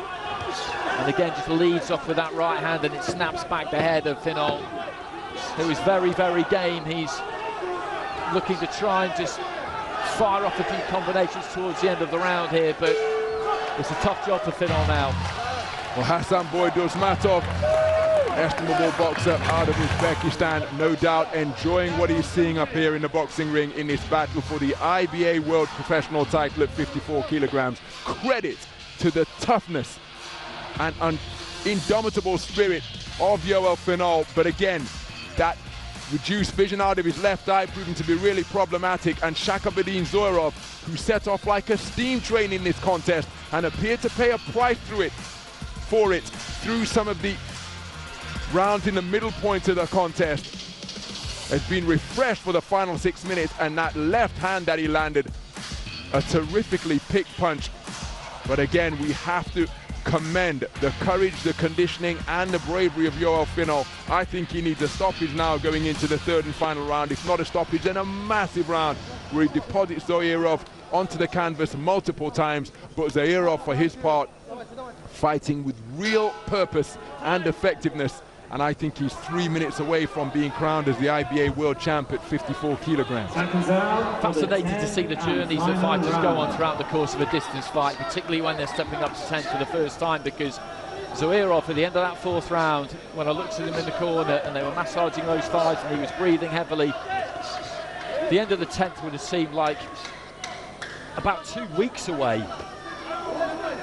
Psychologically, that was a tough spot he was in there. Finol was beginning to come on stronger himself, and then Zoirov just found a little bit of that second wind. He brought the swelling up on the eye, and now, as soon as you can see the finish tape, as soon as it's just in the distance there, then that just gives you that big boost that there's not that long to go. But he had to ride that out because, as I mentioned, when you're not even at the halfway point and things are getting tough, that's where you've got to dig down, bite down, and you've got to really want it. And they both have in this fight. They both have tonight. A minute gone in round 10. But I agree that Finol needs something huge, something explosive, something nuclear really in this final round. He's got to stop Shakhobidin and Zoirov, and neither one of them has looked likely to stop the other. But if anybody's going to do it, it'll be the Uzbek. A good volley of punches coming in from him there. And Finol is just holding his feet and letting his hands go. He's doing everything he possibly can here to try and turn this around. And in the process, may well go Zoirov a bit more of an opportunity. Fellow Uzbeks on their feet over on the far side of the ring. You mentioned Uzmatov, Golokov, Jalolov. They're all just cheering him on here. Somebody they know very, very well, of course. Because he is on the brink of claiming an IBA Pro World title. This is some effort from Finol in the final round. He's just standing there and trading, blood coming out of the end of the nose now. That left eye almost completely shut as we head into the final minute, and the two just leaning in and agreeing just to have at least a 5-second rest there before the referee breaks them apart, and then they get straight back to it. Fantastic finish this, really is. Long left hand there from Finol. Just catches the chin of Zoirov. Finol just ditching in with another big left. Zoirov, who's dog-tired as well now. These two are really going to the well here. Final 30 seconds, just digging their toes in and trying to let those hands go. He's nearly there, Shakhobidin Zoirov. Punching down with that combination again, catches a left hand there from Finol, who's just raining in these big wide hooks, backed up to the ropes, walks straight on to a short lead right hand from Zoirov, and that clapper will be music to the ears, I think, of both of them, to be honest. The bell about to go any second. The race between the two fighters who know each other well. Finol raising his gloves in celebration, that right eye swollen as well now. Looking at him as he walks back to his corner. Well, you may well heave in a big breath there, because that was pulsating action in that 10th and final round. It really was. And a good fight all the way through, as we said earlier on. A good fight, twos and fros, doesn't it? The momentum shifts. And that's what we had there, because Zoirov started quick, maybe a bit too quick. He was in trouble through 4 rounds. Finol looked then like he might be capable of taking over. Zoirov, though, wouldn't really have it. Just dug back in, worked hard. And then when we got to the end of the 8th, he could see that finishing tape. And as Finol tried everything he could to turn it around, it just couldn't quite be done. And what an effort in the final round, particularly by Yoel Finol. But credit to Shakhobidin Zoirov, because in the presence of his fellow Olympic champions and IBA world champions, he didn't just ride out the insurance policy that he had established over the preceding 9 rounds. He almost stood there and said, okay, I'll see you down there, let's have it. And the two of them produced an exchange, some exchanges of the highest quality. Personally, I don't think it's going to be Yoel Finol's night tonight. But again, I don't think it's going to be a defeat that will damage his stock. But Shakhobidin Zoirov, he looked as though he was going for that $1 million bonus, the way he came out of the blocks at such a terrific clip at the start of the contest. Paid a bit of a price for that through round 4, but then came out of the other side of the perceived bad patch that Andy Clark and I thought that he experienced. And in rounds 8, 9 and 10, he was absolutely sensational. Round 8 and 9, for my money, he put clear daylight between himself and Yoel Finol. Yoel Finol responding like the champion he is, digging deep and making for a terrific shootout in the 10th round. Firstly, a round of applause for a great fight by these two fighters in the ring. Luca Vadalona scores the contest. 95-95, he has it even. Valery Pushtov and Sergei Zhurkin both have the same score of 96-94 to the winner by majority decision. de Venezuela, Joel Finol. Well, Joel Finol gets it by majority decision. Two judges giving it to him. Now officially the IBA draw. I'm surprised by that, honestly. It was a good fight. It was a very competitive fight, very well contested fight. But nuestros sueños aquí se están materializando. Y seguirán materializándose. Que viva mi patria Venezuela. Estoy orgulloso de llevar ese tricolor nacional por todo el mundo y hacerlo sentir orgulloso de que Venezuela siempre se siente carajo. ¡Que viva Venezuela! Majority points picked up 96-94 for the two judges who could separate the two, but I thought rounds 8 and 9 in particular were big rounds for Shakhobidin Zoirov.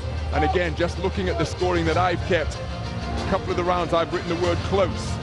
So they, depending on which way those rounds were scored, could make it that way. But I was left with the impression that Shakhobidin Zoirov had done enough to take that IBA World Championship title at 54 kilograms tonight. But Yoel Finol, my goodness, taking it 6 rounds to 4. 96-94 for the two scoring judges who could separate the boxers. And congratulations to him. Congratulations to him. It was a terrific fight to watch. It really was. Thoroughly enjoyed it. Whoever didn't get it was going to feel aggrieved. Maybe one of those types of contests, and both fighters leave that ring with their stock raised. Our cards are not official. We should point that out. We are just here to give an honest assessment of what we see, but we thoroughly enjoyed that fight. I'm sure everybody who watched it did. And he's just above us in the ring now, Yoel Finol, on his knees, holding that ring above his head, that belt rather above his head. And he really did dig in that 10th and final round. And it could have been that round that did the business for him. Secured the win. It could have been all down to that final round. Maybe 5-4. He could have been up with two judges going into that final round. If he'd lost it, then we would have had a majority draw. It's a fight we would see again. I think that's fair to say. Most certainly a terrific contest over boxers who knew one another very well indeed from the elite stage of Olympic competition. Remember, they met in the semi-finals at Rio Centro Pavilion 6 at the Olympic Games 8 years ago. And here at the Agenda Arena in Dubai, my goodness, over the championship distance in IBA boxing of 10 3-minute rounds, again continuing to summon up those reserves of energy. Zoirov appearing to fade through the first around round 4 after a really strong start to the round. Yoel Finol never giving in, just taking what appeared to be, from my perspective, enduring a couple of torrid rounds in round 8 and 9 when Zoirov really was able to enjoy some success over the front foot. But that, again, is one of the beautiful things about this sport of boxing. The determination to dig in and continuing to fire back and compete. All of those qualities serving Yoel Finol well here tonight. And a man from Venezuela claims the IBA Championship World title at 54 kilos. It's time for our final and main event of the evening. Let's bring the fighters to the ring. Entering first, going to the black corner, Nikita Zone.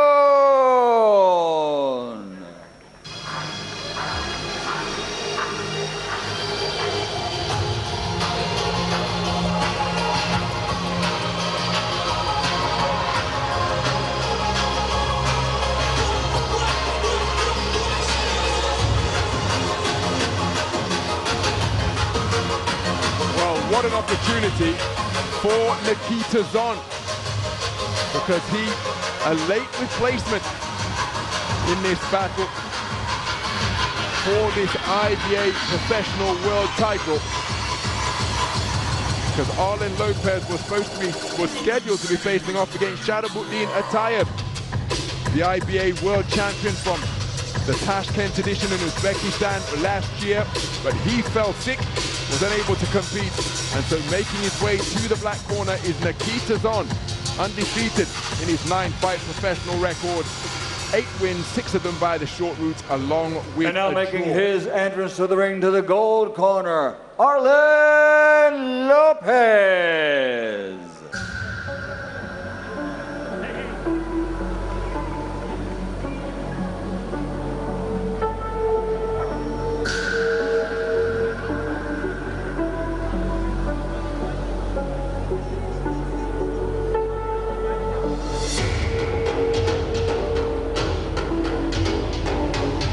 So Arlen Lopez, as cool as can possibly be as he saunters his way into the Agenda Arena here in Dubai, just breaking out into a little bit of a jog while contemplating making his way down the aisle. The 2-time Olympic champion, taking back-to-back Olympic triumphs in the games of Rio and Tokyo, and in Paris 2024, when seeking to join his compatriots Felix Savon and Teofilio Stevenson, took part in perhaps the bout of the entire Olympic tournament, just edged out. Well, ladies and gentlemen, this is our final contest of the Ukraine, evening, and Alexander it is the Kizniak, coming away with a IBA bronze. main event. A great night of professional boxing for your entertainment, and it's all officially sponsored by Rolf, the leading car dealer in Russia. 33 years in the business, over 2.5 million cars delivered. Rolf, a national car dealer and our reliable partner. A big shout out to Cyprus Airways for their support. Daily flights from Dubai to Larnaca, Cyprus Airways. And ladies and gentlemen, special thanks to the president of the International Boxing Association, Mr. Umar Kremlev, and main organizer IB Challenger for support and expert organization for this event. So ladies and gentlemen, this is the final contest, and it is our great pleasure to present 10 rounds of boxing in the 80-kilogram division for the IBA World Championship. IBA President Umar Kremlev, the 3 judges at ringside scoring from Azerbaijan, Emil Gurbanyev, from Moldova, Valery Posyakov, and from Estonia, Jakov Peterson. And inside the ring, in charge of the action at the bell, your referee from Italy, Luca Varilonga. So now, the fighters are in the ring and they are ready. Obviously, the fans at ringside are all ready. So for all those in attendance and the millions watching around the world, ladies and gentlemen from Dubai, let's get ready to rumble!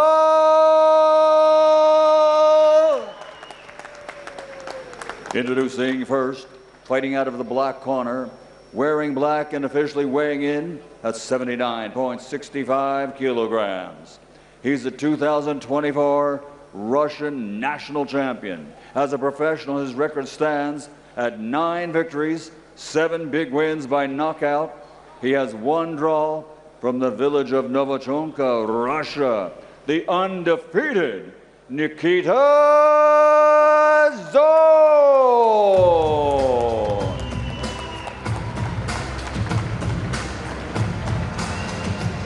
And across the ring, fighting out of the gold corner, wearing white with gold trim. He officially weighed in at 79.25 kilograms, and his amateur record is one of the all-time greats in the world. 358 victories as an amateur.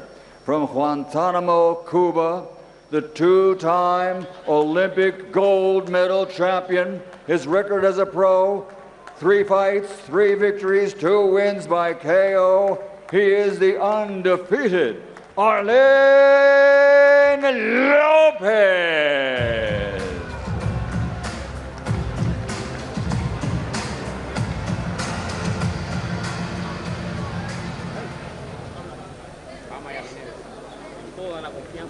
So So Mr. Luca Badilonga bringing both men together for the final instructions. No punches back, no low blow, no holding. Listen always my command.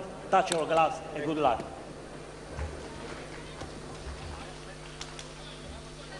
Well, a quick look at the tail of the tape between Nikita Zon and Arlen Lopez. Both men 31 years of age. Nikita Zon with an advantage in height. Both of them inside the 80 kilogram light heavyweight limit. Slight weight advantage for Nikita Zon. As we are underway, 10 3-minute rounds in the 80 kilogram division, the IBA world title on the line between Nikita Zon from Russia, wearing black trunks trimmed with gold, operating out of the southpaw stance. He a late substitute, replacing a man who was bedeviled by illness, Shakhobidin Atayev, the world champion at 86 kilograms. As Zon tries to go down to the body, responding in kind is Arlen Lopez, wearing white trunks trimmed with gold. Got that characteristic man bun held in place by a hairband. Two-time Olympic champion in Rio and Tokyo.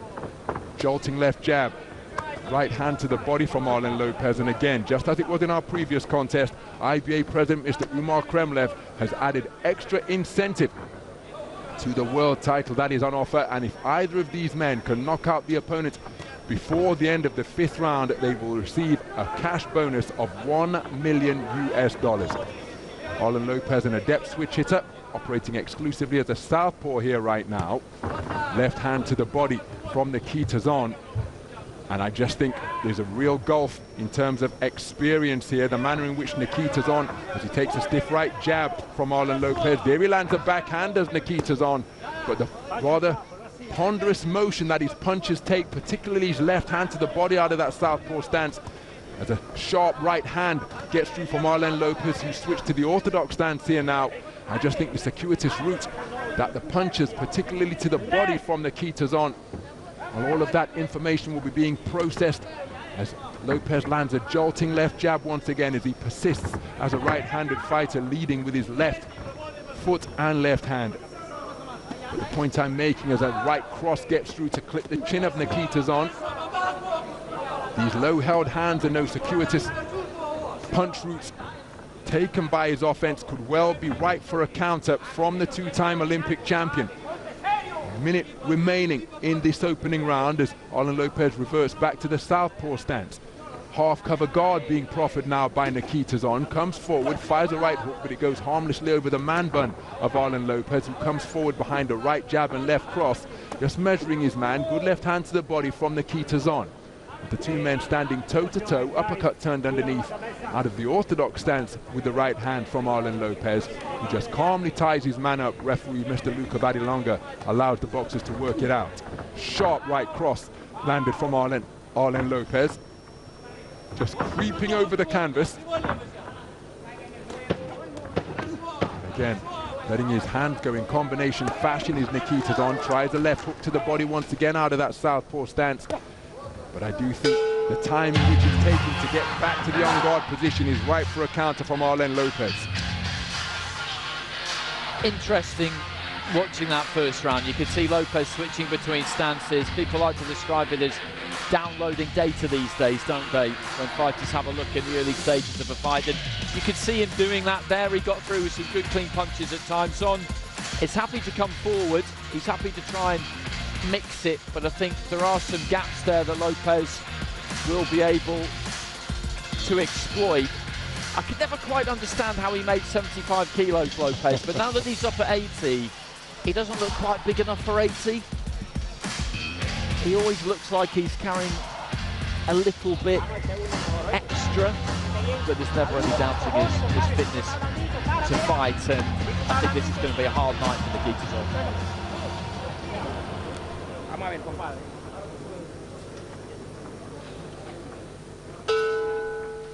So we move into the second round. It's scheduled for 10 threes. The IBA 80 kilogram world title on the line.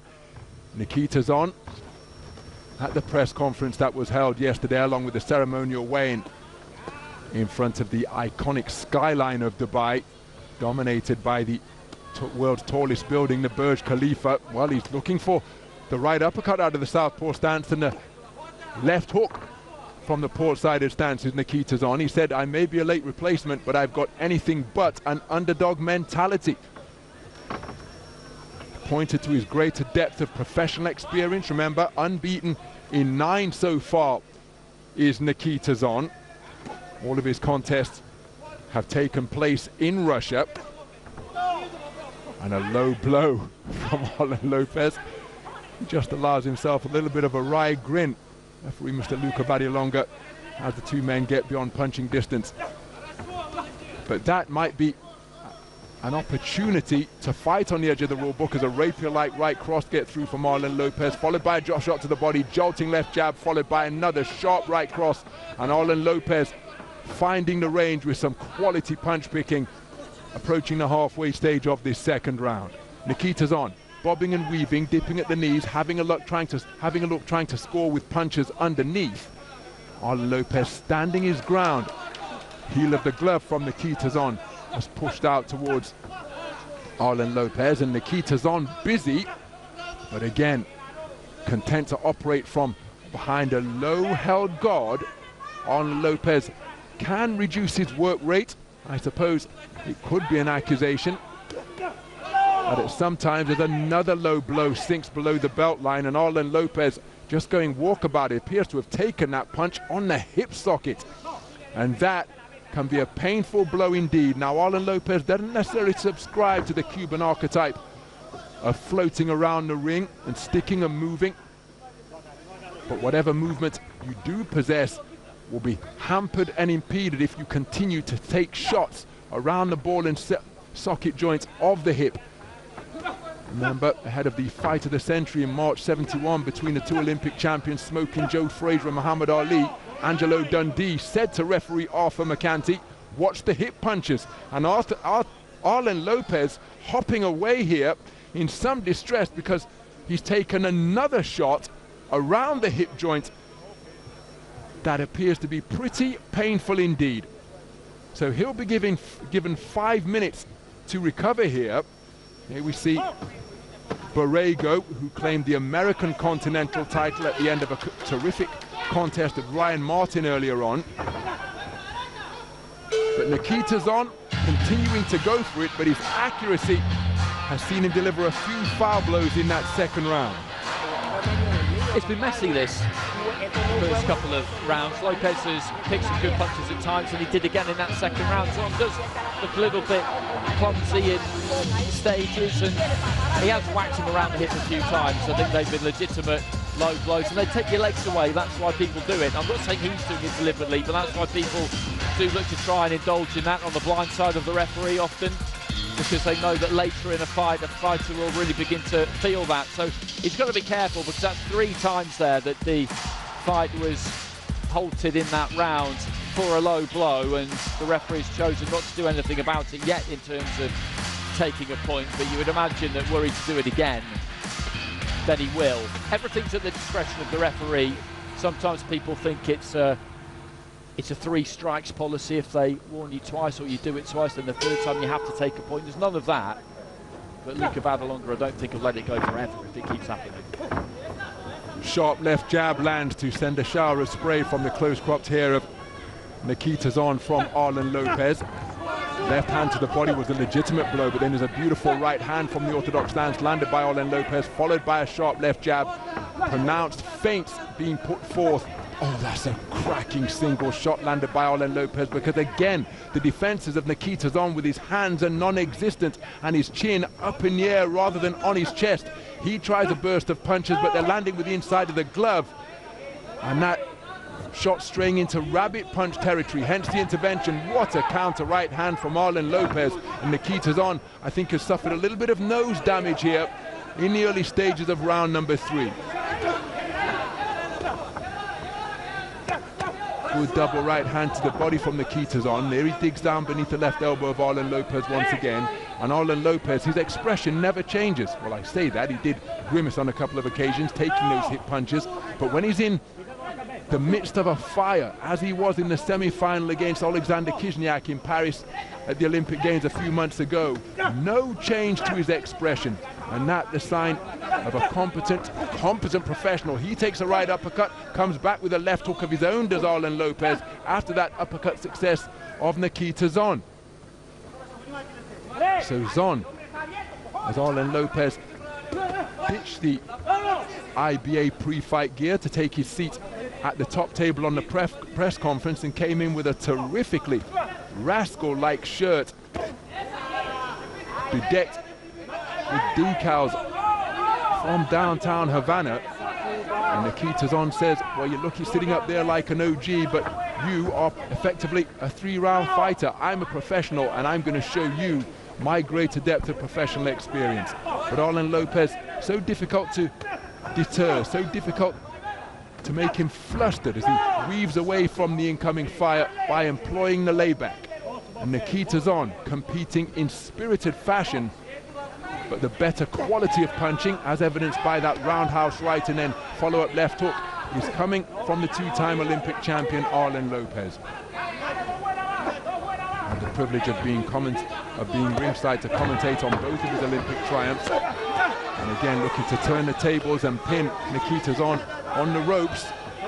And it's better ringcraft being exhibited by Arlen Lopez, but there is absolutely nothing wrong with the spirit or competitive fire of Nikita Zon, who is turning uppercuts underneath and looking for hooks at close range. Arlen Lopez just clamping his man's arms beneath his own armpits to prevent him from working. Big swing and a miss with the overhand southpaw left from Nikita Zon, but he did find a range with the left hand slung into the body. He did, but I think that round has taken quite a lot out of Nikita Zon, to be honest with you, because Lopez is clever. He ties you up on the inside, he leans in, he gets a hold of you, he's physically strong, and he can sap your battery that way, and I think we saw that in that round. He did pick some decent shots as well, and you can see some damage to the bridge of the nose and so on, and there's some swelling coming up underneath the right eye as well. So Lopez is one of these guys, although he wore a decent left hand there, who is always chipping away. As you said, he's not always up on his toes. It's a bit of a myth, isn't it, that Cuban fighters like to dance around the ring, because they love it in the trenches too a lot of the time. But him in particular, he will find the most effective way he can to get something done, and that is what he'll do. And I think he feels against Zon that the best way to do it is be a bit messy, be a little bit, should we say, dirty even himself on the inside. He's sucking the life out of Nikita Zon at the minute, to be honest with you. So we move into the 4th round of this IBA world title tilt at 80 kilograms, and Nikita Zon, again, you have to credit the man's determination, because in against an opponent as he just rubs the heel of his glove into Arlen Lopez's face once again, and another left hand. This one appeared to be a little more borderline, but Luca Vallelonga speaking to Nikita Zon in no uncertain terms. It's okay flashing your gum shield and grinning, but those low blows will be taking it out of Arlen Lopez. But again, he's continuing to cut a composed figure in against this determined, undefeated professional Nikita Zon. Luca Vallelonga just getting the 2 men beyond punting distance by prizing the 2 apart. Good left hand through the middle from Nikita Zon. Arlen Lopez seeking to tie up the man from Novachunka once again. That's another low blow on the blind side of the ref from Nikita Zon. No complaints from Arlen Lopez. Beautiful left hand. How efficient was that out of the southpaw stance? Made his man miss, then made him pay with a rapier-like straight left. But Nikita Zon, his punches appear rather crude and agricultural in comparison, but he is landing leather on the flesh and bone of Arlen Lopez. Looking for the double right hand, drops down a left hand to the body, which again was just tickling the belt line. Left hook was a clean shot from Arlen Lopez, but countered immediately by another cluster of clamping punches from Nikita Zon. So efficient on the inside, as a mouthpiece has been dislodged, and the luminous yellow mouth guard remaining in place for Nikita Zon. It's going to be a quick rinse in reinsertion over in that Cuban corner for Arlen Lopez. Gets back to center ring. Left hand threatened to strain to kidney punch territory from Nikita Zon, who's seeking to make this rough and physical on the inside, as Arlen Lopez looks for a right uppercut, but another clubbing right hook lands from Nikita Zon. and perhaps he's well advised to do that, to try and turn this one into a barroom brawl. Now that mouthpiece has come out for the second time.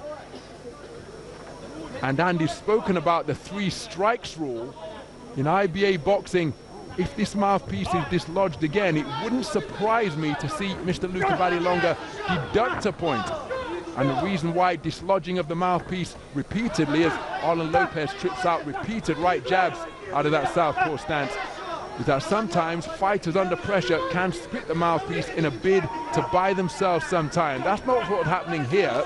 It just appears to be rather ill-fitting, which is surprising when you consider that Arlen Lopez has 358 wins under his belt in the 3-round format of IBA boxing. But Nikita's on, continuing to be busy and letting his hands go and letting them land where they may. Foul-filled second round where the bout was stopped on 3 occasions because of low blows that caught Arlen Lopez on the hip.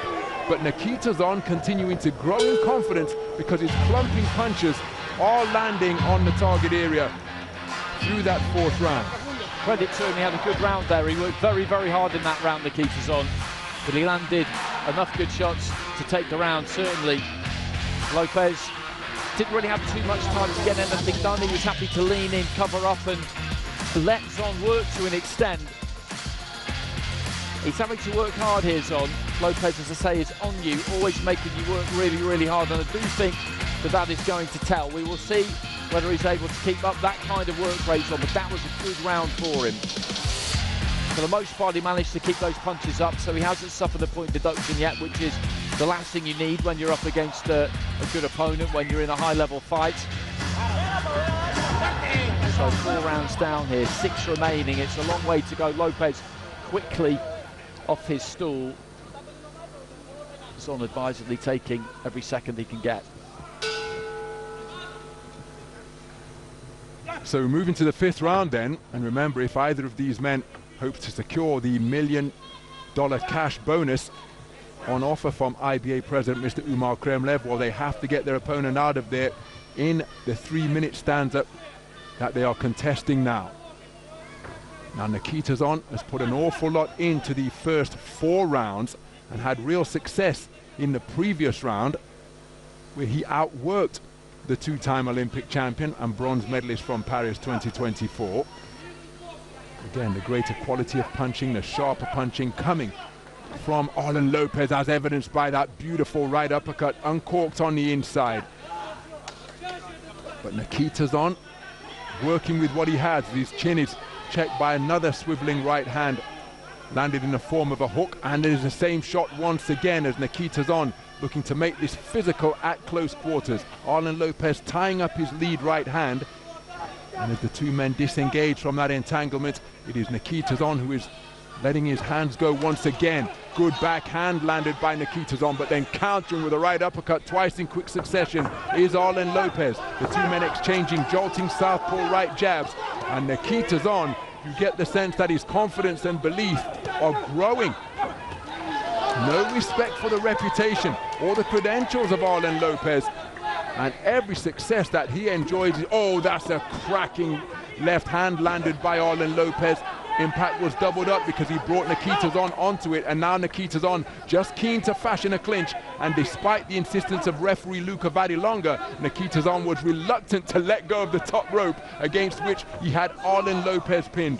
Have those uppercuts, and is the pace at which Nikita's on is fighting, are those factors beginning to take their toll here now? And Arlen Lopez, we've mentioned how efficient he is, how composed he is. No excess expenditure of energy from the Olympic champion. He's beginning to piece his man up with straight punches through that passage of the round now, and now bringing hooks into play. Eyes of Nikita's on swelling, but then he shows his competitive spirit by scoring with a lead right uppercut once again. By remaining in the pocket to the extent that he does, as he takes a flicking right jab from Nikita's on Arlen Lopez. By remaining in the pocket to the extent that he does, he trusts his radar, but he does present opportunities to be scored upon. Closing seconds of the 5th round. It's been a good round for Arlen Lopez. Nikita's on has been scored upon effectively, but again, he's always sought to score his own offense. No sign of discouragement from him through 5 completed rounds. Roundhouse left out of the southpaw stance from Arlen Lopez lands, but it's countered by a right jab from Nikita Zon. And again, in the presence of Senor Puig, significant member of the Cuban boxing delegation, Arlen Lopez in front on the scorecards, but he finds himself in a fight. He's in a real fight here. He absolutely is. It was quite messy in the early stages. It's turned into a much better watch now. Zon, as he said to us at the press conference, has not come here to make up the numbers. He's taken this at short notice and he's going to give it absolutely everything. And that is precisely what we are seeing. The better, cleaner punching came from Lopez in that round. And Zon, due to his willingness to come forward, is going to leave gaps that the Cuban, I think, will be able to exploit, but Lopez has been made to work very, very hard here. The early signs for me were quite dubious for Zon, but I think I did him a little bit of a disservice because the last couple of rounds particularly, he has shown, as he's been telling us all the way through, that he has absolutely come here to fight, and he's got a chin, hasn't he? He has a chin. So sporting touch of gloves to begin round number 6, and now Nikita Zon getting some encouragement from the fans in attendance here at the Edge Arena in Dubai, with cries of Rossiya, Rossiya reverberating around the arena. Continuing to operate behind a low-held lead right hand. That's clearly how he boxes. You can see the shape on that left that he attempted was rather crude and agricultural, but he's a committed boxer who goes about his craft with real intensity and purpose, not shaping up in the same aesthetically pleasing textbook style of Arlen Lopez, but he is game and gritty and rugged, and those qualities are keeping him in this contest. I don't think he's winning the contest, and as we move into the second half, 5 rounds have been completed and a potential 5 rounds remain. The $1 million beggar, the $1 million bonus has gone begging. Beautiful right jab landed from Arlen Lopez once again, but continuing to nudge and cuff away with his own offense is Nikita Zon. Left hand lands on the hip socket again from Nikita Zon. Luca Badilonga was optimally placed and spoke to him about that infringement. And look at Arlen Lopez just flinching in anticipation of a shot he thought was coming, but Nikita Zon didn't commit. But that's an example of the peripheral vision possessed by Arlen Lopez and his reflexes as he snaps out a right jab straight into the face of the advancing Nikita Zon. Nikita Zon looking for the southpaw left uppercut as the two men find their arms entwined on the inside once again. Remember, in days of yore in Olympic-style boxing, as a double right hook out of the southpaw stance, body then head, did get through for Nikita Zon. Half-cover guard being utilized by Arlen Lopez, and a beautiful cameo of 3 quality punches as he turned defense into offense in a flash. But why I mentioned the old-school Olympic-style boxing gloves, with the knuckle part was white and the rest of it was a different color, invariably red or blue, because Nikita Zon sometimes guilty of cuffing with the inside of the glove, as referee Mr. Luca Badilonga speaks to him about the hip punches once again. But Nikita Zon is seeking to make this as crude and as physical as possible, just to negate. Good right hook landed from Nikita Zon during that fusillade of punches. And Arlen Lopez, well, he's letting these seconds elapse and not really working too much through this passage of the round. And in the meantime, Nikita Zon getting busy with another cluster of punches. It's a strong conclusion to the round for the late substitute Nikita Zon.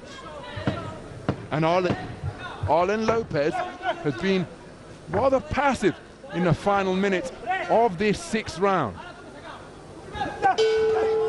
Left hand to the body from Zon, right hand over the top, landed on the sound of the bell from Lopez. But a good round in the concluding stages for the man from Russia. I thought so. I think on balance over the 3 minutes there, he outworked Arlen Lopez. And I'd say that was Nikita Zon's round. He has worked hard right from the beginning of the fight, and he's got that kind of awkward spideriness about him. Because some of these shots are getting through. He's not always that set when he throws, but he works hard. He lets his hands go a lot. And Lopez has just got to try and make sure that Zon doesn't build ahead of steam here because he is an awkward opponent. I do feel like Lopez could do with just giving himself a bit more room, creating a little bit of distance. Right from the start, he's been happy to get right up close, head on the shoulder, head on the chest almost, and it's not like he's not having success doing that, but when you look at the style that Zon has got, up close and personal is how he will want it. I just wonder what would happen if Lopez just tried to take it a bit longer. So we move into the 7th round, and Nikita's on out with a spring in his step. After a really effective round number 6, there's a counter left hand from Arlen Lopez.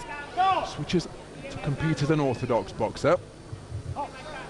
And again, it's a boxing truism, and I'm not suggesting it's the case here. But a journeyman in shape can beat a champion who's not in shape. Now, no suggestion that Arlen Lopez isn't in condition, but a double right hook gets through from Nikita's on. Flashing right hand landed from Arlen Lopez, and then a beautiful left cross. Again, sends a shower of spray from the crew cut of Nikita's on. But I'm not suggesting Arlen Lopez isn't in shape, but as another piercing left cross gets through to check the chin of Nikita's on from the 2-time Olympic champion. But his passivity, as evidenced in round number 6, does allow Nikita's on to get a real foothold in the fight. That means his confidence will grow. That means he'll be more difficult to deter as Arlen Lopez lands with the left cross once again. That is 3 times in pretty close succession that he's landed with that southpaw backhand, and it has been straight and crisp and accurate, and invariably found a home on the chin of Nikita's on, which is invariably up in the air and not protected by his gloves. Nikita's on continuing to dig away to the body. Arlen Lopez remaining flat-footed in the pocket as the 2 men lean shoulder to shoulder on the inside. Arlen Lopez going in search of the left cross once again, but couldn't find the range. Turns a right uppercut underneath, and referee has called time because a mouthpiece of Arlen Lopez has been dislodged for the 3rd time in the contest. So let's keep a close eye on Mr. Luca Varilonga, because if this was IBA 3-round boxing, a point would be deducted at this point, but this is IBA Champions Night professional boxing, so no point deduction assessed against Arlen Lopez. Minute remaining in this 7th round. And again, Nikita's on as he takes a low blow from Arlen Lopez. Arlen Lopez seeming to embody Hall of Fame inductee Ricky Hatton's mantra, saying it's not tiddlywinks, is it? And he's been hit low repeatedly, so just let Nikita's on have a low blow of his own.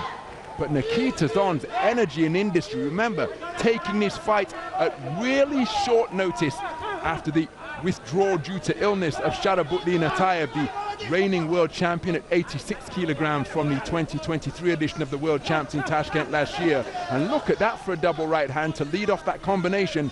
Body then head from Nikita's on.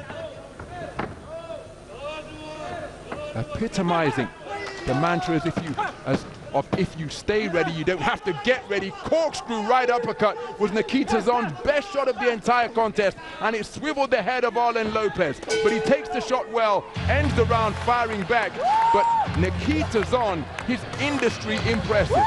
He's building up a head of steam here because, again, he's outworked Lopez in that round. Lopez did some good eye-catching stuff in the first minute and a half, and he had his success when he did keep it a bit longer, and he launched that 1-2 down the middle. There's that uppercut right at the end of the round from Zon, but Zon wasn't discouraged by it, and he just continues to come forward to maul his man on the inside and to let his hands go. And Lopez, as I said, he landed some good shots in that round, but it's another round that Zon could have taken, and this is getting tighter.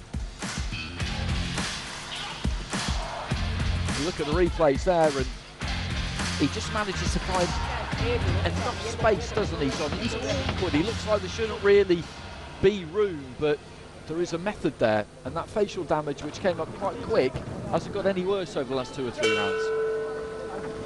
Remember, one of the criteria for scoring punches that they must be landed with sufficient force and with the knuckle part of the glove. And you can see those left hands that Zon just scored didn't land with the knuckle part of the glove. It was an inside of the glove, rendering it a slap. So even though Nikita Zon is landing frequently, is the quality of his punching enough to gain favor with the judges? But make no mistake, this man's punch output and the manner in which he's going about the Olympic champion is commendable indeed. The quality left crosses came in round number 7 from Arlen Lopez.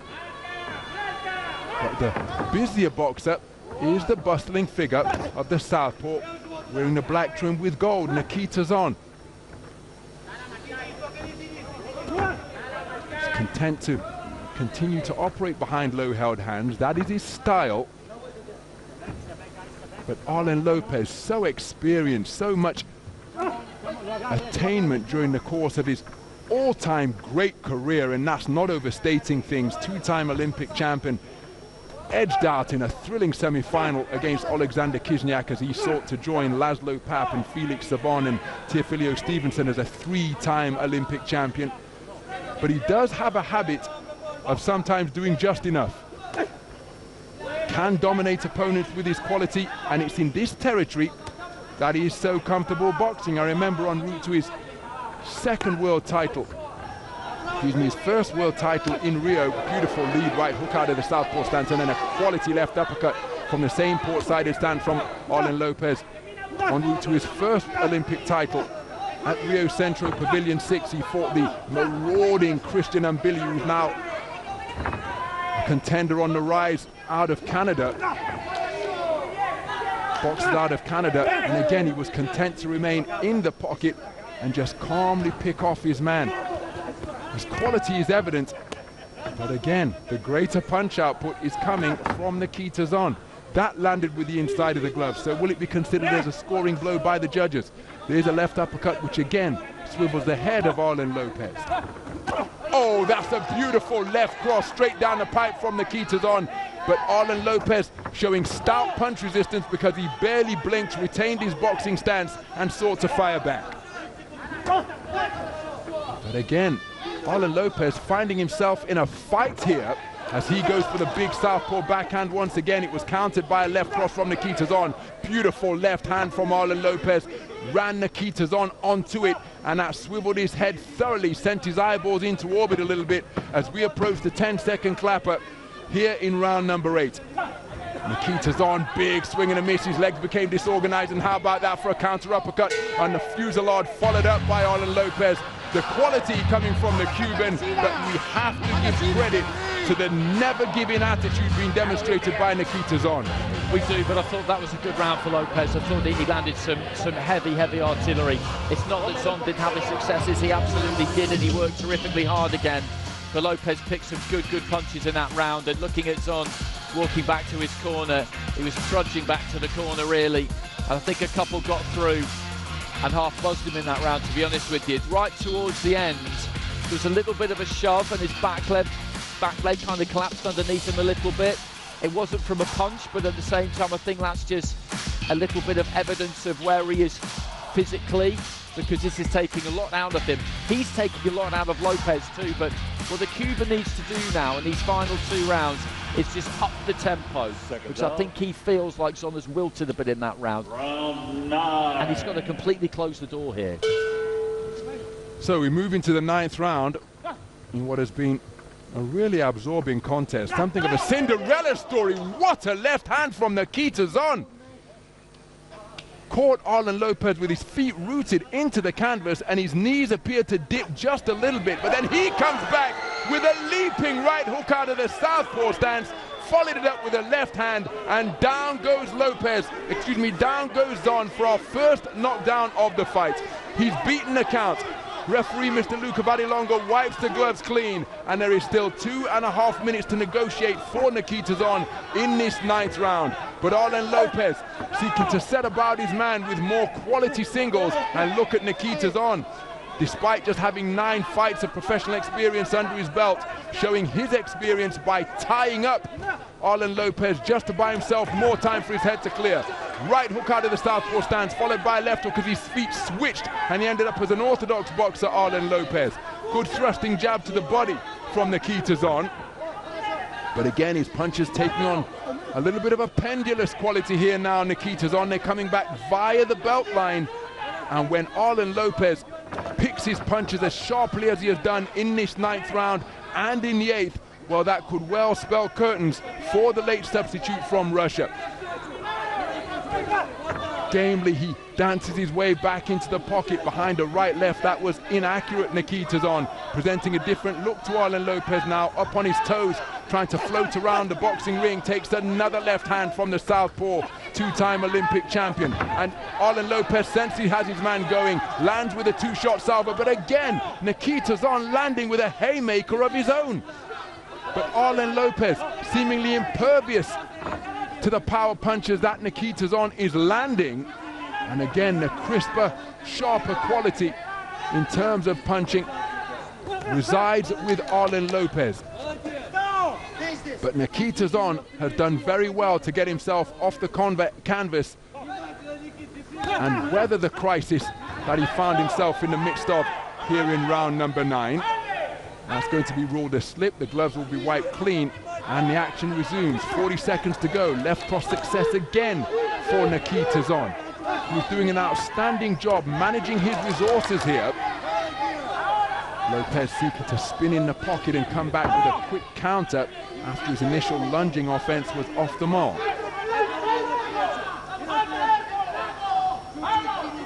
So Lopez creeping over the canvas out of the southpaw stance once again.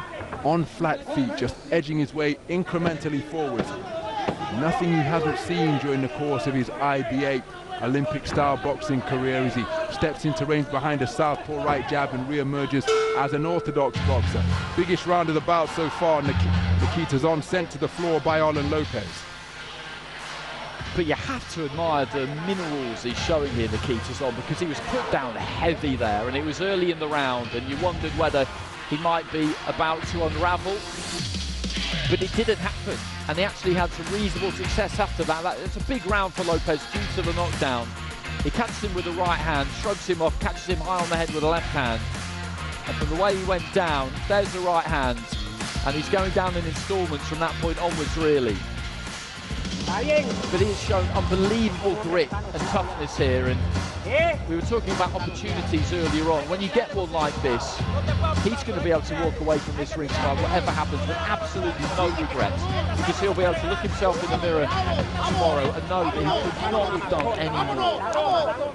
As fighters will tell you, athletes will tell you that if that's the case, and you can live with it, can't you? Whatever happens in there, this should be a hell of a final round.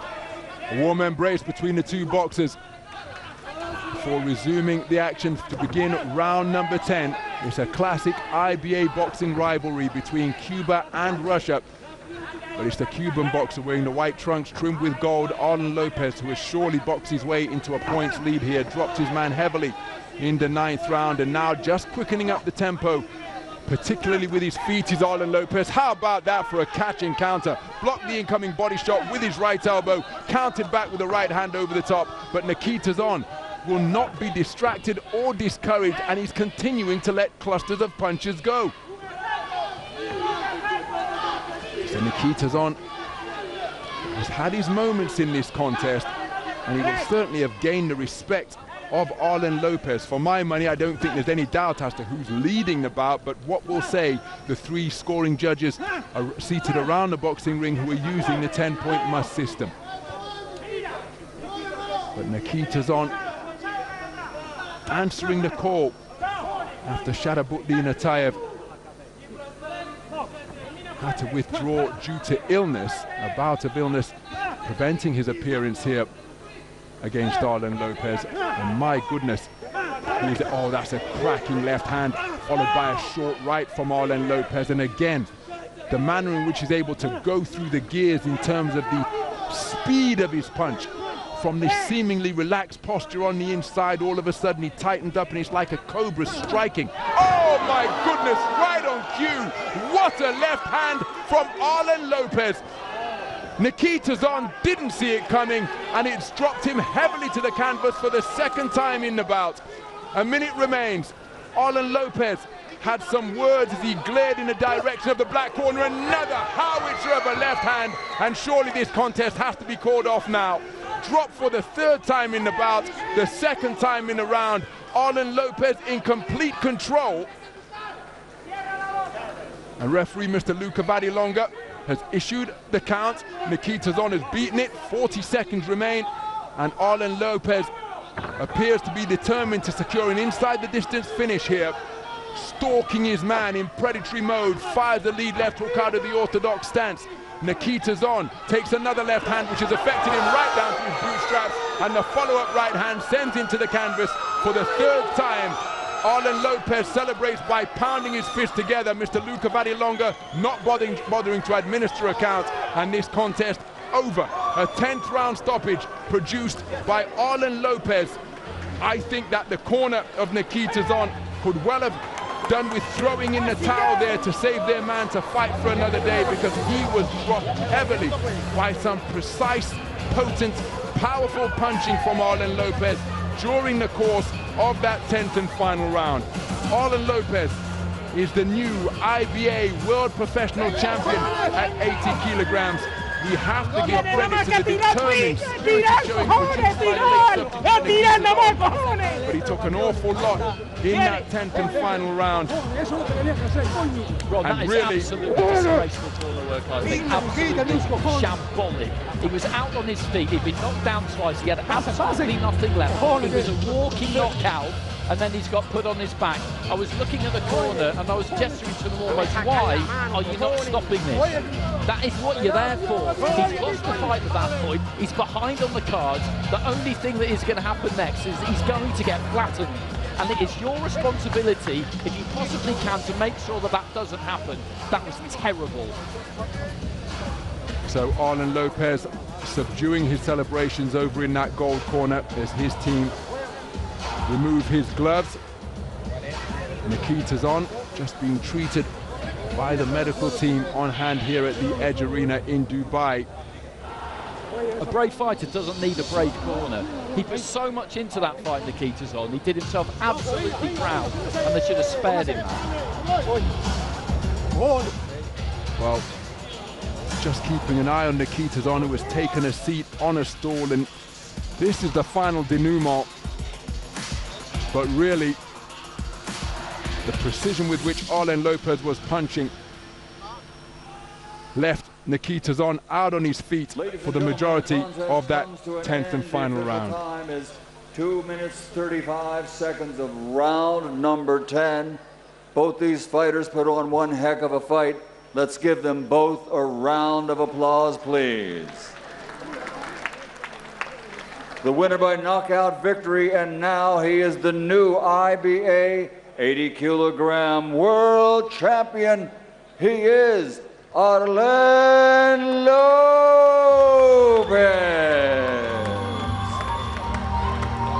So Arlen Lopez looks to the heavens. Ladies and gentlemen, a special presentation of the championship belt. Hollywood actor is with us tonight, Saeed Tagmawi, and from the world of boxing, scoring a 10th round knockout at the 2-minute 35 mark four-time world champion of the 10th and final round. His ticket to the Hall of Fame already punched, but it's not over yet. He is Terrence Bud Crawford. Well, what a wonderful moment for Arlen Lopez, because stepping up into the ring to present him with this newly won world title strap is Terrence Bud Crawford. Waiting to see where he is, but in the meantime, Arlen Lopez proudly displaying that strap one of the legendary over his chest. Title, Arlen Lopez extending his ledger as a professional boxer. Terrific performance. His quality coming to the fore in the end, but Nikita's on. He deserves immense credit, putting forth a spirited performance and really could have done with being rescued by his own corner. There is Terence Bud Crawford celebrating with the newly crowned 80-kilogram IBA world champion. He's a terrific fighter, isn't he? He has been for such a long time. I felt that he managed that fight because 10 rounds is a long time. He fought in bursts at times, and you were just kind of waiting for him to really up the ante. And then he did it right at the end there when he'd taken almost everything out of Nikita's on. He was absolutely ruthless. He's been such a good fighter for such a long period of time. He really has. He's an absolute pleasure to watch, but as you say, full credit to Nikita's on. He came in at short notice and he made that a really competitive, good fight to watch. I wonder if he'll have a word with President Umar Kremlev, Arlen Lopez, to see if he can grab a quick $500,000 for a stoppage within 10 rounds. That was the incentive on offer in our 2 world title bouts that topped the bill here tonight in Dubai. But Nikita's on in his second IBA Champions Night outing, while he demonstrated that he is plenty tough and in terrific condition, particularly when you consider he came in at short notice. But the quality of Arlen Lopez coming to the fore at the end, and that is why he was able to emerge with the IBA 80-kilogram world title. Well, as we look at images from what was the final bout of the evening, just time to get some closing thoughts, Andy Clark, at the conclusion of what was a terrific night of action here at the Edge Arena in Dubai, as we see the results that transpired over the 8 contested bouts. It really was. There were so many good bouts. They were all well matched. They really were. Great fight between Ryan Martin and Borrego. Another war between Hovhannisyan and Kushitashvili. A breakout performance from Patrick Mukala. We expected to see one of them, a couple of them. Quiles was a bit too good for Murja, but Murja again, I think he will walk away from here with his reputation increased. Mindoro, the trigger man, he proved to be just that, didn't he? We had a highly technical contest between Finol and Zoirov, and then at the end there, we had some brutality from Lopez right at the very end. And up until that point, Nikita's on gave just such a good account of himself, looking to take that opportunity. I've been talking about opportunities for most of the night, but that's what this sport is about, and I think everybody who was given one there tonight grasped it. Win, lose or draw. So that is the scene here at the Edge Arena in Dubai. It is a magnificent stage that has been erected by the event team, and the quality card put together by the sport team. We look over such things on IBA Champions Night events. Well, they have surpassed themselves as well. 8 well-matched bouts, 16 boxers hailing from 16 different nations around the world and 6 different continents. And my goodness, the styles combined to produce affairs that were utterly absorbing. So, on behalf of the entire team that brought you this extravaganza, on behalf of Andy Clark and the rest of the IBA Champions Night squad, it just remains for me, Ronald McIntosh, to say thank you for staying with us, and join us again for more action from IBA Champions Night events scheduled to be in Toulouse in France just before Christmas. So keep an eye across all of the socials and the IBA website for more news, updates and information about that. Thank you, and we'll see you again very soon. Bye for now.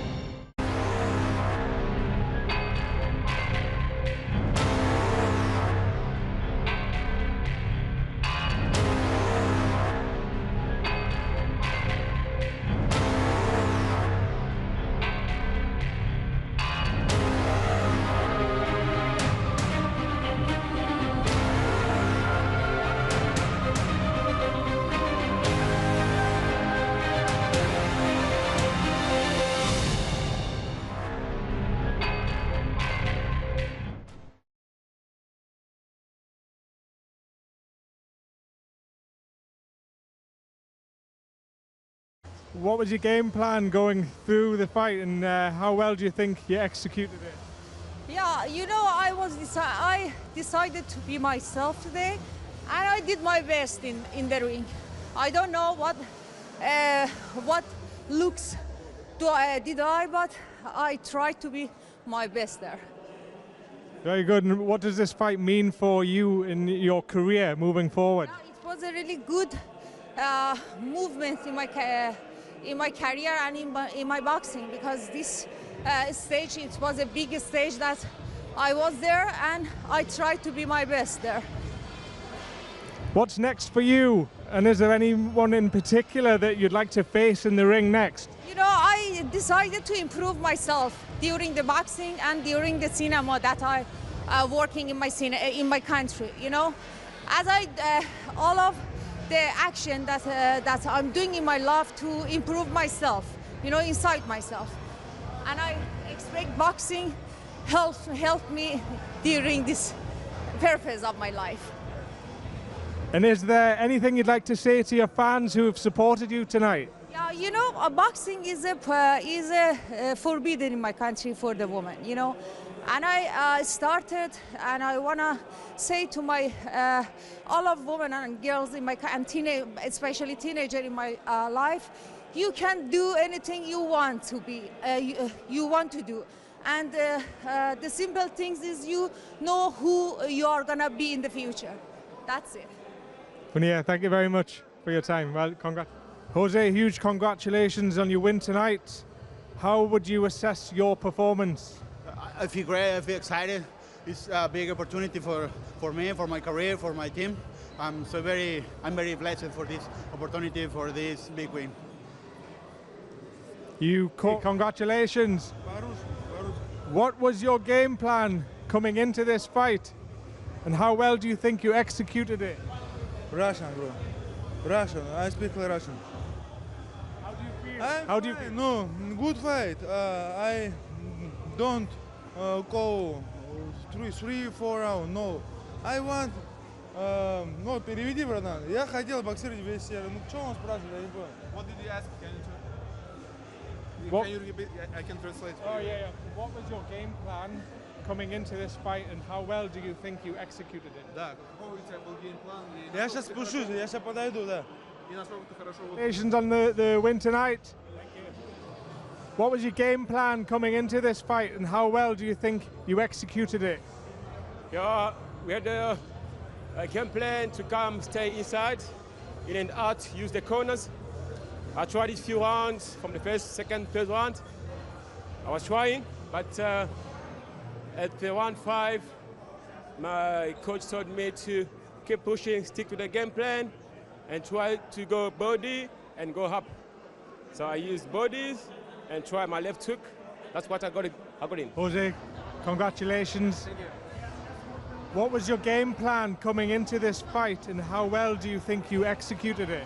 ¿En Spanish?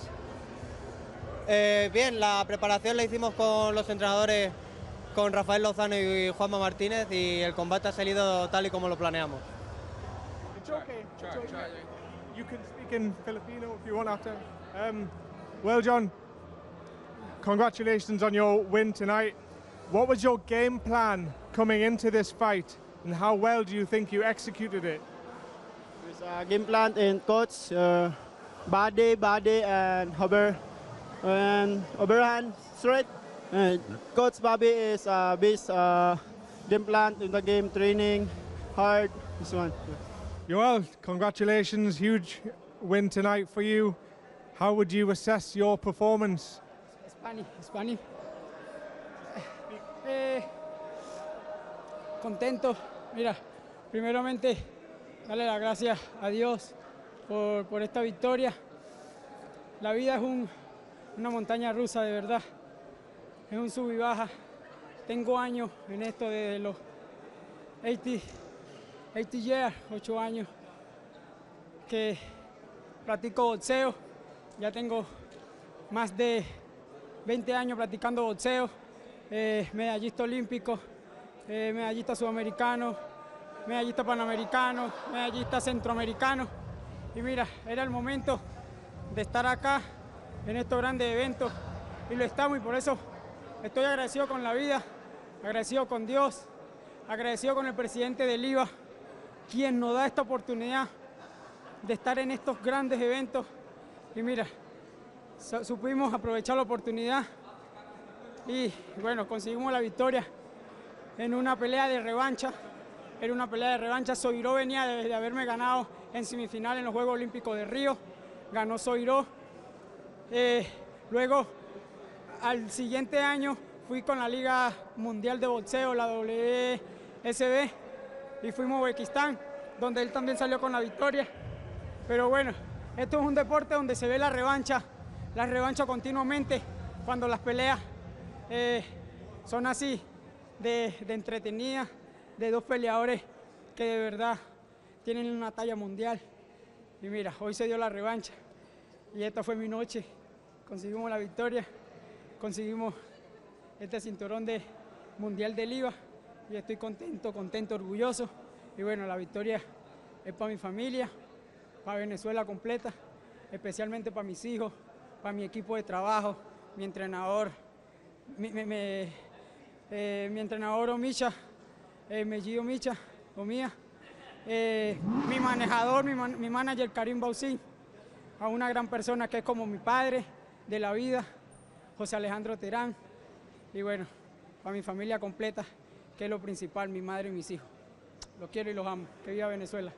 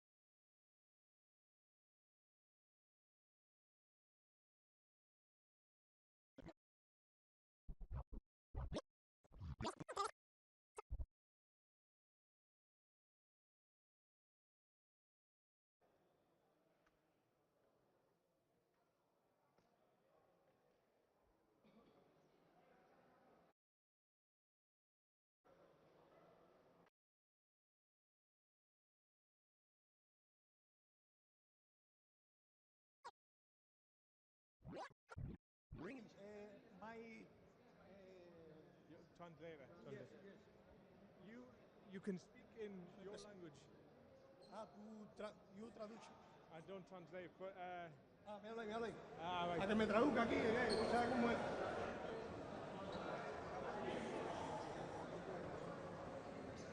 Hello. Hi, how are you? All good, thanks. Arlen, huge congratulations on your win tonight. How would you assess your performance? ¿Cómo dirías que fue tu performance, tu desempeño? Bueno, mi desempeño fue excelente, ya que es mi segunda pelea discutiendo el título de la IBA, con un oponente de calidad, un oponente digno, un oponente que es campeón europeo, tantas peleas, etcétera. Pero bueno, él salió a hacer su trabajo, yo salí a hacer el mío. La pelea estuvo gran pareja, él ganaba unos asaltos, yo así, ¿me entiendes? Pero siempre yo enfocado y buscando la debilidad de mi contrario. Y bueno, el ring decidió la última palabra, no salimos a buscarle el knockout. Se tenía en mente, gracias a lo que se dijo sobre el millón, pero bueno, no se pudo, pero se logró principalmente lo que era ganar la pelea. How did Nikita's fighting style challenge you tonight? ¿Qué tan desafiante fue el estilo de Nikita? ¿Cómo se te complicó? Bueno, es un boxeador, primeramente un boxeador alto, es un boxeador que tiene un boxeo incómodo, es un boxeador que tiene mucho talento y tiene una gran trayectoria boxística. Tiene peleas profesionales, peleas por knockout también. Y bueno, pienso que él salió a hacer su trabajo, pienso que vino preparado. Esto es un título de la IBA a 10 asaltos, es un título responsable.